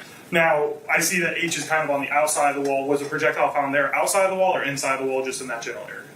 It was inside the wall. However, by the time I got down to it, there was sheetrock dust that had basically covered it. So at that time, you couldn't really photograph it. So I pulled it out and placed it in front to be photographed. Did you also end up collecting that projectile? Yes, it was collected. Your Honor, I'm showing defense what's been previously marked for identification purposes as states U.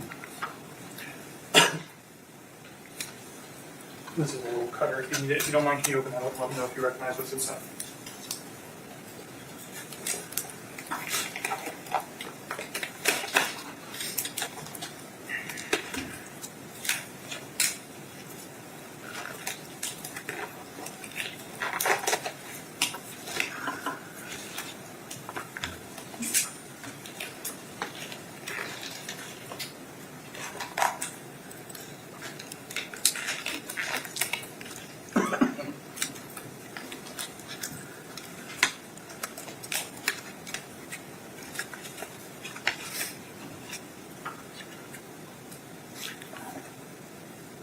Yes, I do. Okay. And what is in that little manila envelope? It is the projectile that I collected from the wall. And is that projectile in the same or substantially similar condition as when you recovered it from the wall? Yes, it is. Your Honor, at this point in time, state we move into evidence what's been previously marked for identification purposes as states U as states 21. No objection. Without objection, what's been marked for identification as states exhibit U will be admitted into evidence as states exhibit 21. And before I publish that to the jury, I'm going to show Mr. McDaniel, that's photograph number 5. Is that just a closer up photo of where the wall was cut out and that projectile that you found? Yes, it is. Okay. I'm going to also show photograph number 6. Is this that projectile? Yes, it is. And if I also may publish to the jury, Your Honor. Yes, sir.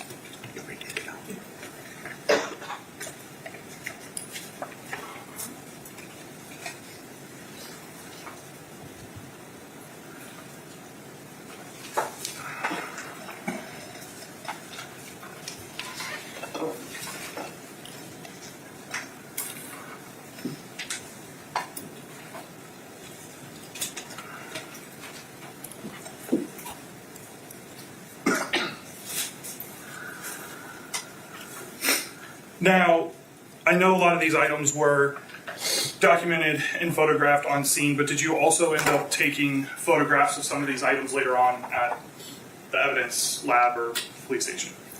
Yes, some were photographed there. And were some of the photographs you ended up taking of the Glock handgun that was recovered from the scene? Yes, they were. Your Honor, I'm going to show defense what's been previously marked for identification purposes as V as in Victor.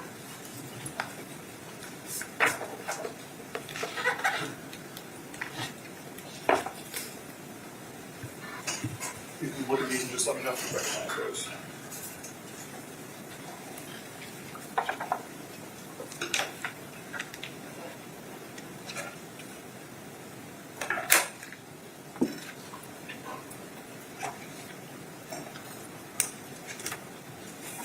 Yes, I do. What are those photographs of? These photographs is of a Glock 43 9mm handgun.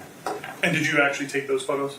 Yes, I did. And do those photos fairly and accurately depict the way the handgun looked when it was recovered? Yes, they do. Your Honor, at this point in time, state we move in evidence what's been previously marked for identification purposes as V, as states 22. No objection. As states exhibit V will be admitted into evidence as states exhibit 22. And if I can just publish to the jury. Yes, sir.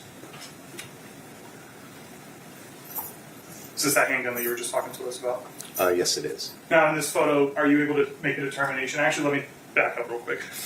Are you familiar with handguns? Yes, I am. And as a trained or previously sworn officer, did you carry a handgun on you for duty purposes? Yes, I did. Okay, are you familiar with the Glock handguns? Yes, I am. Looking at this photograph, are you able to make a determination if there's a magazine in the handgun? Yes, I am. There's no magazine in the handgun. And do you recall when the handgun was recovered from the scene, was there a magazine located inside of the handgun? There was not, no. And then I'm going to go to photograph 2 of State's Exhibit VR22. And can you just kind of briefly tell the members of the jury, we see kind of a substance on this side of the handgun. What was that substance, or what were you believing that substance to be? It was blood on the handgun. Your Honor, if I can just have a brief moment to confer. Yes, sir. Excuse me.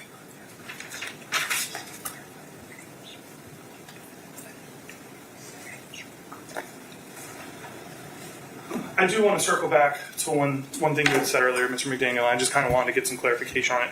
You had made a comment or a reference that there was a point in time where you guys were not allowed into the scene yet. What was the reason or what was the purpose that you guys were not allowed into the scene initially? Detectives were writing a search warrant to get a search warrant for the residence. And during that time, when you were not allowed in and you were waiting for that search warrant, was there anybody allowed to be in or out of the residence at that time? No, there was not. Okay. And when you guys went into the house to process, document, and collect items of evidence, was there anybody else that was non-law enforcement that was allowed into the house or anything of that nature? Did you say non-law enforcement? Non-law enforcement. The only person that would have been in the house at some point would have been the medical examiner investigator. Okay. And would the medical examiner investigator been involved in your process of collecting or documenting evidence? No, she was not. Your Honor, at this point in time, I have no further questions. Cross-examination? Briefly. Good afternoon. Good afternoon. Yeah, you can take it. Thank you. I won't PMG anything you need him for. All right.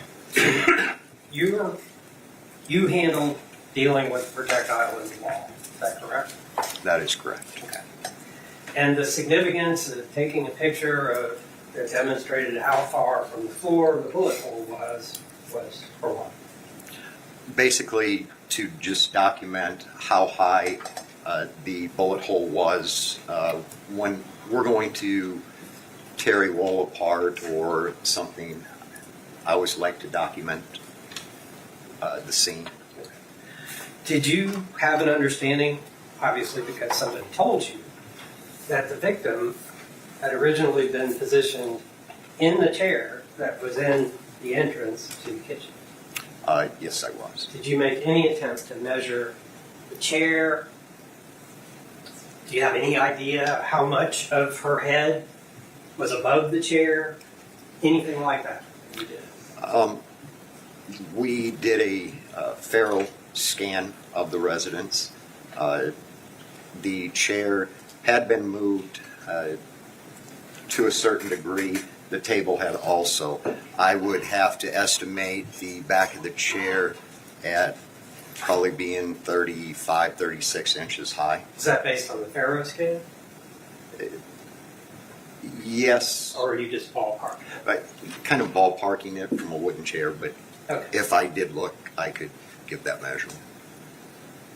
And Mr. O'Neill had you identify what looks like blood on the Glock handgun. Right? That is correct. The Glock handgun was located laying on the corner of the table, right? That is correct. You have any idea where it was before you found it on the table?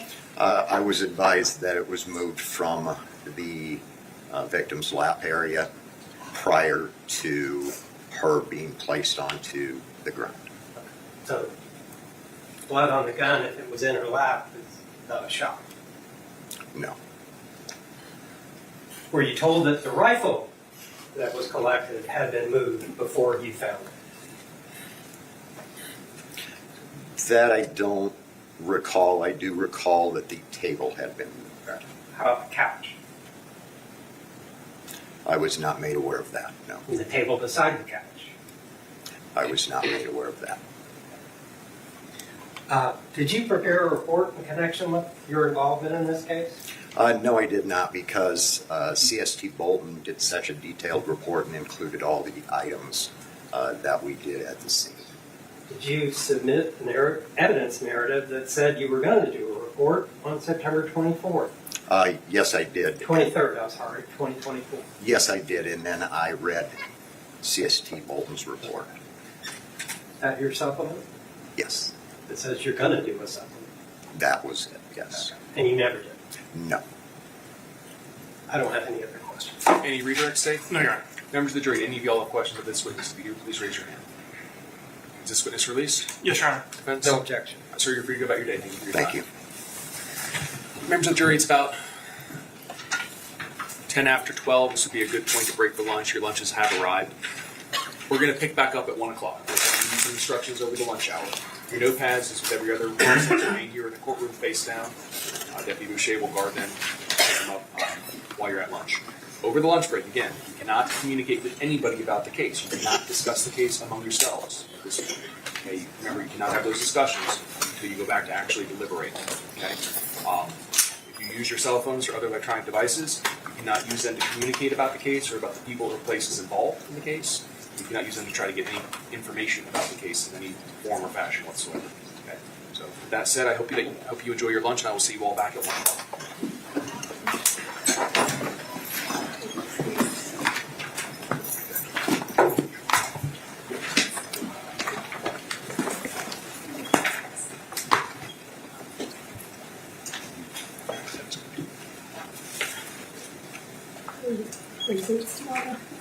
Patterson.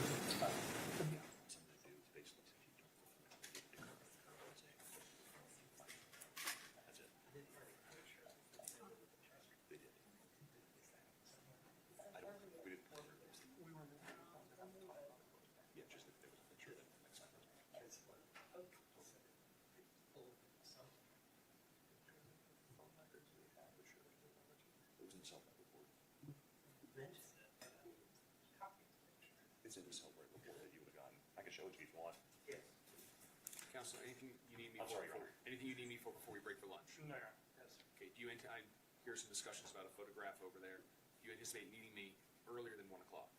No, sir. I don't think so, no, Your Honor. Okay. All right. I'll see you back at 1 o'clock when we get in. We'll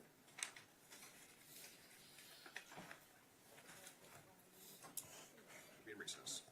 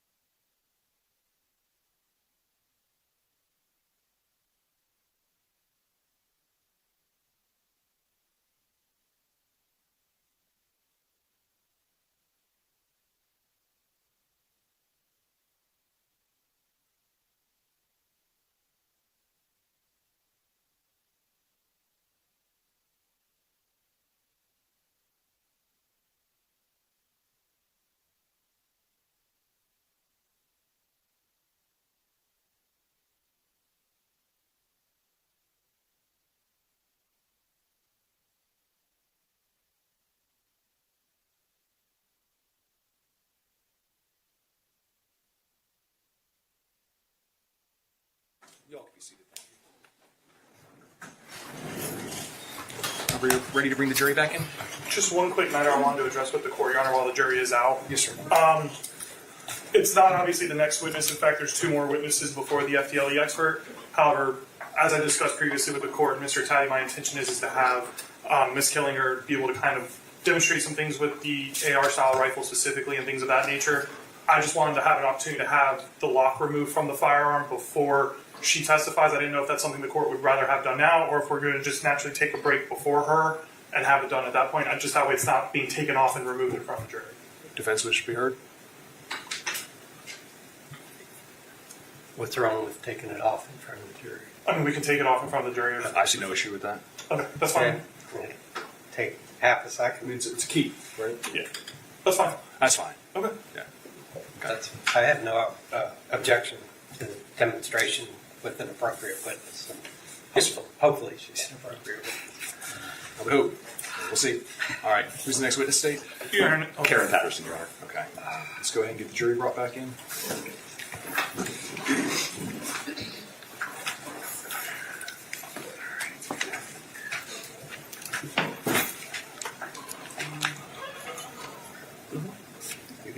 It's Patterson, Kern, Killinger, and Dr. Lang. Yes, sir. Yes.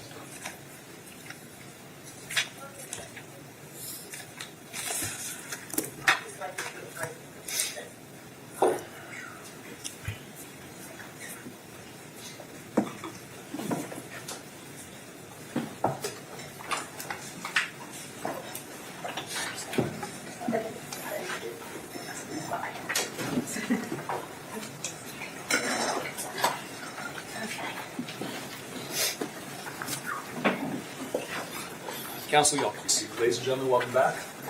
First, how was lunch? Very good. Thank you very much. You're welcome. Thank you, thank you. Would y'all like Jimmy John's again tomorrow? Sure. We don't really have a whole lot of choices. Southside only gets You're here. mine, we'll have 2 minutes. The money comes from somewhere, not from me. All right. When we broke for lunch, I asked you all not to talk about the case with one another or use your electronic devices to attempt to learn about the case from people or places involved. Were you all able to follow those instructions? Yes. All the jurors have nodded in the affirmative. Very well. We'll begin then. State, next witness. State calls Karen Patterson.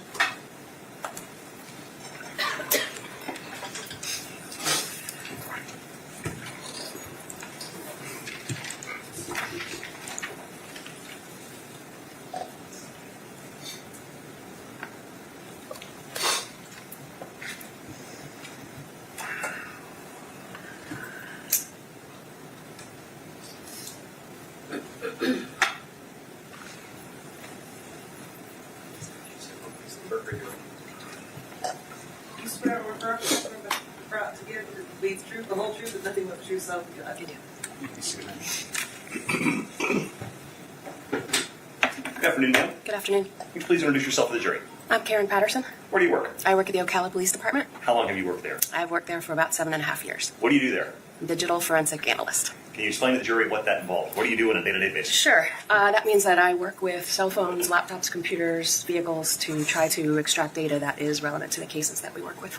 Can you describe for the jury your educational background or the training that you've had that allows you to do that job? Sure. I spent 3 months with the Marion County Sheriff's Office working on the job with their senior digital forensic analyst, training in that regard. And then I've taken a variety of classes through industry organizations. Can you estimate about how many different cell phones you've forensically analyzed or extracted data from during your career? Probably over 200. Are you familiar with the different makes of phones and operating systems that various phones have? Yes, sir. What equipment do you use to do a forensic analysis of a cell phone? I primarily use 2 programs. One is called Celebrite, and the other is Magnet Gray Key. Before we get into those 2 programs, what is meant by the term forensic analysis? Forensic analysis is using scientific methods to extract, examine, and report on the data that's contained in the devices. Is the majority of your analysis, does it involve basically taking the data from the cell phone and removing it and putting it in a readable format using those programs? Correct. Have you been trained in how to use those 2 programs you just described, Celebrite and Gray Key? I have. Can Can you briefly explain that training? Sure. I took 2 classes with Celebrite. One is called Celebrite Certified Operator, which trains you how to use the software. The other is called Celebrite Certified Physical Analyzer, which is the program that then allows the data to be presented in a way that's readable. And then Gray Key, similarly, I've also done webinars and classes with Magnet, which is the company that owns Gray Key. Can you give the jury a very brief rundown of logistically how you go about taking a cell phone, what you do to get the data off of it? Sure.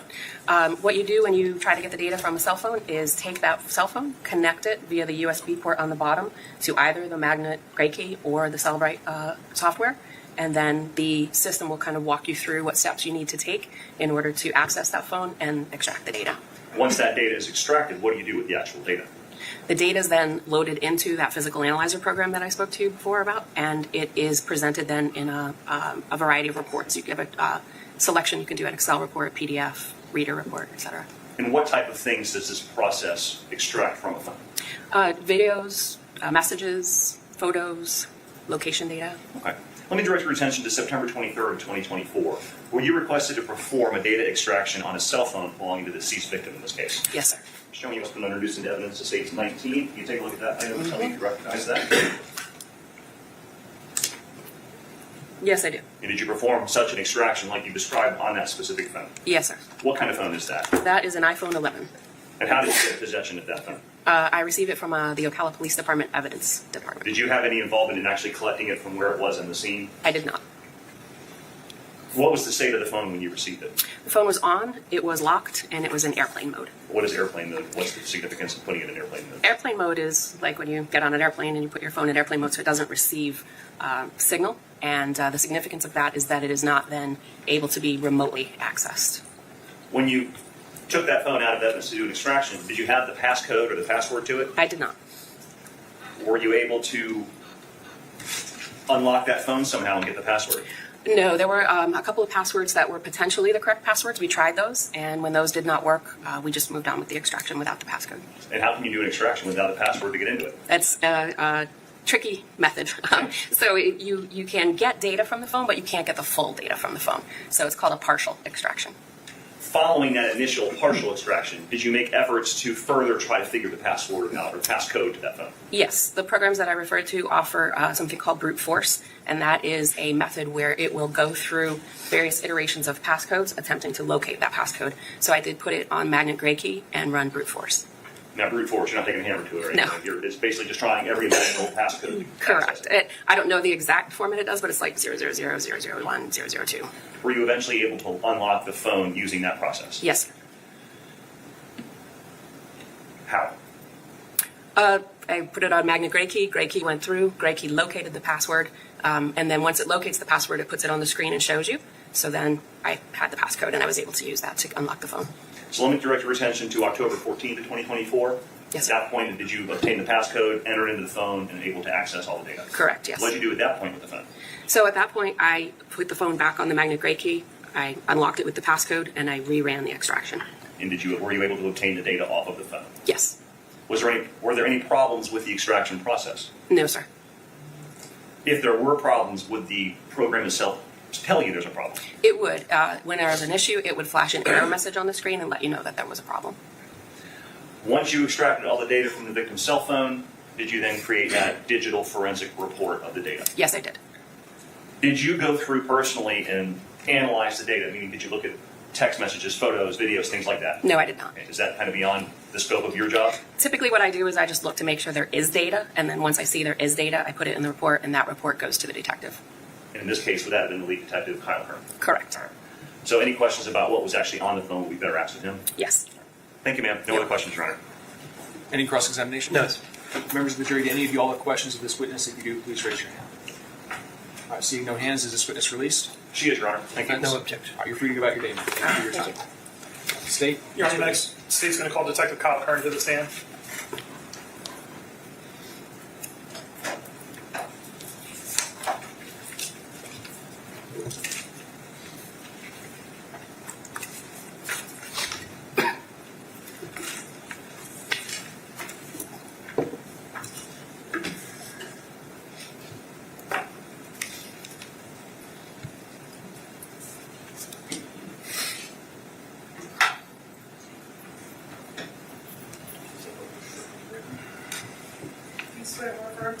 give you the truth, the whole truth, and nothing but the truth, so be that? I do. You can be seated. Good afternoon. If you don't mind, can you introduce yourself to us and spell your name for the record? Yep, Kyle Kern. Kern, Kern is my last name. Where do you currently work? The Ocala Police Department. What's your job title or position with the Ocala Police Department? Patrol Sergeant. Okay. Have you held any other positions with the Ocala Police Department besides Patrol Sergeant? Yes. What positions are those? Major Crimes Detective, Property Crimes Detective, and Patrol Officer. Okay. How long have you been with the Ocala Police Department? 7 years. And what was your job position back in September of 2024? Major Crimes Detective. Can you just kind of briefly explain to us what that means to be a major crimes detective? Like, what are your job duties and obligations when you're a major crimes detective? Case assignment. Typically, major crimes deals with robberies, homicides, and sexual offenses. Okay. Did you, on September 19th, late evening, early morning of September 20th, 2024, did you get involved with the investigation of a shooting that occurred at 327 Southeast 32nd Avenue? Yes, sir. What city and county was that located in? Ocala, Florida, Marion County. All right. So walk us through, how do you get notified or how do you get involved at the very beginning of an investigation? How do you get kind of pulled into it? Whenever patrol responded, realized what the scene was, is when they'd start notifying on-call CID. Because I was a major crimes detective at that time, I was called out by the supervision to come out and assist with the investigation. And did you immediately then, once you got called, go to that residence? I did. When you arrived at the residence, was the defendant still located at the residence? No, he was not. Where was he at? He was at the Ocala Police Department. Okay. Were you the one who took him to the Ocala Police Department? I was not. All right. Now, when you first arrived on scene, did you immediately go inside of the residence? Briefly. Okay. And did you ever have an opportunity to investigate or make any determinations or essentially look at the scene at the time? Briefly. Can you kind of just briefly describe to us what it was that you observed or what you saw? Just looking through the front door of the resident, saw the deceased on the floor of the resident, kind of in the dining kitchen area. Just a quick overview, and then I went to the Ocala Police Department. And was there anybody located besides the victim? Was there anybody else inside of the home at that time? No, sir. Was there anybody allowed to go inside the home at that time? No, sir. Okay. We heard earlier there was testimony about a search warrant obtained to eventually go inside the home to document and photograph. Did you have involvement in getting the search warrant for the residence? I did. Okay. And was anybody allowed inside of the home until you obtained the search warrant to go inside the residence? No, sir. Now, you said that you briefly looked into the home and you ended up going back to the Ocala Police Department. What was the purpose of going to the Ocala Police Department at that time? To interview Mr. Boileau. Okay. And did you, in fact, have an opportunity to interview Mr. Boileau? I did. And the person you interviewed as Dale Boileau, do you see him in the courtroom today? I do. Can you please point him out and identify him by an article of clothing? Bluish jacket. Can you kind of be a little bit more descriptive for me? Male with beard, glasses, blue jacket, blue and gray tie. Let the record reflect the witness has identified the defendant. No objection. Without objection, the record will reflect the witness has identified the defendant. Now, let's talk about the interview a little bit. When you interviewed the defendant, did you only interview him one time or multiple times? Multiple times. Can you kind of explain the reason for the multiple times and kind of give us just a brief timeline of what was going on during this time? So the first interview I had with him was just to get a roundabout story of exactly what had occurred. There was a break in between my first and second interview with him. That was the time that the search warrant was executed at the residence. And the second interview was to clear up timelines and information from the first interview I had, coupled with what we had from the search warrant. Okay, so just to make sure I'm understanding correctly, you got an initial statement from him, executed the search warrant. So did you go back to the residence at that time yourself? I did. Then at that point, did you go inside of the residence? I did. After you went inside the residence, viewed everything for yourself, is that when you did your second interview with Mr. Boileau? Yes, sir. Okay, and what was the purpose of doing that second interview? Just to clarify the original statements, again, what we located at the house during the search warrant, and just to get a more definitive timeline about what had occurred. Now, when you do these interviews, are they recorded? They are. How are they recorded?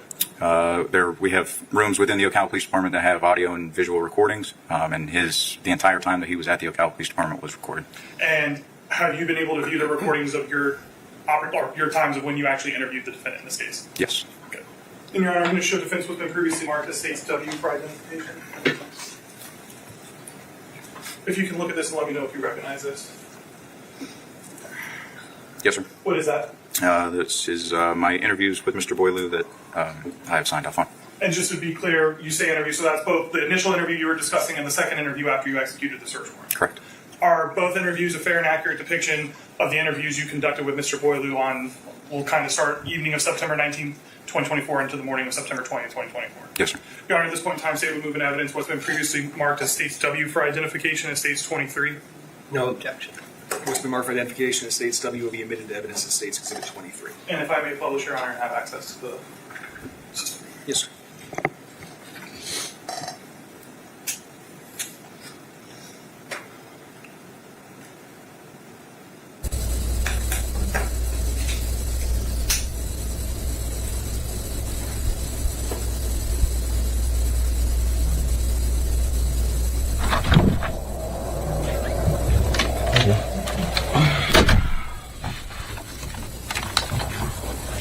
sorry, dude. Oh, wow. I just got here not too long ago, so I'm kind of coming into the back end of this whole thing, right? So bear with me because I really don't know a whole lot. But first thing I want to tell you is I'm sorry for what's going on. All right.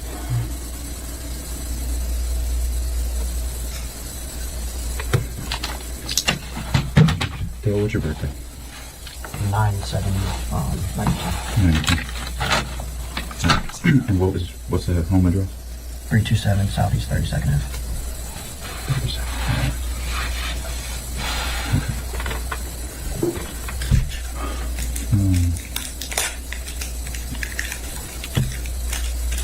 And spell your last name for me. Boileau. So I thought I wanted to make sure. All right, you know the drill, right? Yeah. So I'll get through it. If you need anything, let me know. But obviously, because we're here, we gotta talk about kind of what's going on, right? I know. Yeah. I really don't want to talk about it. You have the right to remain silent. Anything you say can and will be used against you in a court of law. You have the right to talk to a lawyer and have him present with you while you're being questioned. If you cannot afford to hire a lawyer, one will be appointed to represent you before any questioning if you wish. You can decide at any time to execute these rights and not answer any questions or make any statements. Do you understand each of these rights if I explain them to you? I do. All right. So, kind of, like I said, I was kind of coming into the back end of this. Tell me exactly what happened. It was an accident. We were training. What do you mean by that? You were training? We were doing dry fire drills and cleaning the guns. I was so worried about her because she picked up a loaded gun. I unloaded her gun and I forgot mine had a magazine in it. So you and her, and I'm sorry, what is her name? Polina Wright. Polina Wright? I'm having some difficulty hearing it. I don't know if you can turn it up on your device. I do have the content volume, as far as I can control it, turned up to the maximum. Your Honor, just to make sure nothing chunk, can you take this down just so I can exit out of this and try to... Yes, sir.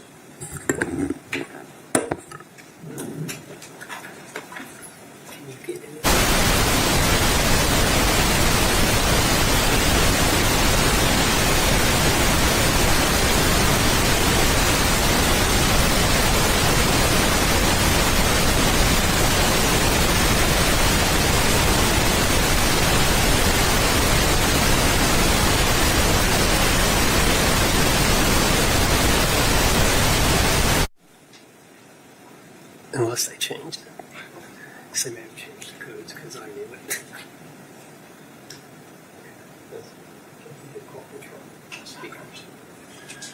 All right. Members of the jury, are you able to hear the interview? Not that well. Okay. All right. We're going to take a short recess and try to get this so that you all are able to hear it. Okay. I'll have you leave your notepads on the chairs, face down, reach back into seats where you are.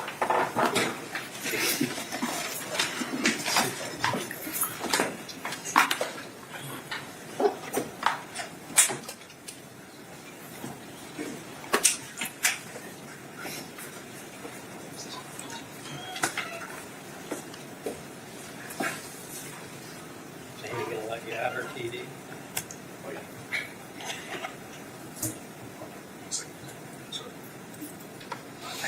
Some jurors have left the courtroom.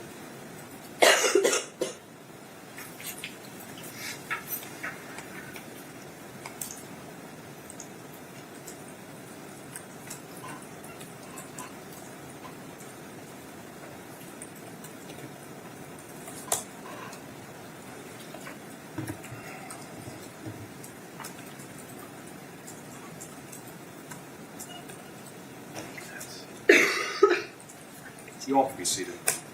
I'm sending a message to our IT folks. In the meantime, would you like me to go down and get or up and get our? Probably, yeah. Okay. Can I be seated for a Yes, moment? sir. They'll bring a car with some speakers on it. I trust think that. theirs works better.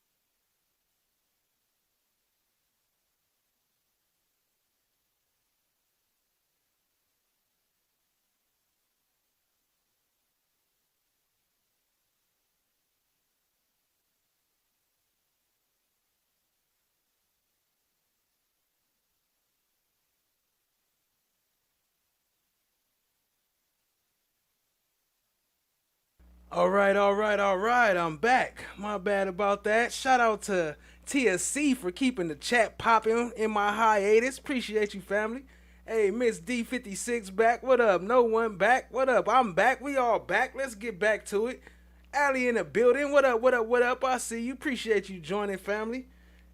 We just got back. I just got out of some crazy traffic, family, so my bad for the delay, but I definitely appreciate y'all for still being here, hanging out, coming back, whichever one it was. It's all love. Appreciate you. Let's get back to it. Let me skip past this. Send a quick shout out. The absence of evidence is not the evidence of absence. What?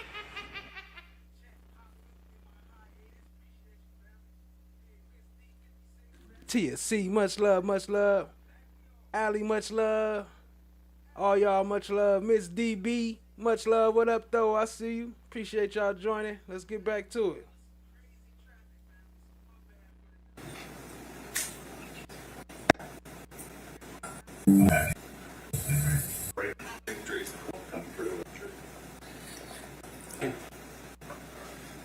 Yeah, I think what's going to be best is whenever we're done with the video.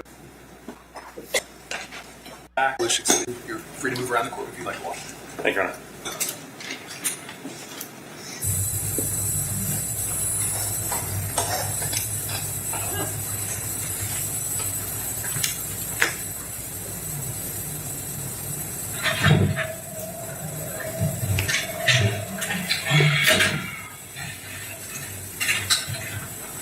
I'm sorry, Dad.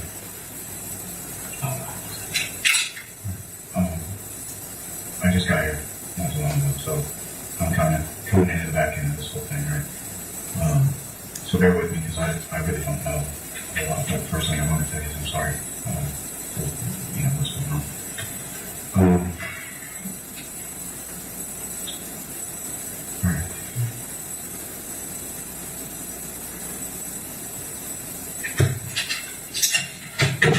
What was your birthday? 9/7. What's that number? 327 Southeast 32nd.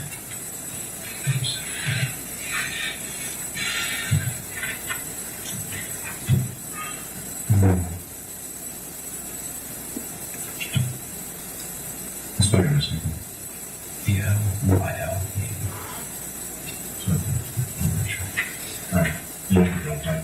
Okay. So, I'll get to it. If you need anything, let me know. But obviously, because we're here, we gotta talk about kinds of stuff going on. You have a good reason. Anything you say can be used against you in court of law. You have the right to talk to the lawyer and have him present with you while you're being questioned. If you want to afford a higher lawyer, one will be appointed to represent you before any questioning if you wish. You can decide at any time to execute these rights and answer any questions or make any statements. You understand each of these rights by explaining to you. Alright, so, like I said, I was kind of putting into the back end of this, so exactly what happened. It was an accident. We were training. What do you mean by that? We're training? We were doing dry fire. Drills and cleaning the guns. I was so worried about her because she picked up a loaded gun. I had moved her gun and I forgot what kind of magazine. So you and her, and I'm sorry, what is her name? Polina Wright. Polina Wright?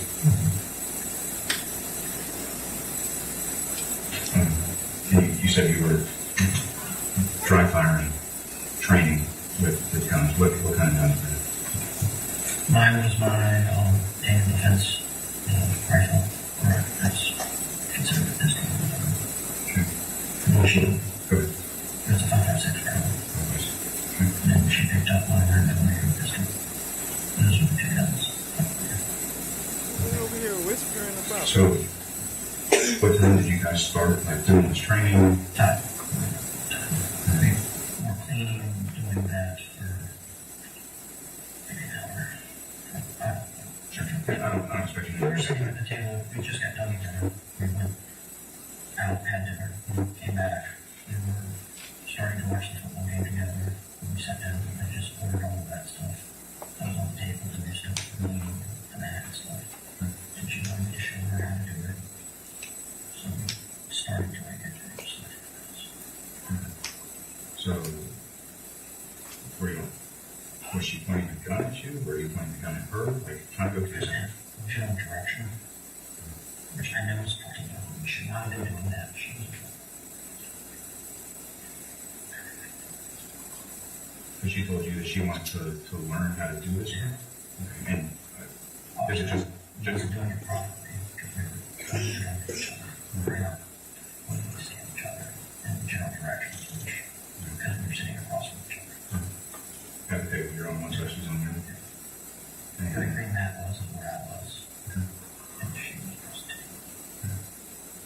And so are you cleaning those or are you teaching her how to like to aim? We started with the cleaning. She had the rifle first.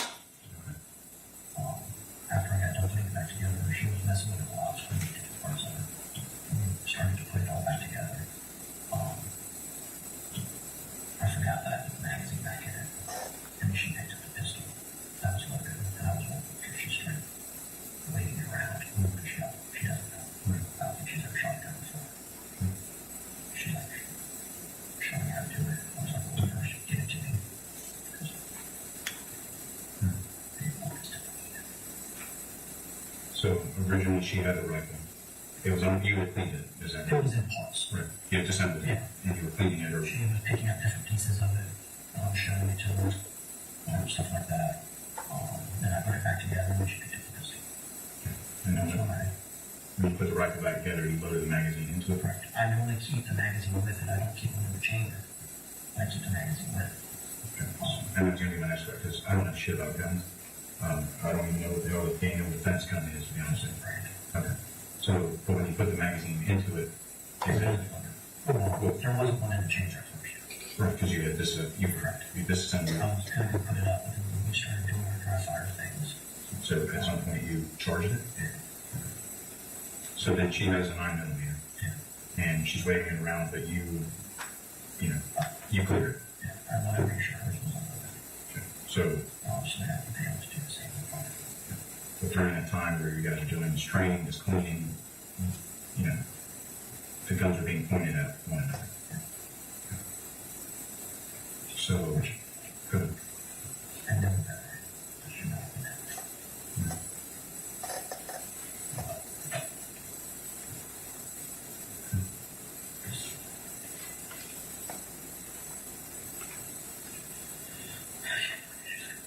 So, does the gun have like the famous defense gun? Does it have like a trigger guard on it and like a standard gun? It's just standard everything on it. So for those who don't know, he allegedly got shot his girlfriend in the head while they was cleaning their guns naked, while she asked him to teach her how to shoot. But that ain't quite training, I guess. But let's keep it going. When you're doing dry fire, I dry fired it 3 or 4 times. And is that normal for when you're like when we train? We're at the range. Yeah, you have to dry fire to get it to the same thing with this one. You don't have to do it to disassemble it, but to just like a check.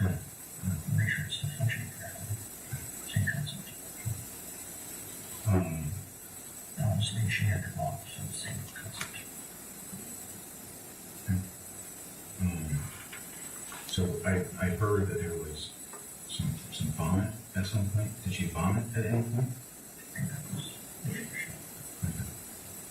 She wasn't doing that. That was all after. That was all part of why she vomited. Were you guys eating when this was happening? Because you said you were going out to dinner. Yeah, we went out to dinner. Where'd you go to? Was Mexican restaurant, was McGinnis. Came from baseline. Oh, okay. Yeah. Which one did you go to that? I'm going home. I started watching football again. Well, I turned it on and I got the packaging there and I undid the packaging. And she wanted to see how wet it was. She was asking questions, so I just gave her a shoulder and just let her do it. How long have you guys been together? Man, he trying to whisper and stuff. Hold on, we might have to skip some of this. 8 o'clock from dinner. I don't expect you to know like super plan details right now. Give me just a second. We're going to go and skip past that whispering part and this little stuff right here, because obviously we can't really hear what he's saying anyway. And then we know he's going to lie, but maybe I'll fix the audio and bring it back later. Let's skip past that, though. Appreciate y'all. Investigation in this matter. Yes, sir. Okay.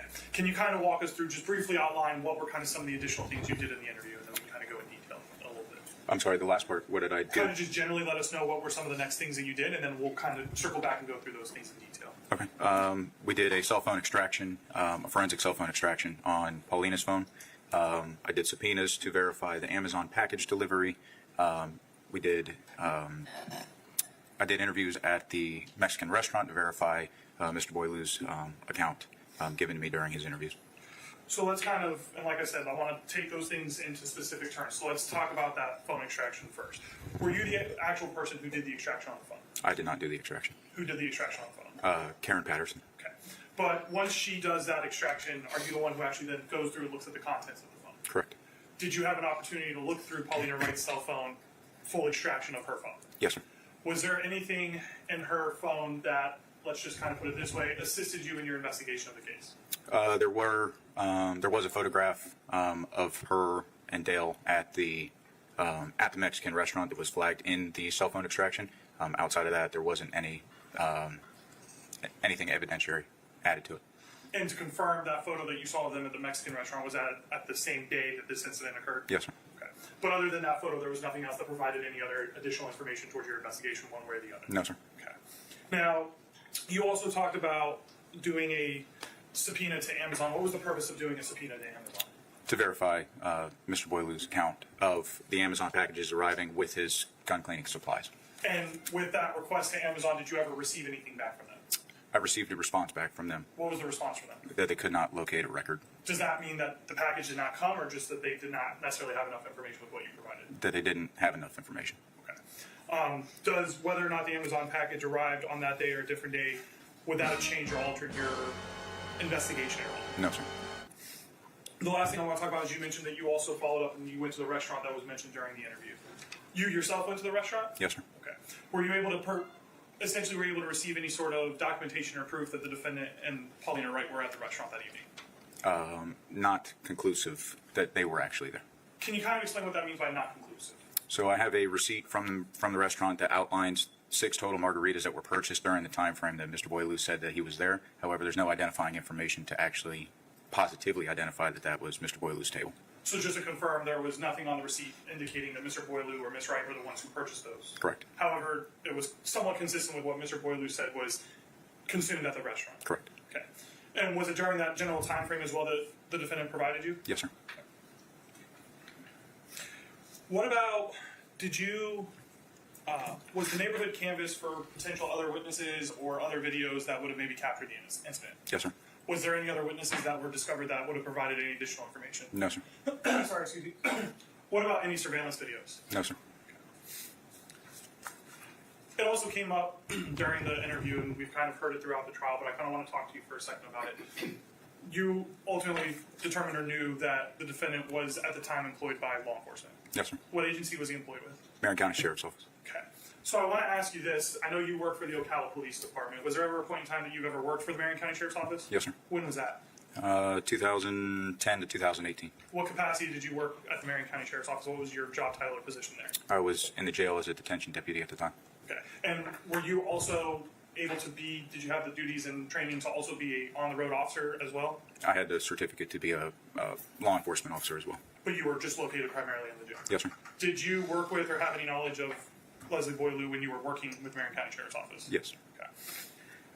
I want to briefly ask you, to be a law enforcement officer, whether it's with Marion County Sheriff's Office or the Ocala Police Department, do you have to undergo any sort of training or anything of that nature? Yes. Can you kind of briefly describe to us what are some of the basic trainings that you guys have to go through or essentially do to become a law enforcement officer?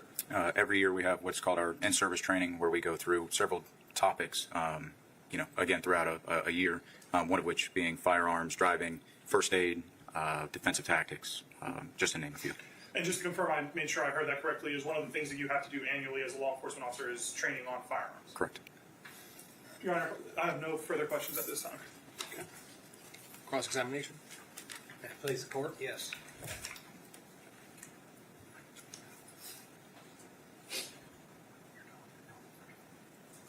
Good afternoon. How are you, sir? I'm good. How are you? Good. All right. And Sergeant Kirk. Yes, sir.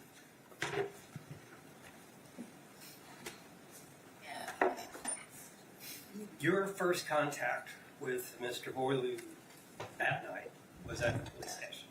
Yes, sir.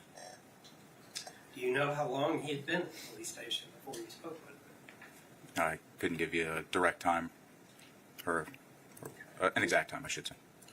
But you spoke with him twice. I did. And then after your second conversation, you came in an hour and a half later, took photos of him, took his clothes, and told him he was under arrest. Sure. Yeah, I mean, and in that time period after the second interview is when those events occurred. Yes, sir. Okay. Do you know how long your first conversation was with him? I can't give you a time frame. I would say roughly 30-ish minutes or so. About 16 minutes and 13 seconds.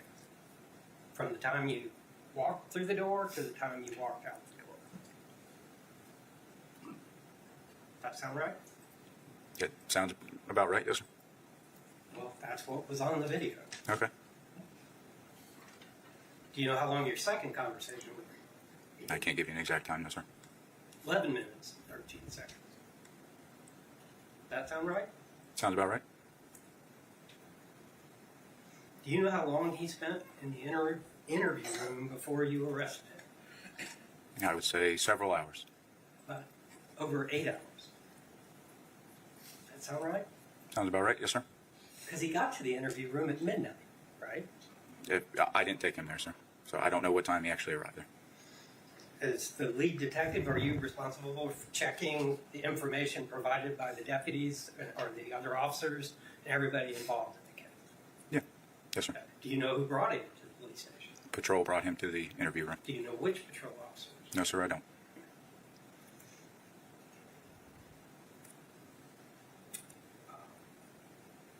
So, Officer Hagan Sampson testified earlier that he and his partner, Officer LeBay, transported him to the police department at midnight. Okay.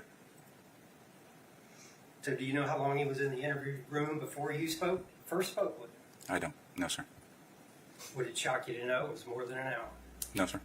Bruh, nobody care how long he was in the interview room. Y'all do that to people all the time. Now it's special because it was a cop or something. Who cares how long he was in the interview room? Get to the facts.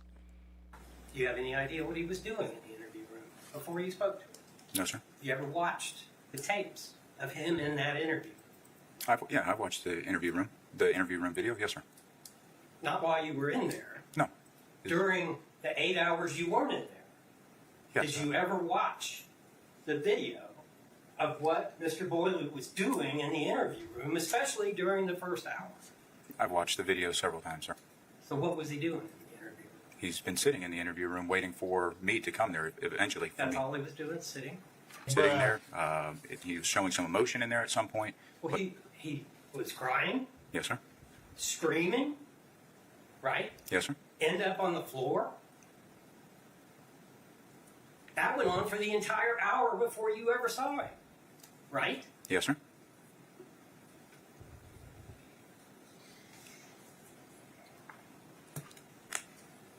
So you came in the third time with the evidence officer, took photos, took his clothes, put him in a jail jumpsuit, and then another officer came in and put handcuffs and shackles on him.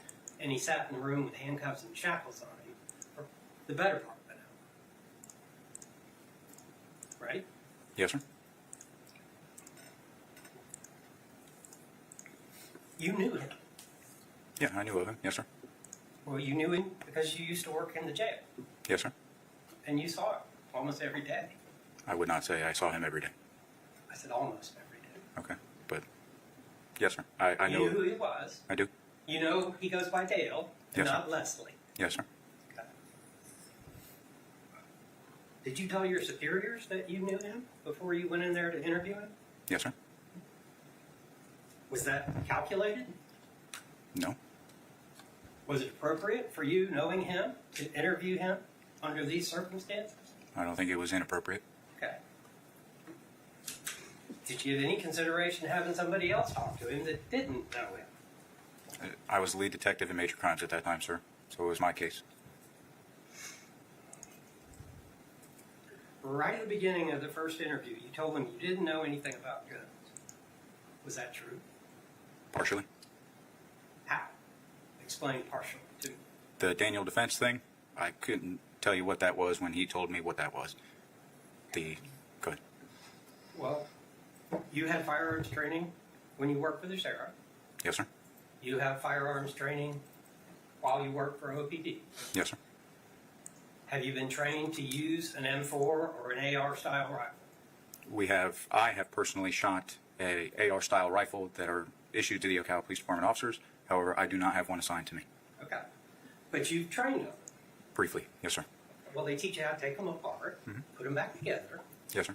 and how to make sure once you put them back together, they'll go bang when you pull the trigger, right?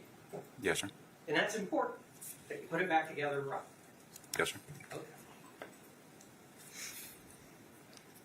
So what you told him wasn't exactly true. You just didn't know what the Daniel defense thing was. No, like I said, it was partially true.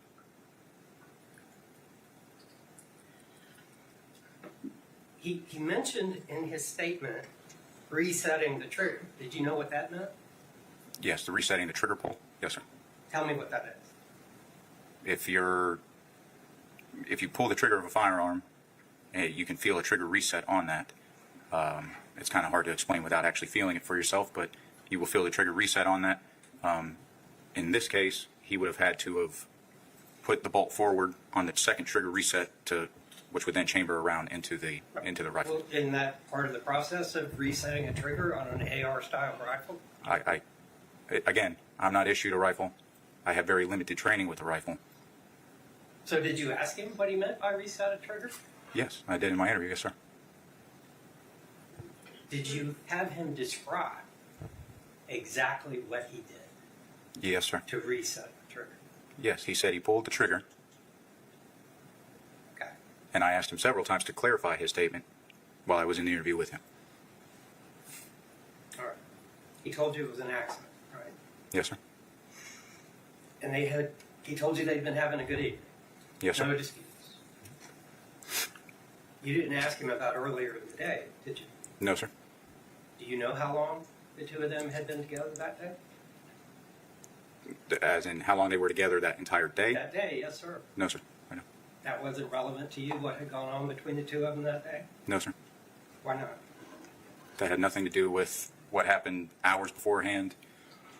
What happened was at that residence, and that was what I was investigating. He told you they'd been to dinner that evening, right? Yes, sir. And he told you they had 3 drinks each, margaritas. Yes, sir. And you went to the restaurant and you found a receipt for somebody that ordered 2 meals and then 6 margaritas. Yes, Right? sir. Yep. Yes, sir. What time was the tab open on the receipt? Roughly 1930. Okay, so that's 7:30. Yes, sir. And what time did it close? Roughly 2030. It would be 8:30. 8:30. Yes, sir. Okay. So it wasn't just margaritas on the receipt. There was dinner on the receipt, right? Yes, sir. And that's what he told you. Yes, sir. They had dinner and 3 margaritas apiece. Yes, sir. Do you remember how much all of the margaritas cost? Roughly $30.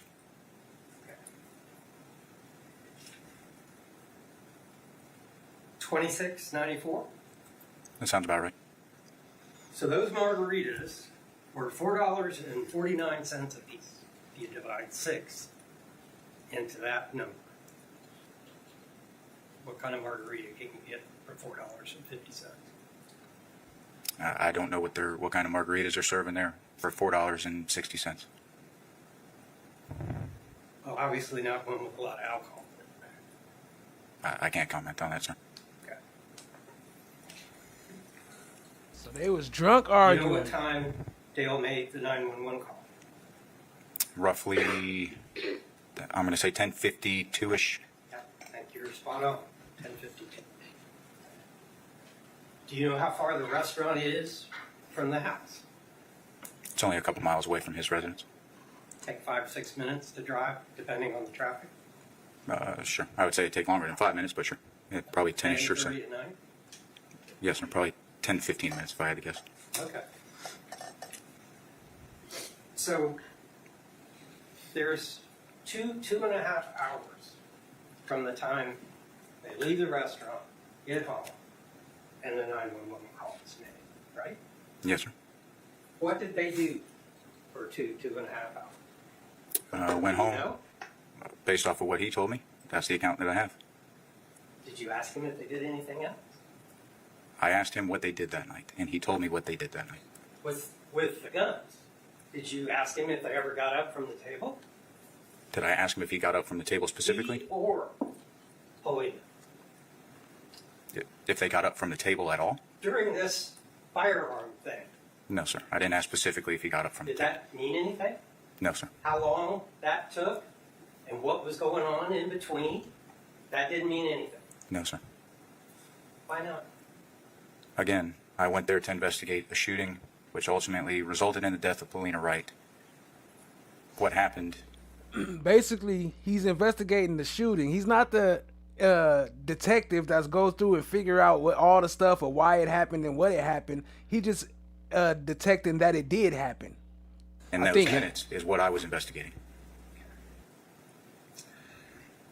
There was no indication in the house that any more alcohol was consumed when they got home, right? No, sir. There was no indication of alcohol. Right. Nothing on the table, No, sir. nothing in the kitchen, No, sir. nothing in the living room. No, No sir. cups, empty cans. There was one can, but it was green tea. Did you see that? I was at the house. I did not see any alcohol-related items. Now, as the lead detective, are you involved in directing the crime scene technicians in terms of what they look for and collect? Yes, sir. Based off of my search warrant. Yes, sir. On what we're collecting. Okay. Did the idea of looking for more alcohol occur to you that night? That wasn't on my search warrant to look for alcohol, Why not? because the alcohol was not anything. I had no indicators of alcohol when speaking to him the first time. Okay. So there was nothing about the way he talked to you or your observations of him that led you to conclude that he was under the influence of alcohol at all? Correct. What about some of them pills and all that other stuff? So you didn't ask the text to look for anything? I didn't. I hear the You second. did not ask the text to look for anything Not alcohol related. alcohol related, No, sir. but you didn't see anything. Correct.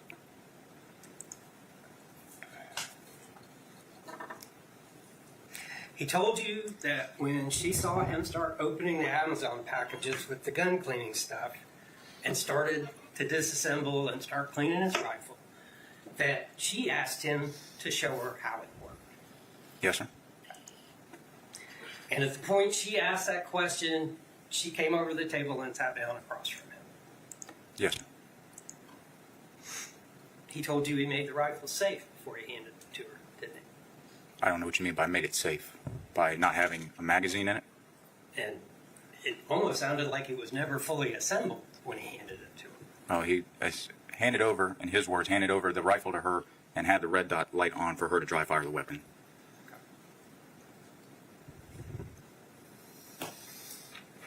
He told you when she finished looking at the rifle, he took it back from her Yes, sir. and set about to finish cleaning and putting it back together. Putting away the firearms. Yes, sir. And then he told you he saw her grab the handgun that was in a holster on the table. Yes, sir. That, he told you, he knew was loaded. Yes, sir.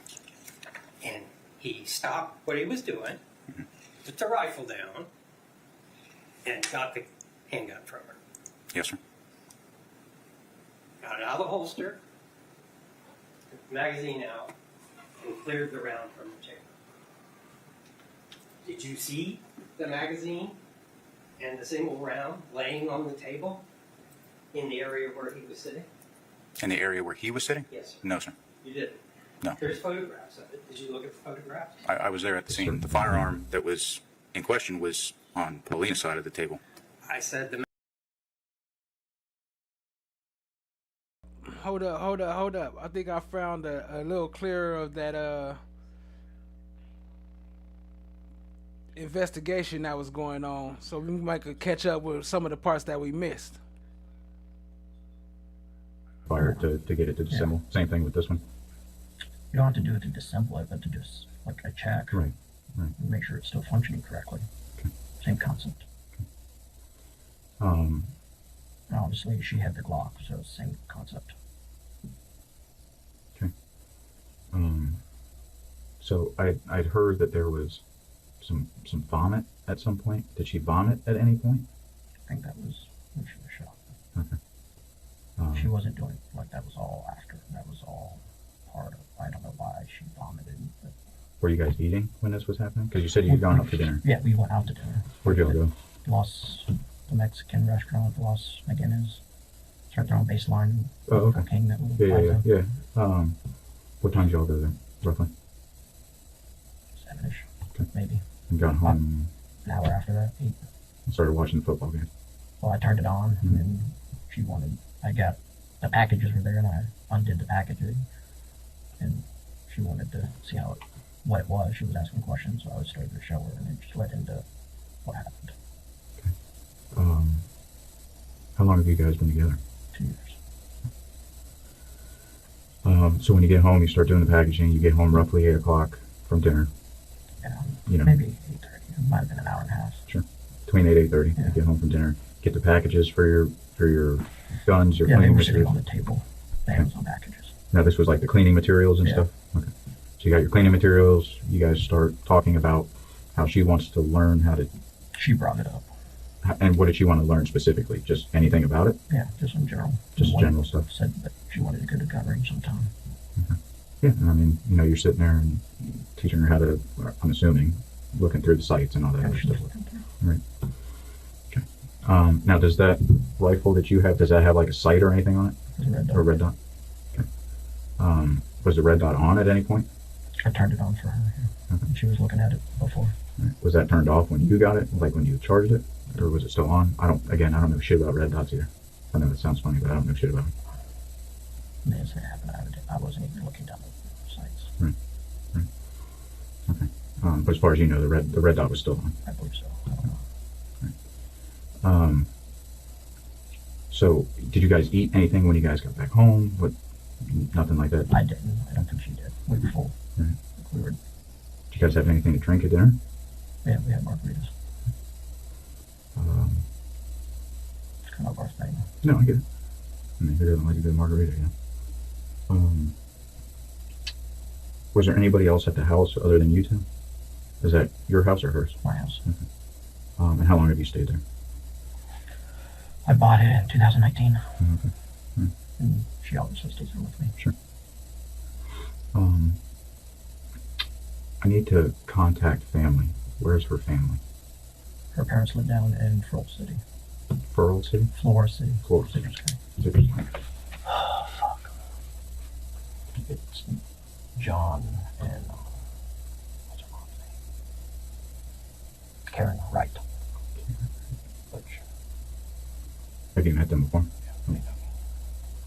Do you have a phone number for them? She brought my phone. If I had my phone. Yeah. I could get one of them. I don't remember if I have. I have her other families, her brother-in-law and sister's phone number. Okay. And obviously, I think the code to her phone is her birthday, 12/31. If you can get into her phone. We got one of our evidence techs out there doing pictures and shit, so I'll be heading out there at some point to just walk them through everything. I'll look for what kind of phone. Don't let her cat out. Her cat is there, Allie. Okay. It's a disabled cat, and then obviously my dog. Right. What kind of phone does she have? An iPhone. It's a smaller one than mine. It's the black one without a case. Mine's the blue one, the bigger one. You said blue? Yeah. They asked me where they were, and I don't remember where we sat them down. Like, they could be anywhere from where we were all the way into the bedroom. Sure. I mean, And then obviously the all black phone is my agency phone. all right. Do you need anything right this second? No. Okay. If you need something. Yeah, and like I said, dude, I'm sorry all this is It happening. was an accident. I really did. I really wish it was me and not her. I'm sorry. I at some point, when the evidence officer gets back, I'm just gonna have him take pictures of you. For this. I guess when officers showed up there, I mean, you were holding her, trying to get her moved or something along those lines. I was just helping. Yeah, I got you. Okay, so just take pictures. She still didn't share where she was. Okay. Obviously, she just, the condition she is and clothing-wise is. That boy trying hard not to get picked up by that audio, ain't he? He whispering like a mug. And this is a police officer?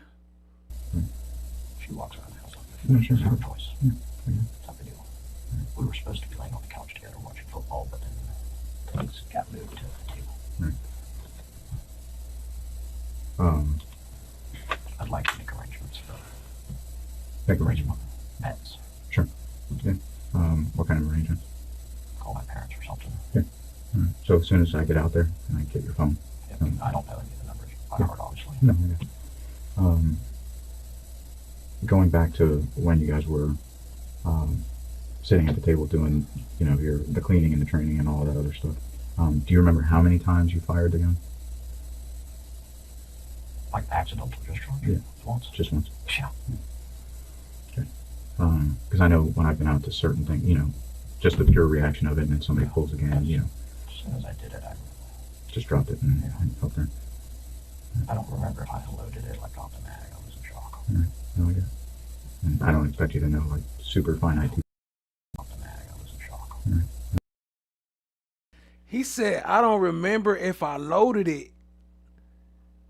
I was in shock. Why are you cleaning and playing with a loaded weapon pointed at somebody's head? That's crazy. And pulling the trigger. Talk about, I don't know. Boy, you know damn well what you did. No, I get it. And I don't expect you to know like super finite details right now.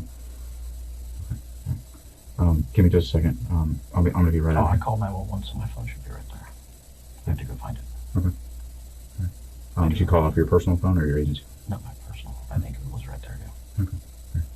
As soon as I get out to the house, and I'll grab your phone, and we'll start making whatever arrangements you need. Am I going to jail? I don't know, dude, to be honest with you. I really didn't mean for this to happen. I get it, dude. I don't know how this is going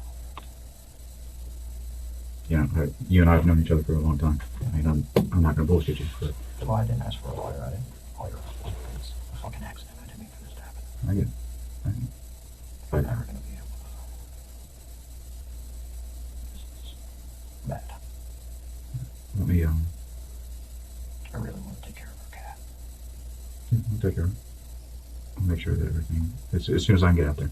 I can't stay there. Like I said, you don't need anything right this second.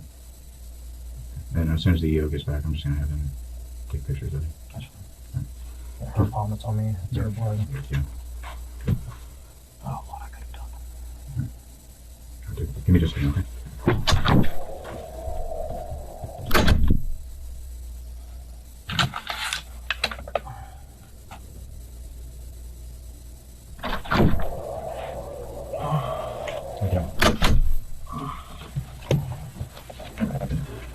Alright, so I just got back from the house. I just want to go over everything again, just to make sure I didn't miss anything. Kind of just get a little bit more of a detailed thing. But before I do that, do you remember the Miranda rights that okay. Do I need to read those to you again? Are you okay with talking to me? Okay. Alright, so you said that you went out to dinner at that Los Magallos Mexican place at about 7 o'clock, right? Here's when you guys got there. I Roughly. I don't know. I think it was around then. Okay. It was a little later. It was dark when we came out. Okay. What car did you take there? My truck. Took the truck. Okay. You got back. It gets special treatment. That boy got a blanket. We ain't never seen no blanket in the interrogation room. When they start passing out blankets. Home around between 8 and 8:30 roughly.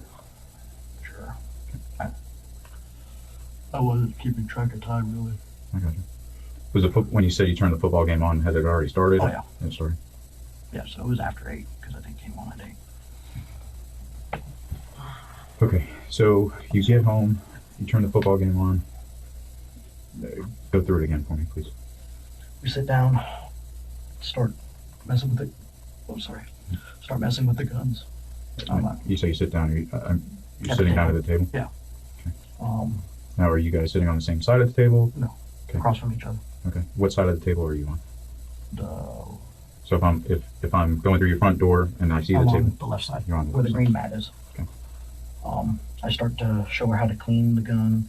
We're like trading parts back and forth, stuff like that. So when you're sitting there, do you have the rifle out at that point? Yeah. Okay. So you have the rifle out at that point, and you disassemble. And the question is, so you was showing her how to clean the gun, and while y'all was cleaning the gun, at no point did y'all check to see if it was loaded? Y'all was cleaning a loaded weapon? What sense does that make? Don't you gotta take a gun apart to clean it? Wouldn't you realize that there's a bullet in it? Assembled it? Yeah. Okay.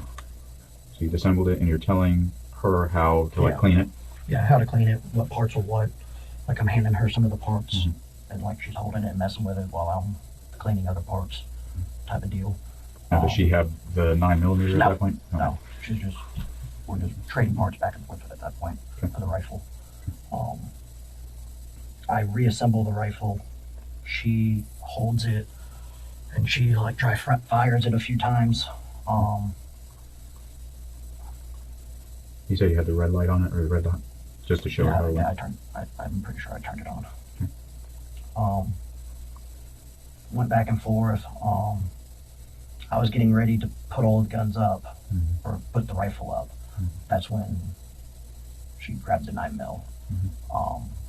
I had the magazine back in the rifle at that point because I was about to go put it up. So after you were going back and forth, this is where you're like looking down the red light, or the red dot, kind of going through that whole thing. So he pointed it at her after he was about to go put it up. He was already about to go put it up, but changed his mind and then end up pointing it at her and shooting her. Hold on. She's met. Yeah. So at that point, you're done with it. You put the magazine back into the gun and charge it. No, I did not charge it. Did not charge it. I don't charge it. I don't leave around in the chamber with the rifles. Okay. I just put the magazine in. Okay, so you put the magazine in it, getting ready to put it up. Yeah. That's when she grabs the 9mm. I unload that for her because she's kind of waving it around. She starts to dry fire that one. And I'm like, oh, okay. And I go to dry fire my rifle. I dry fire it the first time, and then the second time is when. One time before that, and then the second time is when it went off? Yeah. Now, for somebody that's not a gun guy, how does a round get in there if you dry fire it one time? We have to reset the trigger to dry fire it a second time. Okay, and that forces a round in there? Yeah, because the magazine was in there. I forgot that I put the magazine back in. Okay. So, you're going to put the rifle up, you put the magazine in the gun. Yeah. She grabs the 9mm. Yeah. Is that an agency gun or not? Yeah. Okay.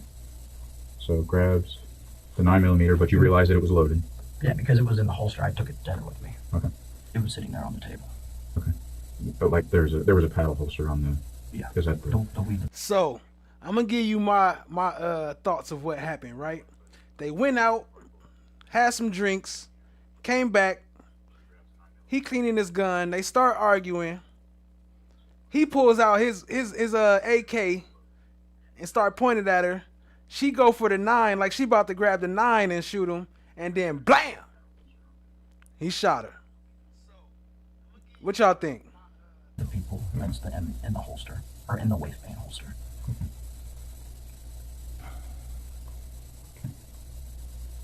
So she grabs the 9mm. You unload it because you realize that it's loaded. Is that Yeah, I right? told her to be careful because it was loaded, and I was like, hand it here, let me unload that. So if you're gonna mess with it, type of deal. I wasn't gonna clean that one. I had no reason to clean that one.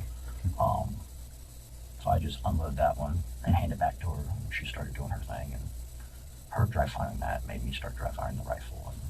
Okay, so you dry fired the rifle one time, and then when you did it the second time, because the magazine had been loaded into it, it forced a round into the chamber. Correct. That's when the accident happened. So after you realize that she's been hit, I know that you said that you had held her, but were you behind her? On the side, right there. Like her left side? Yeah, I guess so. Because you know how my table is. Mm-hmm. She was sitting there. Mhm. I came around and I was standing there next to her. Okay. So however that is. Now when you were, when you dry fired the rifle, were you sitting down or were you standing up? Sitting. Because we were sitting across from each other. So the entire. Hey, and I know I mentioned that movie Smoke before when we was talking about one of these past. When we was talking about the Bayou cover-ups, the murder trial, the murders, the bodies in the Bayou cover-up.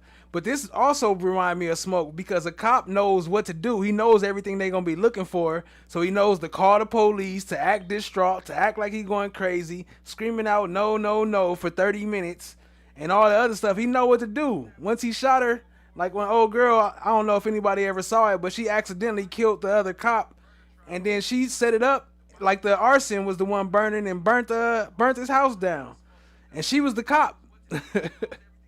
Our time you were sitting down. For the most part. Yeah. Like I mean, I had to stand up to like you or something and go back and forth, but majorly we were sitting. Okay. We were talking, chit-chatting. Now, earlier you told me that the cleaning stuff had come. Yeah, like that's what triggered us to start messing with it in the first place. Now, were those? I saw some Amazon boxes there. Is that what it came in? Yeah. Okay. Yeah. So you get all this cleaning stuff, the mat, maybe. Yeah, I got the mat, the the Q-tips, swabs, yeah. and I don't know what you call them, the pads. Yeah, the little swab things. Yeah. And the AR tool, the cleaning tool. Okay. So then you stand up there and hold her after you realize that she's been hit. Well, on the phone with that. And were you on speakerphone? Yeah. Okay. I think so. And your phone had a rubber case on it. It was on the table. Yeah. I'm just assuming that would. Was it the bigger blue one? Yeah, it was a bigger phone. Yeah, that was mine. Her phone, I believe, was in the living room. Sounds about right. I don't know where she put it. Okay. Okay.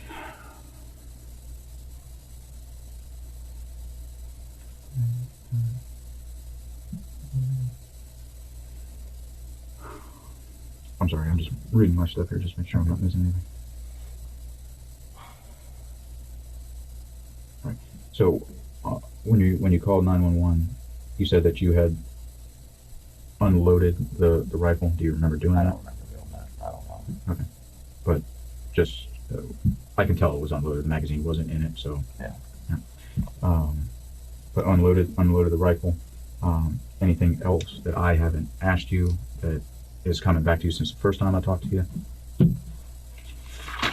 Just pretty much in a nutshell. Okay. Just making sure. Now, when you guys are doing the training where she's dry firing and all that, you'd mentioned before that it was because of where you guys were sitting, the guns were pointed in each other's direction. Is that right? Okay. All right. Have you guys done this before in the past? Okay. So it sounds bad, but after we go to dinner and have a few drinks, I get sloppy, I guess. I should not have been allowing it to happen. Oh, wait a minute. Might have caught him up right there. That's not what he asked you. He asked you, have y'all done this before? And look at him. He didn't have his answer ready for that one. Hold on. Have you guys done this before in the past? Okay. So it sounds bad, but after we go to dinner and have a few drinks, I get sloppy, I guess. I should not have been allowing it to. How much did you ever drink tonight? Just 3 margaritas. We each had 3.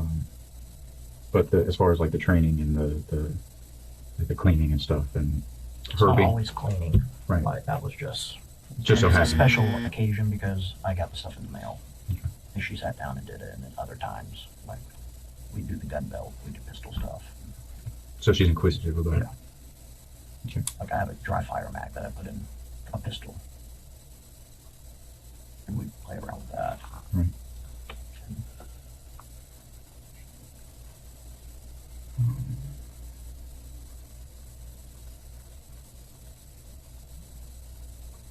Daddy, I like when you scrambling and scraping for shit. No, I like that. I did not. What is his phone number? Do you know it off the top of your head? I don't. Okay. No, I didn't, but that doesn't mean somebody else didn't. Oh, they were asking me about it, and I gave them the code to get to you to get the numbers out of my phone. Then no, they didn't. I didn't get that far. But I can get that. That's not a big deal.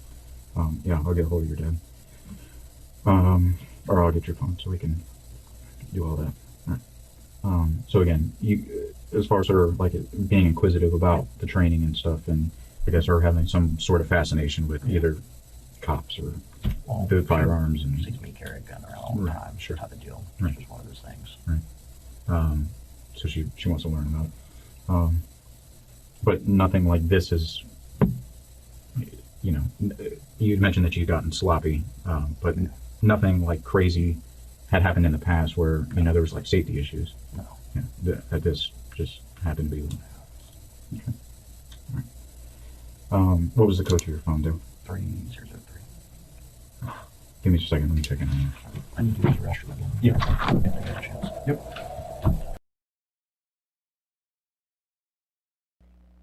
Gotten sloppy, huh? He didn't have no answer for that one. Have y'all did it before? We went out and had some drinks. Nigga, that's not what I asked you. All right, we're gonna wrap up the rest of this day. It's a little bit more. It's about an hour or so, maybe a little over an hour. We're gonna watch the rest of that, and then we'll have to continue day 2 tomorrow. So appreciate y'all. I think it was only like 2 days, so that's why I'm trying to. Well, it's 2 days so far, so I'm trying to get as much of it through today as I can, and then we continue the rest on a later point. But appreciate y'all being here. That's a fact. Let's go. The magazine and the round. The magazine and the round were on his side of the table. Okay. Yes, sir. I'm sorry. I misunderstood. Okay. Did you see that? Yeah. Yes, sir. I was there. Well, that's indicative of him unloading it like he said he did, right? Yes, sir. And the handgun itself had no magazine in it when it was found in Miss Wright's lap. Correct. 4 bullets. Correct.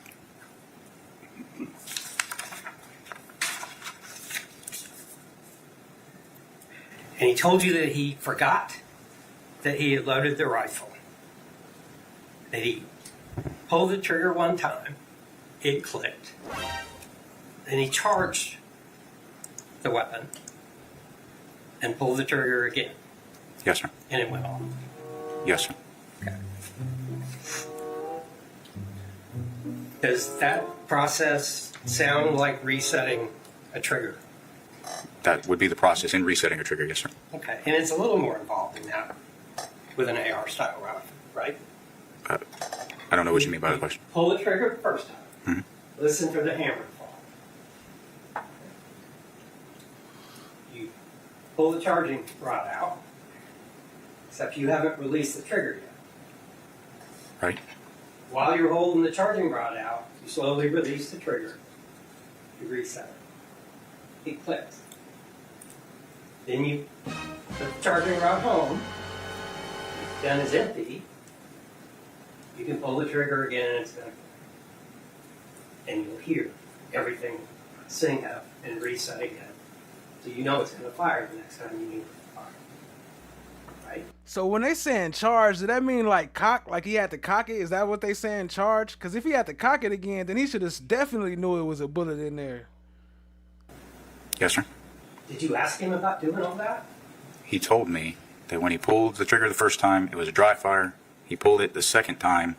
The only way for that round to go forward is if the charging bolt went Right, forward. I got that. There was a magazine with bullets in it. Yes, sir. Okay. Basically, was it automatic or did he have to load it or something? What I'm asking you is, you ask him if he went through all those intricate steps to reset the trigger? No, sir. No. But that's how this weapon went off. Isn't that true? I don't understand the question. How? It was in the process of resetting the trigger, based on what he told you, that the weapon went off. Yes, on the second pull of the trigger and charging the rifle, therefore putting a round in the chamber. So if it's an automatic, then you just pull it, right? You don't got to charge it. So what do they keep saying charge? Let me look that up and see what they mean. Did him being a deputy sheriff have anything to do with why you arrested him? No, sir.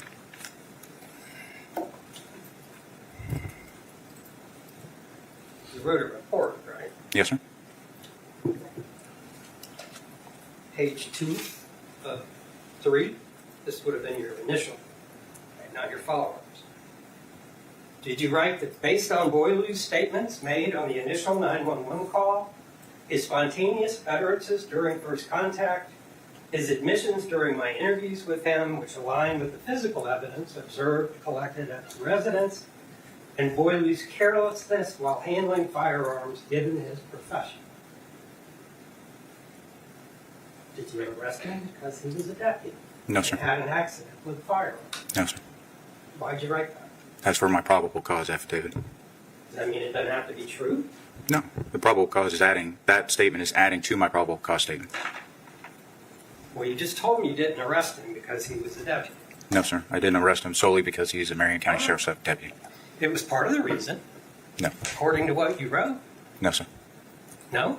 No, sir. How am I misreading that, Sergeant Kern? The probable cause affidavit, based off of the set of circumstances that I had, and his knowledge of firearms with him being a sheriff's deputy, coupled with everything else. Yeah. I get that. Him being trained to use a gun Correct. is relevant here, Yes, sir. okay? But that's not what you wrote. I did not arrest him based on his profession.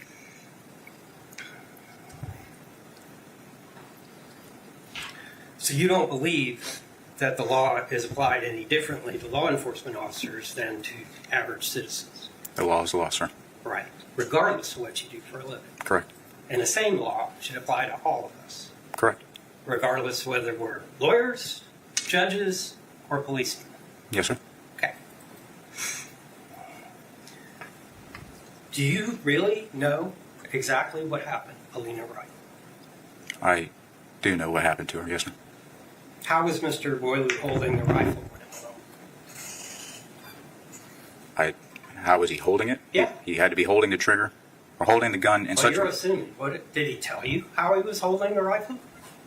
Based on the evidence that we have, I can line up a trajectory of the bullet. I asked you if he told you. No, he didn't specifically tell me. No, Did you sir. ask him? No, sir. Wouldn't it be helpful to know exactly how he was holding the rifle to come to the conclusion that this was a manslaughter and not just an accident? Okay, charging a rifle means preparing the firearm to be fired by loading a cartridge into the chamber, which is the part of the barrel where the ammunition sits before it's discharged. Okay, so let's go to the steps. The steps are: insert the magazine, grip the charger handle, use your support hand to pull the T-shaped charger handle. So it is cocked. He did have to cock it. Pull and release the handle. So he definitely should have knew it was a bullet in there. He had to pull cock it. To ask him how he was specifically holding the firearm? Yeah, exactly. No, That's sir. how this happened. No, sir. You don't think so? No, sir. But you didn't ask. No, sir. So you can't tell the jury. No, sir. I don't have any other questions. State any redirect examination? One second. He had to know it was a bullet in there. He had to cock No that further thing. questions, Your Honor.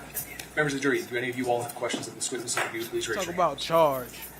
All right, seeing no hands, state is this witness released? Yes, Your Honor. Defense? I do have one thing I would like to do with it, and I believe the state's agreed to let me introduce a piece of evidence out of church. That's fine, Your Honor. Yes. Okay. So I'm going to show you what's been marked for identification as state's exhibit, or defendant's exhibit B. Yes, sir. You recognize that? You say B as in Bravo? B as in boy, Bravo, Yes. Baker.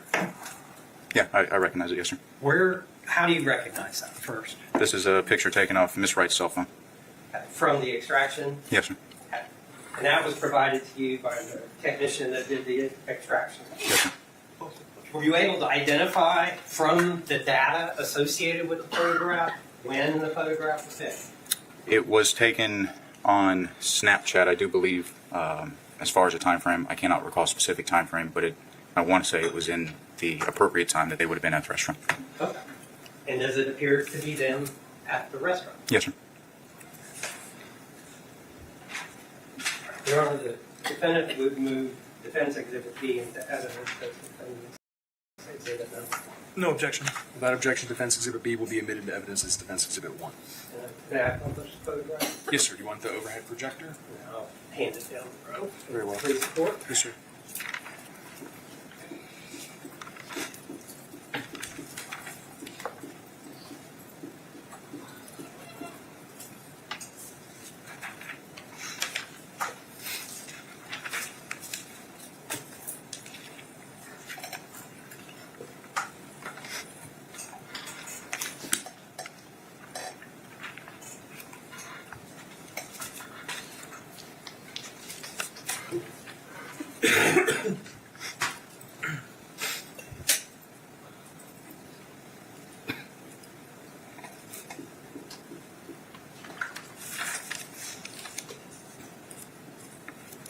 Shout out to Flesh of the God. Tell everybody. Well, Any questions from any of you all based on the additional questions? All right. So state as he released. Your Honor, for state calling purposes, as states, I believe 24 Will be Kristen Killinger from Florida Department of Law Enforcement.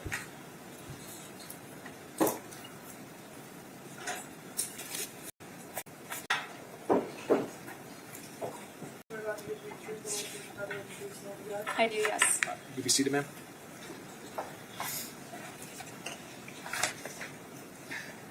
Good afternoon. If you don't mind, can you please introduce yourself to us and spell your last name for record purposes? My name is Kristen Killinger, Killinger. And Ms. Killinger, where are you currently employed? I'm employed at the Florida Department of Law Enforcement in the Orlando Regional Operations Center. And what is your job title or job position? I am a crime laboratory analyst in the firearms section How long have you been a crime laboratory analyst in the firearms section for the Florida Department of Law Enforcement? for about 5 years. And can you just kind of briefly explain to us what your job duties entail in terms of being a crime analyst at the Florida Department of Law Enforcement with firearms? Primarily, I will test fire firearms to see if they're functional or not. I will also compare microscopically compared fired ammunition components, such as bullets and cartridge cases, to the suspected firearms. And are you also familiar with the general working parts and layout of a firearm and how they operate generally? Yes. Can you kind of also explain to us what your educational background is to actually get to a position of this nature? I have a Bachelor's of Science degree in Forensic Science from the University of Central Florida. I also completed a 2-year training program in the area of firearms identification. Now, aside from your background, education, and training, do you also have to continue to do additional training as you hold this position? Yes. And what is the requirements of that training that you have to do? How often and how much do you have to do? I have to do an average of 16 hours of continuing education per year over 3 years. So I will attend like lectures and conferences, as well as armors, courses, and then read articles. Now, during your time as a firearm examiner for Florida Department of Law Enforcement, how many times have you examined firearms roughly? I would say more than 600 times. And is that about the same amount of times that you've also done comparisons with projectiles or casings? Yeah, I would say I've done more than 1,000 comparisons. And have you been able to render an opinion as to the comparisons of casings or projectiles to firearms before? Yes. And has that been in a court similar to this? Yes. About how many times have you been able to do that? I think about 20 or more. Your Honor, at this point in time, State would request that Ms. Killinger be able to give her opinion in terms of firearm ballistic comparison as well as the general operation of firearms. Do you have any objection? Okay, you can continue, counsel. So I kind of want to ask, did you receive items in reference to what would have been Ocala Police Department number 2024-0012-4192? Yes, I did. Okay, and what exactly did you receive from the Ocala Police Department to examine or review? I received 1 firearm, 1 cartridge case, and 1 projectile. And what was the firearm that you received? I received a 5.56 by 45 millimeter caliber Daniel Defense Model DDM4 semi-automatic firearm. And did you have an opportunity to examine this firearm personally yourself? Yes, I did. And did you have an opportunity to determine the operation and how this firearm actually operates and works? Yes, I did. Wait, hold on real quick. What kind of gun she say it was? I'm going to pull it up.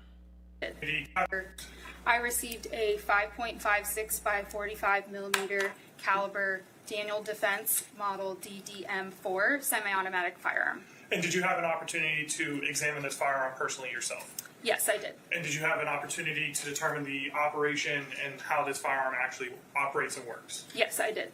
So what I'm going to actually have you do is, if you don't mind, kind of give me a minute. I'm going to show you what's been previously introduced into evidence as that firearm. I'm going to have you show the members of the jury exactly how that firearm operates.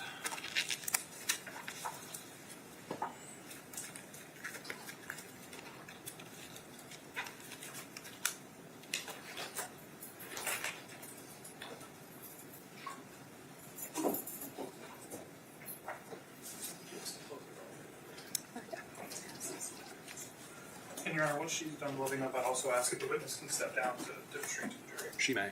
And counsel, y'all can move as you need to.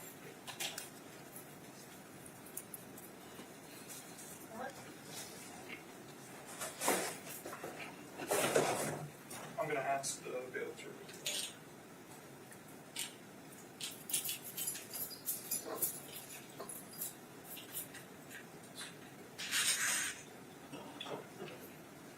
if you don't mind, if you could just step down. Been like, what Now, if you you don't mind, taking can the lock off for? You can keep it locked. you just walk through the jury, essentially process of having the firearm as is, how you would actually be able to make the firearm shoot or dispel a projectile. Yes, so this firearm has a magazine, which is kind of like a container that holds the cartridges. The magazine will be inserted right here into this hole. And then from there, you would pull back on this charging handle right here. You pull back and release. And in doing that, it will cock the firearm as well as chamber the first round from the top of the magazine. It will strip the cartridge off the top of the magazine and place it into the chamber of the firearm. From there, the trigger is ready to be pulled. Once the user pulls the trigger, the firing pin will be released, and it will strike the primer, creating a spark, igniting the gunpowder inside that ammunition. The gunpowder will burn and create a lot of gas, and the gases are what push the bullet down and out the barrel. The gases will also push back on the bolt, and it will cock the firearm again, and then a spring will push the bolt back forward, stripping the next cartridge off the top of the magazine, loading the firearm, so now the trigger can be pulled again for the next shot. Now let me ask you this, because you were showing us pulling that charging rod back. Does that naturally stay back, or how does that work when you pull that back? You just pull it back and then you let it go like that. Okay. And we've heard a phrase of resetting a trigger and dry firing. I kind of want to take those step by step. So let's start with dry firing. What does dry firing a weapon mean? Dry firing is just basically when the chamber is empty, pulling the trigger, and so nothing will happen when you pull the trigger. Now, when you pull that trigger with the chamber empty, does the trigger change position, or does it alter the trigger in any way in terms of where it's set? The trigger will move backwards, obviously because you're pulling it, and then it will be disconnected from the hammer internally, so it will kind of be limp or depressed. And then the process of pulling that handle back and releasing it again will reset the trigger so that it's stiff again and ready to be pulled. Now, other than pulling that rod back all the way and releasing it, would there be any other additional steps required in order to, quote-unquote, reset the trigger? No. So you don't have to physically alter the trigger or push it back into place or anything like that? No, if the firearm's working properly, it will automatically reset the trigger. And based off of your exam and review, was this firearm operating properly? Yes, it was. Let me ask you, is there any other way, other than that process you talked about of pulling that rod back, is there any other way to put a round in the chamber of that firearm? The user can manually, if we call it hand chamber, a cartridge, but other than that, even if you do hand chamber a cartridge, you still have to manipulate the bolt by moving that charging handle in order to cock the firearm. If you put a magazine in that rifle and you pull the trigger without ever pulling that bolt back, will it ever automatically just put a round up into the chamber? No, if you put the magazine in and the chamber's empty, you have to pull back on the charging handle in order to insert that first round into the chamber. Can you also briefly explain to us what a magazine safety is? So safeties are basically how a device internally usually that the manufacturer puts in their firearm to basically stop firing from happening. Some safeties are external, some are internal. A magazine safety is an internal safety, meaning that the user doesn't have to turn it off or on. It will automatically function during the firing process. So with a magazine safety, the magazine has to be inserted in order for the firearm to be able to fire. If no magazine is entered, then the trigger usually has something blocking it, so it cannot be pulled. And in this case, this firearm does not have a magazine safety, so the trigger can be pulled even if no magazine is inserted. And is that common for that type of firearm to not have a magazine safety? Yes, that's normal. Okay. Now, I know I'm going to have you sit down here in a second, but I know you also mentioned that you received a casing and a projectile. Can you just kind of briefly, demonstrating with the rifle, let the members of the jury know where the casing would be sent from and where the projectile would actually come out of the firearm as well? So the projectile will come down and out the barrel, out the front towards the target, and then the cartridge cases will be ejected out of this hole once the bolt is pulled. Once it returns rearward, the casing will fly out the side. If you think of like in a movie, you're seeing the things flying to the side. Those are the empty cartridge cases. Now, let's say you have a magazine in that gun that's loaded with more than one round. That gun fires. When we hear the term of clearing a gun, how would you clear a gun?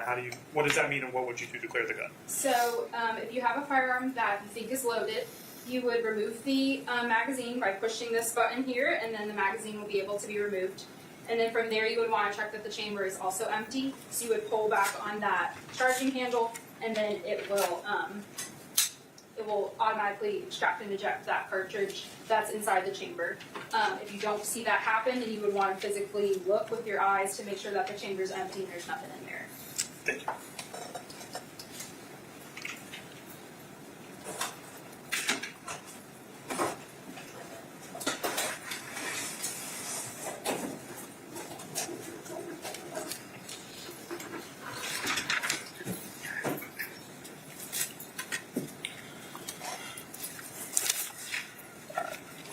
So I know you talked about a little bit of it, that it's part of what you do with your job process, but I kind of want you to explain it to us in a little bit more detail. We're going to start with casings first. Can you kind of describe to us the process of when you say you're doing comparisons on casings? What does that process look like? So first I'll receive the evidence and I'll document what I have, what it looks like, if there's any damage on it. And then from there, I will look at it microscopically to see the microscopic imperfections that are present from the firing process on the back of that cartridge case. If I have a firearm to compare, like in this case, I will test fire that firearm and then use the cartridge cases that I test fired to compare it to the one that I received as evidence. I can do this using a comparison microscope. It's 2 compound microscopes connected by an optical bridge, so I can see 2 things at the same time. Now, when you're looking at these 2 casings at the same time, what are you looking for? So I'm looking at the microscopic imperfections.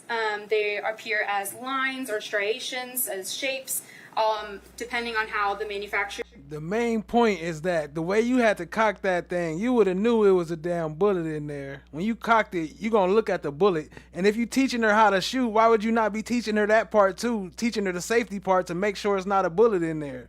That's the first part of teaching somebody how to operate a gun. decides to manufacture the firearm, they will look differently. So let me ask you this, because I know you talked about microscopic imperfections, but are there also what I kind of refer to as class characteristics as well too? Yes, so class characteristics are features that are determined prior to manufacture by the manufacturer. So this would be the caliber or the shape of the firing pin, the style of the marks that I'm looking at. If you think of your car in a parking lot and you're trying to find your car, you're going to narrow it down to cars with similar class characteristics. So that would be the make, the model, the type of car, the color of your car. So that's what I'm looking at. Once I see that my cartridge case that I have from evidence is similar to the class characteristics of my firearm, I will move forward and I'll look at the individual characteristics or those microscopic imperfections that are unique to that firearm. So if you think of your car again, what separates your car that's the same one that was made right after it? You're looking for the scratch on the side of your car or the bumper sticker in the back. So I'm looking at those similar features from, they're called individual characteristics that would happen during the manufacturing process or also during the use of the firearm over time. And I want to ask you about that. With the, and I know we're kind of using interchangeably, the individual characteristics or those microscopic imperfections. Have you ever had a situation where two different firearms have the same individual characteristics? No, I have not. So is it that every single firearm has its own individual characteristics? Yes. Now, I'm going to show you what's been previously introduced as State 18, is if you don't mind, if you can pull that out. And I know we don't have the dual microscope that you were explaining to us, but can you just kind of show the members of the jury what the area on the casing is that you're actually doing this evaluation and examination on? Yes, so this is the cartridge case, and at the head of the cartridge case is the primer. There's a little tiny circle kind of inside of that. That's what creates the spark that's hit by the firing pin. So as the gases are building, they're actually pushing back on that breech face and on that firing pin, and it's creating like a stamp of the inside of the gun. So that's what I'm looking at. And were you able to make, and I'll kind of go in turn here, were you able to make determinations in terms of the class characteristics of this projectile? Yes. What were those determinations? The class characteristics that they were 5.56 by 45 millimeter caliber, and then it had like a hemispherical firing pin impression. Well, as I continued further looking at the individual characteristics, I could see consistency with the firearm. And just to confirm, were you then able to render an opinion in terms of the casing to that Daniel Defense firearm that you received? Yes, I could identify the cartridge case to the firearm. And just kind of, for me in layman's terms, what does that mean that you identify the cartridge to the firearm? So the agreement of the class characteristics and the individual characteristics was to an extent that I could say that this firearm fired that cartridge case. Okay. Now, I'll let you put that away. And then you also had an opportunity to look at a projectile as well. Is that correct? Yes. And I'm going to kind of ask the... Man, you see them things, them 5.56s, boy, boy, that's crazy. And y'all playing around with that? Nah, ain't no way. And you a cop? Ain't no way. Class characteristics and those individual characteristics or microscopic imperfections, are you looking for similar things in terms of the projectile as well when you do a comparison? Yes. And I'm going to kind of ask you to do the same thing you did with the casings. If you don't mind, can you just kind of show the members of the jury, I'm giving you what's been previously marked as states 21, is if you can just show the members of the jury where on that projectile are you doing your examination or where are you looking at for these markings?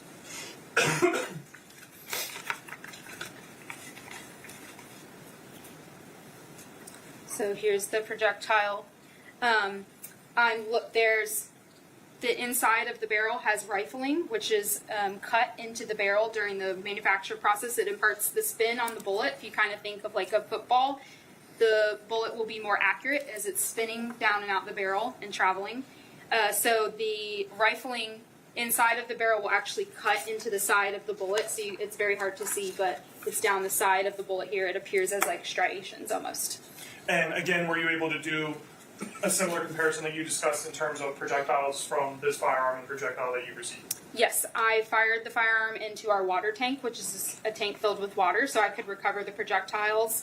And I compared those projectiles on my comparison microscope to this one, and I was able to identify that this bullet was fired from the firearm. And that also means that it was the same class characteristics and same individual characteristics, correct? Yes.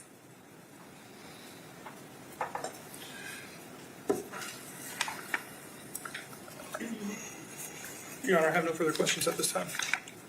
Any cross-examination? Briefly. Good afternoon. Hi. Prosecutor asked you about resetting a trigger on an AR style rifle.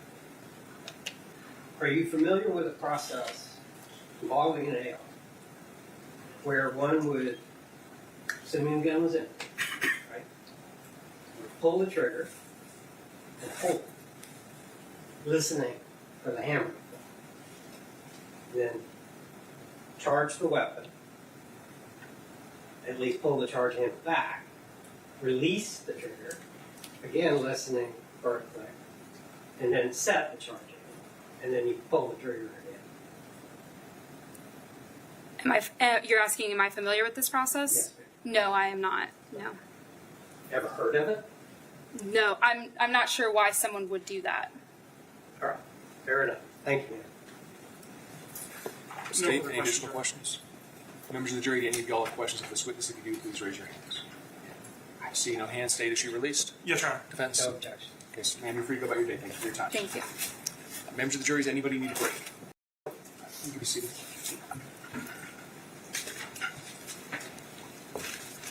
Good morning, ma'am. Good morning. Would you please introduce yourself to the jury? Hi, I'm Dr. Rachel Lang. That's Lange. I'm an associate medical examiner with the District 5 Medical Examiner's Office in Leesburg. Can you describe for the jury, first of all, what do you do as an associate medical examiner? Yeah, so I'm a doctor. My training is in pathology and forensic pathology, meaning my job is to determine the cause of death by doing autopsies. Can you describe for the jury your educational background and training that allows you to do that job? Yes, my medical degree is from the University of Miami, followed by a pathology residency at Mount Sinai Hospital in New York City, and additional training in forensic pathology through a fellowship at the Office of Chief Medical Examiner of the City of New York. And how long have you been a medical examiner?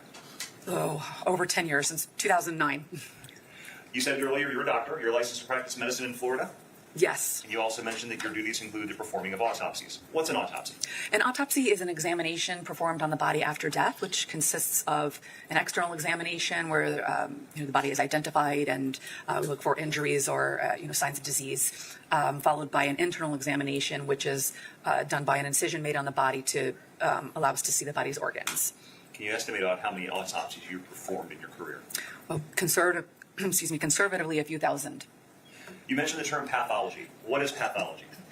Pathology is a specialty of medicine, and as the broad field, pathology involves looking at tissues or laboratory tests to make diagnoses. So, for example, when you have a biopsy or you have blood work done, that's all overseen by a pathologist. What is forensic pathology?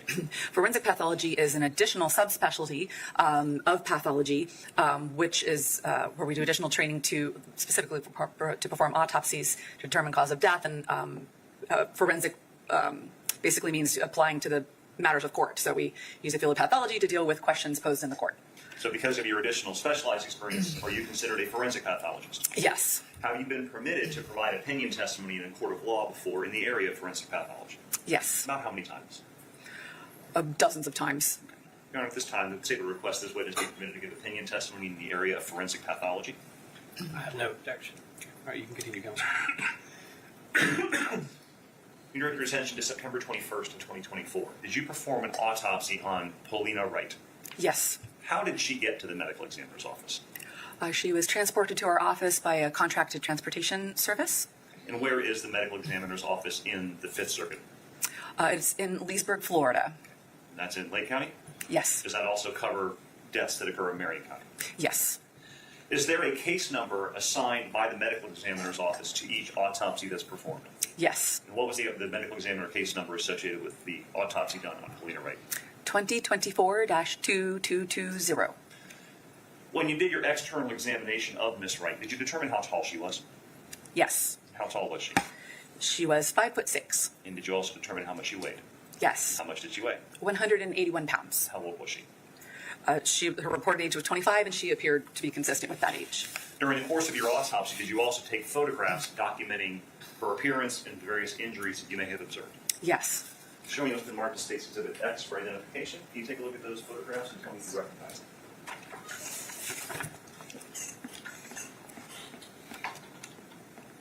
If I could have a display as well. Thank you. Yes. Generally, what do those photos show? These are photographs taken of Polina Wright at the time of the autopsy. Do they fairly and accurately depict your observations of the injuries you saw on Miss Wright? Yes. It's time State would move X into evidence to State's 25. No objection. Without objection, State's Exhibit X will be admitted into evidence as State's Exhibit 25. May I publish, Your Honor? You may. Showing you photograph 1 of State's 25. Is this Polina Wright, the woman upon whom you performed an autopsy? Yes. And does the number on the sticker in the bottom match your medical examiner case number? Yes. When you did the external examination Big beanhead ass boy. of Miss Wright's body, specifically her head, what did you notice as far as injuries? The most notable thing is that she had a gunshot wound of her head. Can you describe the location of that injury on her head? Yes, the entrance wound of the gunshot path was on her forehead, basically between her eyes, and the exit wound was on the back of her head. You described the wound we see in photograph 1 here, an entrance wound. How can you tell if a wound is an entrance wound versus an exit wound? Entrance and exit wounds have typical features. So, for example, an entrance wound typically is, circular, oval in shape. It has a punched out look to it, and often has abrasion or scraping around the skin of the margin. While an exit wound typically is more slit-like or stellate in shape. You said around the edges of the margin. What is the margin? The margin, just the skin around basically the defect, the hole that the bullet leaves. When you examined this entrance gunshot wound to the center of her forehead, was that entrance circular or was it slightly irregular? It was slightly irregular. What do you mean by that? So instead of being a round or oval shape like we typically see when a bullet travels straight through a tissue, it had a bit of an irregular shape, and the abrasion that you see around the defect is also irregular instead of being circumferential. In your training experience, what is the general cause of an entrance wound of a gunshot wound being slightly irregular? This tends to happen when the bullet is no longer traveling straight. So if it hits something else or passes through something else, and it enters, at a unusual angle instead of straight on, it can create an irregular look to the wound. I'm going to ask you a few questions about that later on. Describe the damage that the projectile did as it struck the center of her forehead and traveled through her head. It caused extensive damage, which you can see the reason her face looks somewhat distorted. There were many, many fractures of the base of her skull, the top of her skull, and her brain through the bullet path. Was this wound fatal? Yes. You mentioned there was an exit wound as well. I'm showing you photograph 2 from states 25. What do we see here? We're looking at the back of her head, and as typical in an autopsy, we will shave around a wound so that we can see all of its characteristics. So we're seeing a shaved area of her hair on the back of her head, and the large slit-shaped tear in the skin we're seeing is an exit wound. And you can tell this is an exit wound because of how it appears in contrast to the entrance wound? Yes. Using your own head, because the picture is a little bit deceptive of where the shaving is and where the injury is, can you point to the jury in your own head where the exit wound would be? Yes, it's the back of her head. Okay. Obviously, since there is an exit wound, I'm assuming you did not locate a projectile inside of her head. That's correct. Describe the path that projectile took after it entered the front of her forehead. So it continued basically straight through her head, damaging the skull and the brain before exiting through this defect here. So it's pretty much front to back, straightforward, without really any significant deviation to the right or left or up or down. Did you locate another injury on Miss Wright's body? Yes. Where was that? She had another gunshot wound on her right second finger or index finger. Showing you photograph 3 from stage 25. What do we see here? We are looking at a photograph of... Hold on. Hold your horses. You can't just skip past that. Did you hear that? She had one on her finger too, so she put her hand up and tried to block the bullet. She knew he was about to shoot. They was definitely arguing. She put her hand up. She had... they forgot to mention that part. They forgot to mention that part, didn't they? Two of her fingers, the one in the center of the screen, is the back of her right second finger or index finger, and we're seeing a gunshot entrance wound right below the knuckle. And can you describe the damage that the projectile did after it entered the right index finger? It basically went straight through her finger and came out on the other side. Showing you photograph 4 of states 25. What do we see in this photo? So now we're looking at her hand with the palm up, and the finger that's extended is her right index finger, and we're seeing the exit wound in the middle of her finger. And photograph 5 of states 25. What does this show? This is her hand seen from the side, and what you see is a probe. This is something we often use in an autopsy to try to clarify a bullet path. And this is just to demonstrate that it did go directly all the way through her finger. You said earlier that the gunshot wound, the entrance wound at the center of her forehead was slightly irregular, consistent with the projectile striking something else before it entered her forehead. Yes. If only, considering that one projectile was found at the scene, one casing was found at the scene, and the injuries that you saw, are the injuries and appearance of those injuries consistent with the projectile striking the outside of the victim's finger, traveling through the palm side of that finger, and then that same projectile striking her forehead? Yes. Did you locate any soot on either the entrance wound to the back of her finger or her forehead? No. What is soot? Soot is basically burned gunpowder.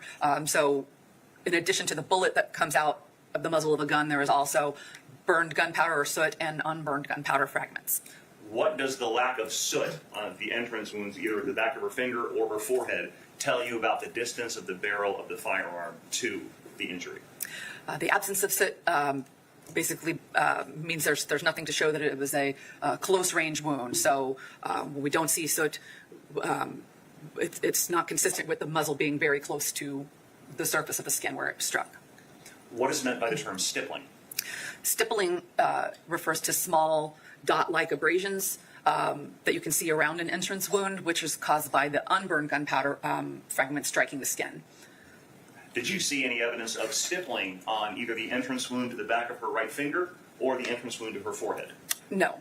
And what does the lack of stippling tell you about the distance of the barrel of the firearm that shot that projectile from the wound? So again, we see stippling when the muzzle of the gun is close enough to the skin for those unburned gunpowder fragments to actually reach the skin. So we only see that up to, in general, from a few inches to about 1.5 feet or 2 feet depending on the weapon. So it tells me the lack of these features, the soot and the stippling, tells me that likely the distance of the muzzle of the gun is more than at least 2 feet. During the course of your autopsy, was a toxicology screen done? Was a sample taken from her body? Yes. And was that toxicology sample then sent to a lab? Yes. Did you get the results of that toxicology? Yes. First of all, how do you go about collecting a sample to send to toxicology? We collect a number of body fluids at the time of the autopsy, most importantly blood. We collect in laboratory tubes and send to a toxicology laboratory. What were the results of the toxicology analysis done on Polina Wright's blood? It showed the presence of alcohol. Her blood alcohol concentration was 0.046. Did 0.046? Yes. And if the legal limit to drive is generally a 0.08, it's about half that? Correct. Okay. Did that presence of alcohol cause or contribute to cause her death in any way? No. Did you notice any other injuries to Miss Wright's body or medical conditions that caused or contributed to cause her death? No. What's meant by the phrase cause of death? The cause of death is the specific disease or injury that leads to the physiological change in the body, resulting in no longer being compatible with life. And what did you determine the cause of death to be for Polina Wright? A gunshot wound of the head. What does the term manner of death mean? The manner of death refers to the circumstances around which a death occurs, and this is where we generally will classify a death as natural, homicide, accident, or suicide. And is there a fifth, undetermined? Yes, sometimes we do have to say undetermined if we just don't know. And what did you determine the manner of death to be in this case involving Polina Wright? The manner of death was homicide. And from a medical standpoint, what does that term homicide mean to you? It simply means death caused at the hands of another. Thank you, Doctor. I have another question, Ron. Cross-examination. May I please support? Mr. Johnson. It is afternoon. Yeah, I think so. Yeah. Now, assuming that one bullet caused the injury to Ms. Wright's index finger and to her head, what you can tell the jury is her index finger at some point must have been between the muzzle of the weapon and where it hit her in the forehead. Yes. Okay. Any way for you to tell what she was doing with her hand at the time it was struck? No. She could have been pushing her hair out of her face? Yes. Because it did enter the back, right? Yes. Not the front. So her hand was in more in this position. Yes. Okay. And based on your observations of her hand and her forehead, you can opine that the weapon was more than 2 feet. Yes. Okay. Width of a normal dining room table is about 3. Do you agree with that? Yes. Okay. So it could have been from the other side of a dining room table. Yes. And Ms. Wright's blood alcohol level at her height and weight was 0.046. Yes. Now, did you also find evidence that she had had a full meal prior to her death? I have to refer to my report. Yes. Okay. Could you even identify what kind of meal she might have had? Yes. I described that she had partially digested food, including green pepper, tomatoes, onion, light meat, and tortilla. Sounds like Mexican food. Yes. Would the fact that she had a stomach full of food have an impact on her blood alcohol level?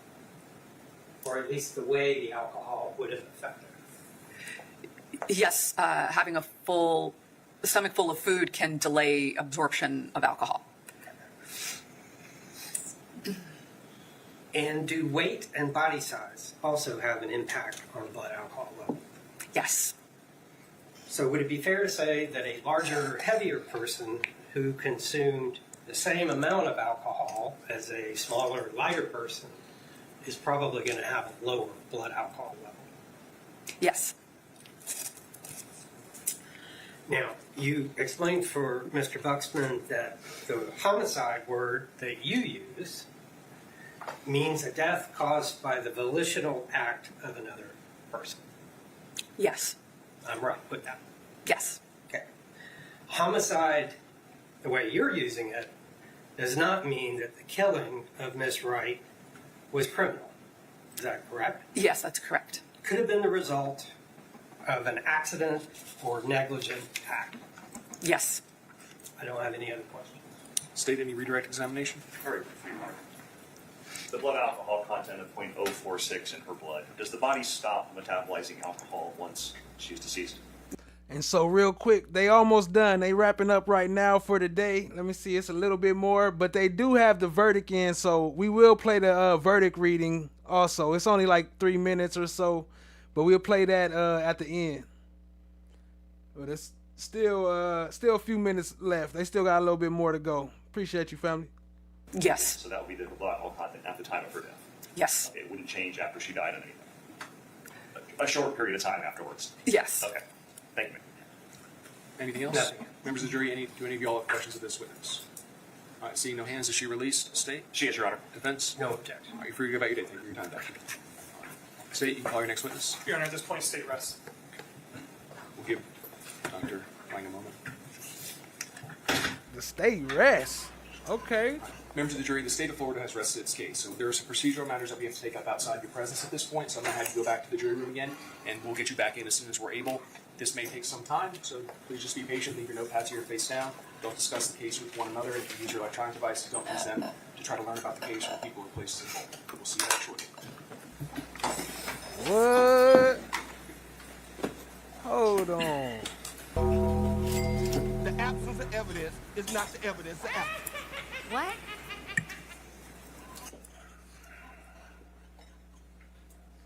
So apparently that's the end of the trial, but they do have a whole day that I could still air tomorrow because there still was another day. So I guess the defense is probably gonna try to put on a case also or something. Let me see. Let me pause this. I'm not sure exactly what happens on day 2 because I haven't watched it. I haven't even watched this. This is my first time watching this, so we shall see. But I'm gonna let. They still not done yet. They still got some more stuff to talk about. But I didn't know that they wrapped it all up, the whole case in one day. So all right. So shoot. Let me keep this rolling. Shout out to our stream sponsors. Appreciate y'all. And yeah, let's keep it rolling. We almost up out of here, family. Yes, sir. And I neglected to pull up a little handful of cases there are on this subject. But there are. The defendant would move the court to enter a judgment of acquittal.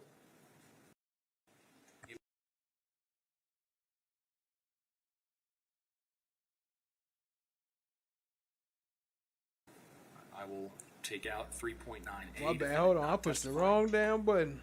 Agree, state and defense. A judgment of acquittal based on the state's failure to present a prima facie case of manslaughter.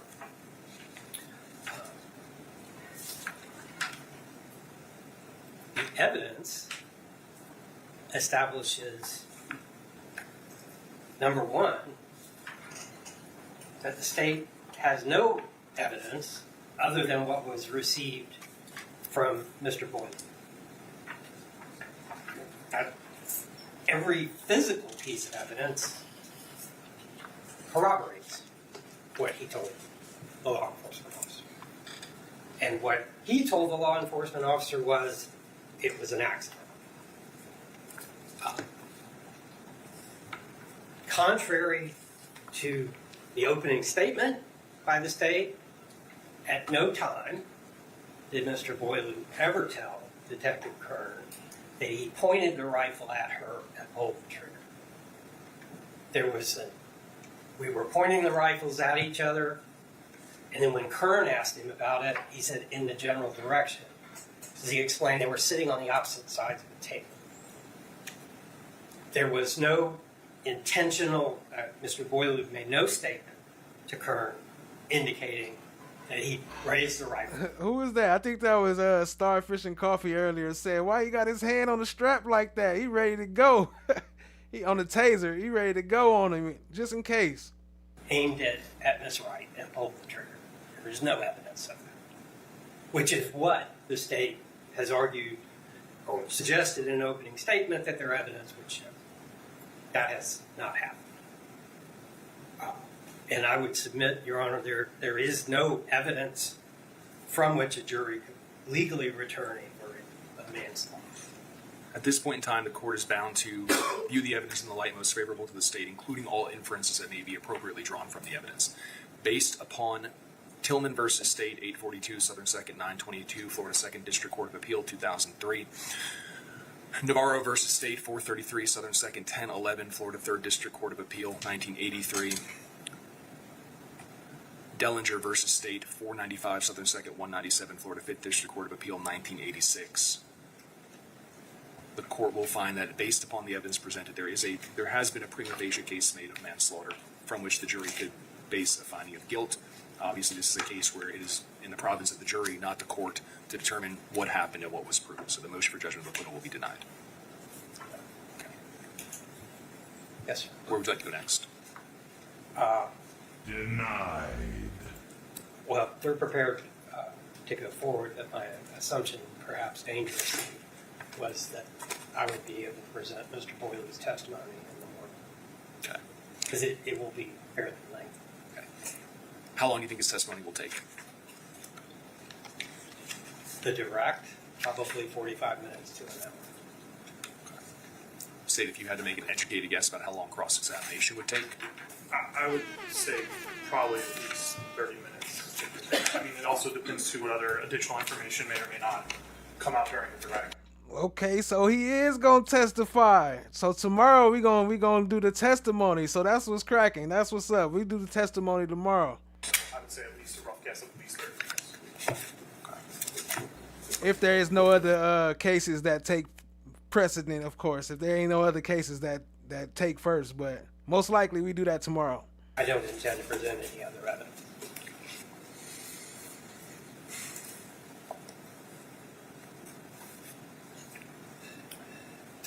To also help the court in terms of timeline and all, I don't anticipate, I would be the one giving the closing argument tomorrow, Your Honor. I don't anticipate a very lengthy closing. I would say at max, initial closing and rebuttal no longer than probably about 45 minutes to an hour, and I usually kind of over guess on mine.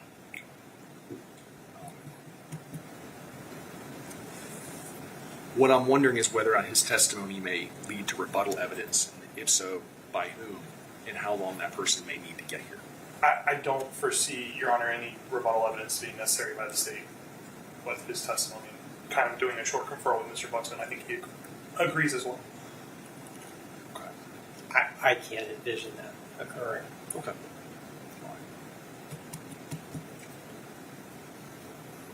I certainly can envision the jury wanting to hear his recorded statement again during their deliberation. Sure. Okay. Let's do this, and I'll tell the jury that we wrapped up a little bit early. We'll recess until the morning. We'll start at 8:30 tomorrow. I'd like to put the afternoon to good use and try to get the jury instructions as close to an order as we can for them. Absolutely. Okay. All right. Let's go ahead and bring them back in. I'll let them know.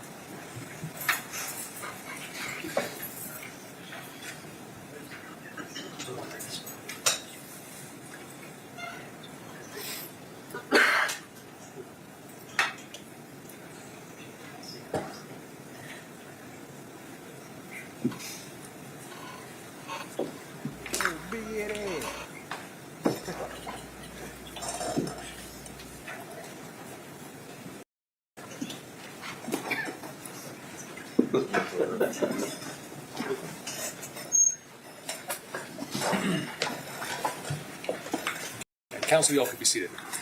All right, ladies and gentlemen, it's about 10:04. Rather than risk going past 5 o'clock today, what we're going to do is we're going to break for the day. Okay, we'll have you back tomorrow morning. We'll begin court at 8:30.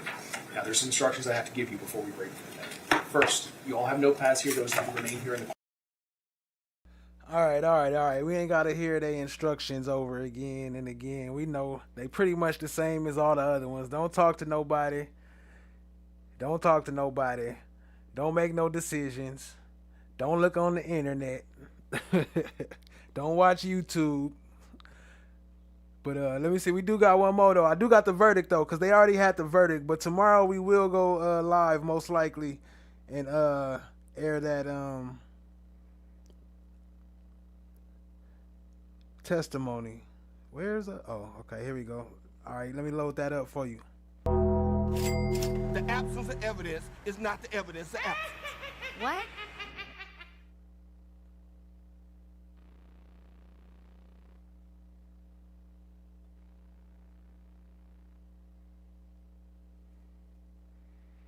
All right, let's see the verdict. Let's see the verdict.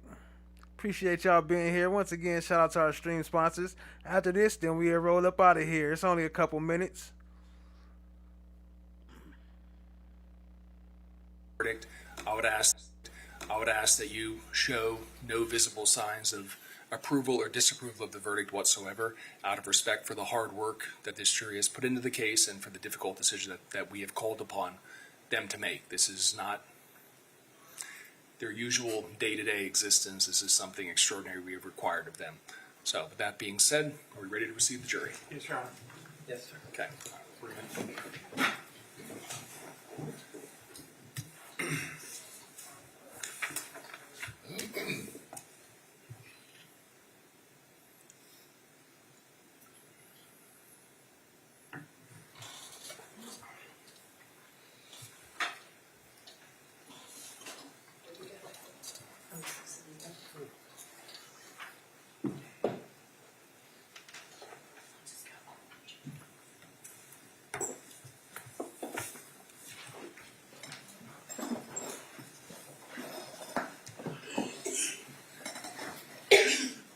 Counsel, you all can be seated. Ladies and gentlemen, welcome back. Ma'am, I trust you're the foreperson? Yes. You hand the verdict form to the bailiff, please. Has the jury reached a verdict? Yes.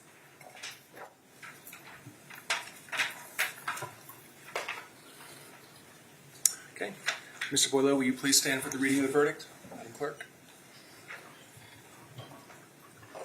Verdict, we the jury find as follows as the defendant in this case. The defendant is guilty of manslaughter. Did the state prove beyond a reasonable doubt that during the commission of the offense, the defendant personally carried, displayed, used, threatened to use, or attempted to use a firearm? Yes. So say we all, day this first day of October 2025. Okay, thank you. You all can be seated. Madam Clerk, will you please poll the jury? Members of the jury, the clerk will ask each of you individually whether this is your verdict. You respond with yes or no. Linda Young, is this your verdict? Yes. Deborah Green, is this your He was found guilty of manslaughter. So I'm sure they ain't did the sentencing yet, but I want to tap in so we can hear the sentencing date. They cut it down while they polled Ladies and gentlemen, I wish to thank you for your time and consideration of this case. I also wish to advise you of some very special privileges enjoyed by jurors. No juror can ever be required to talk about the discussions that occurred in the jury room, except by court order. For many centuries, our society has relied upon juries for consideration of difficult cases. We have recognized for hundreds of years that a jury's deliberations, discussions, and votes should remain their private affair as long as they wish it. Therefore, the law gives you a unique privilege to not speak about the jury's work. Although you are at liberty to speak with anyone about your deliberations, you are also at liberty to refuse to speak to anyone.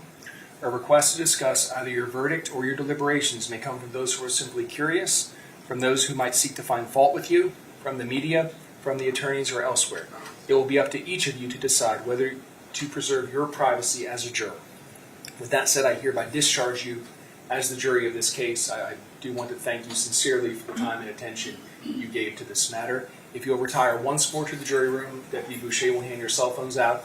I also have some juror certificates I will come back and give you as thanks for your jury service. Courtroom, Deputy Boucher.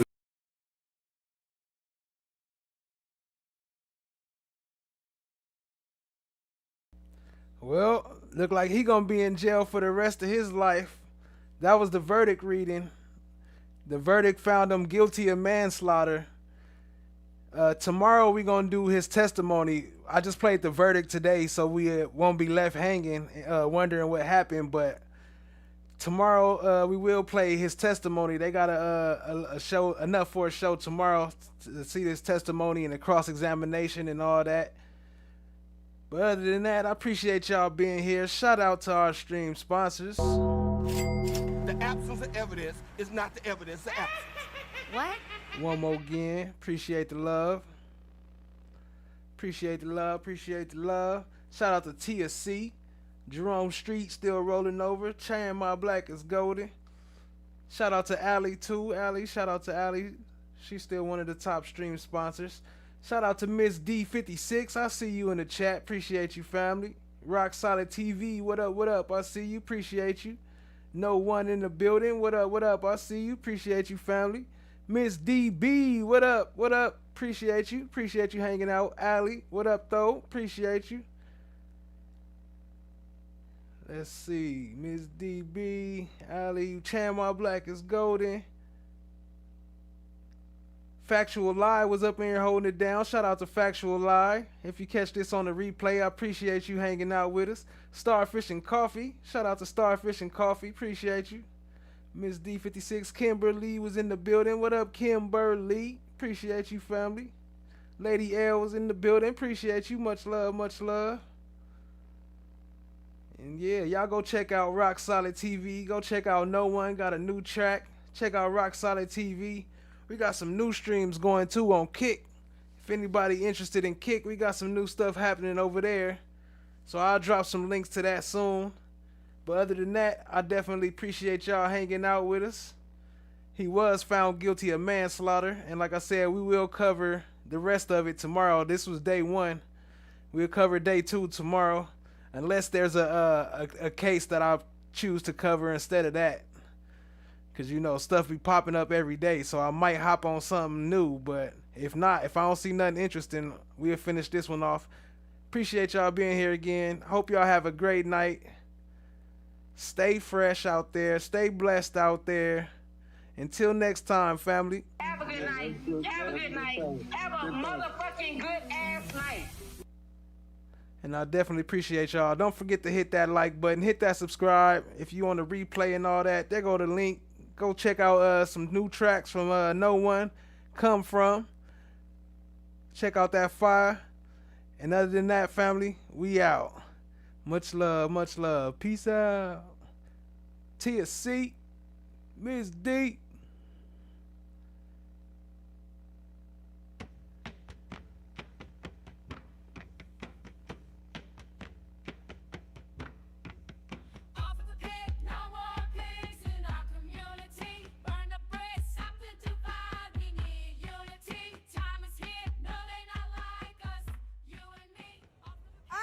We'll be fine. Our kids will not be. Ain't your money.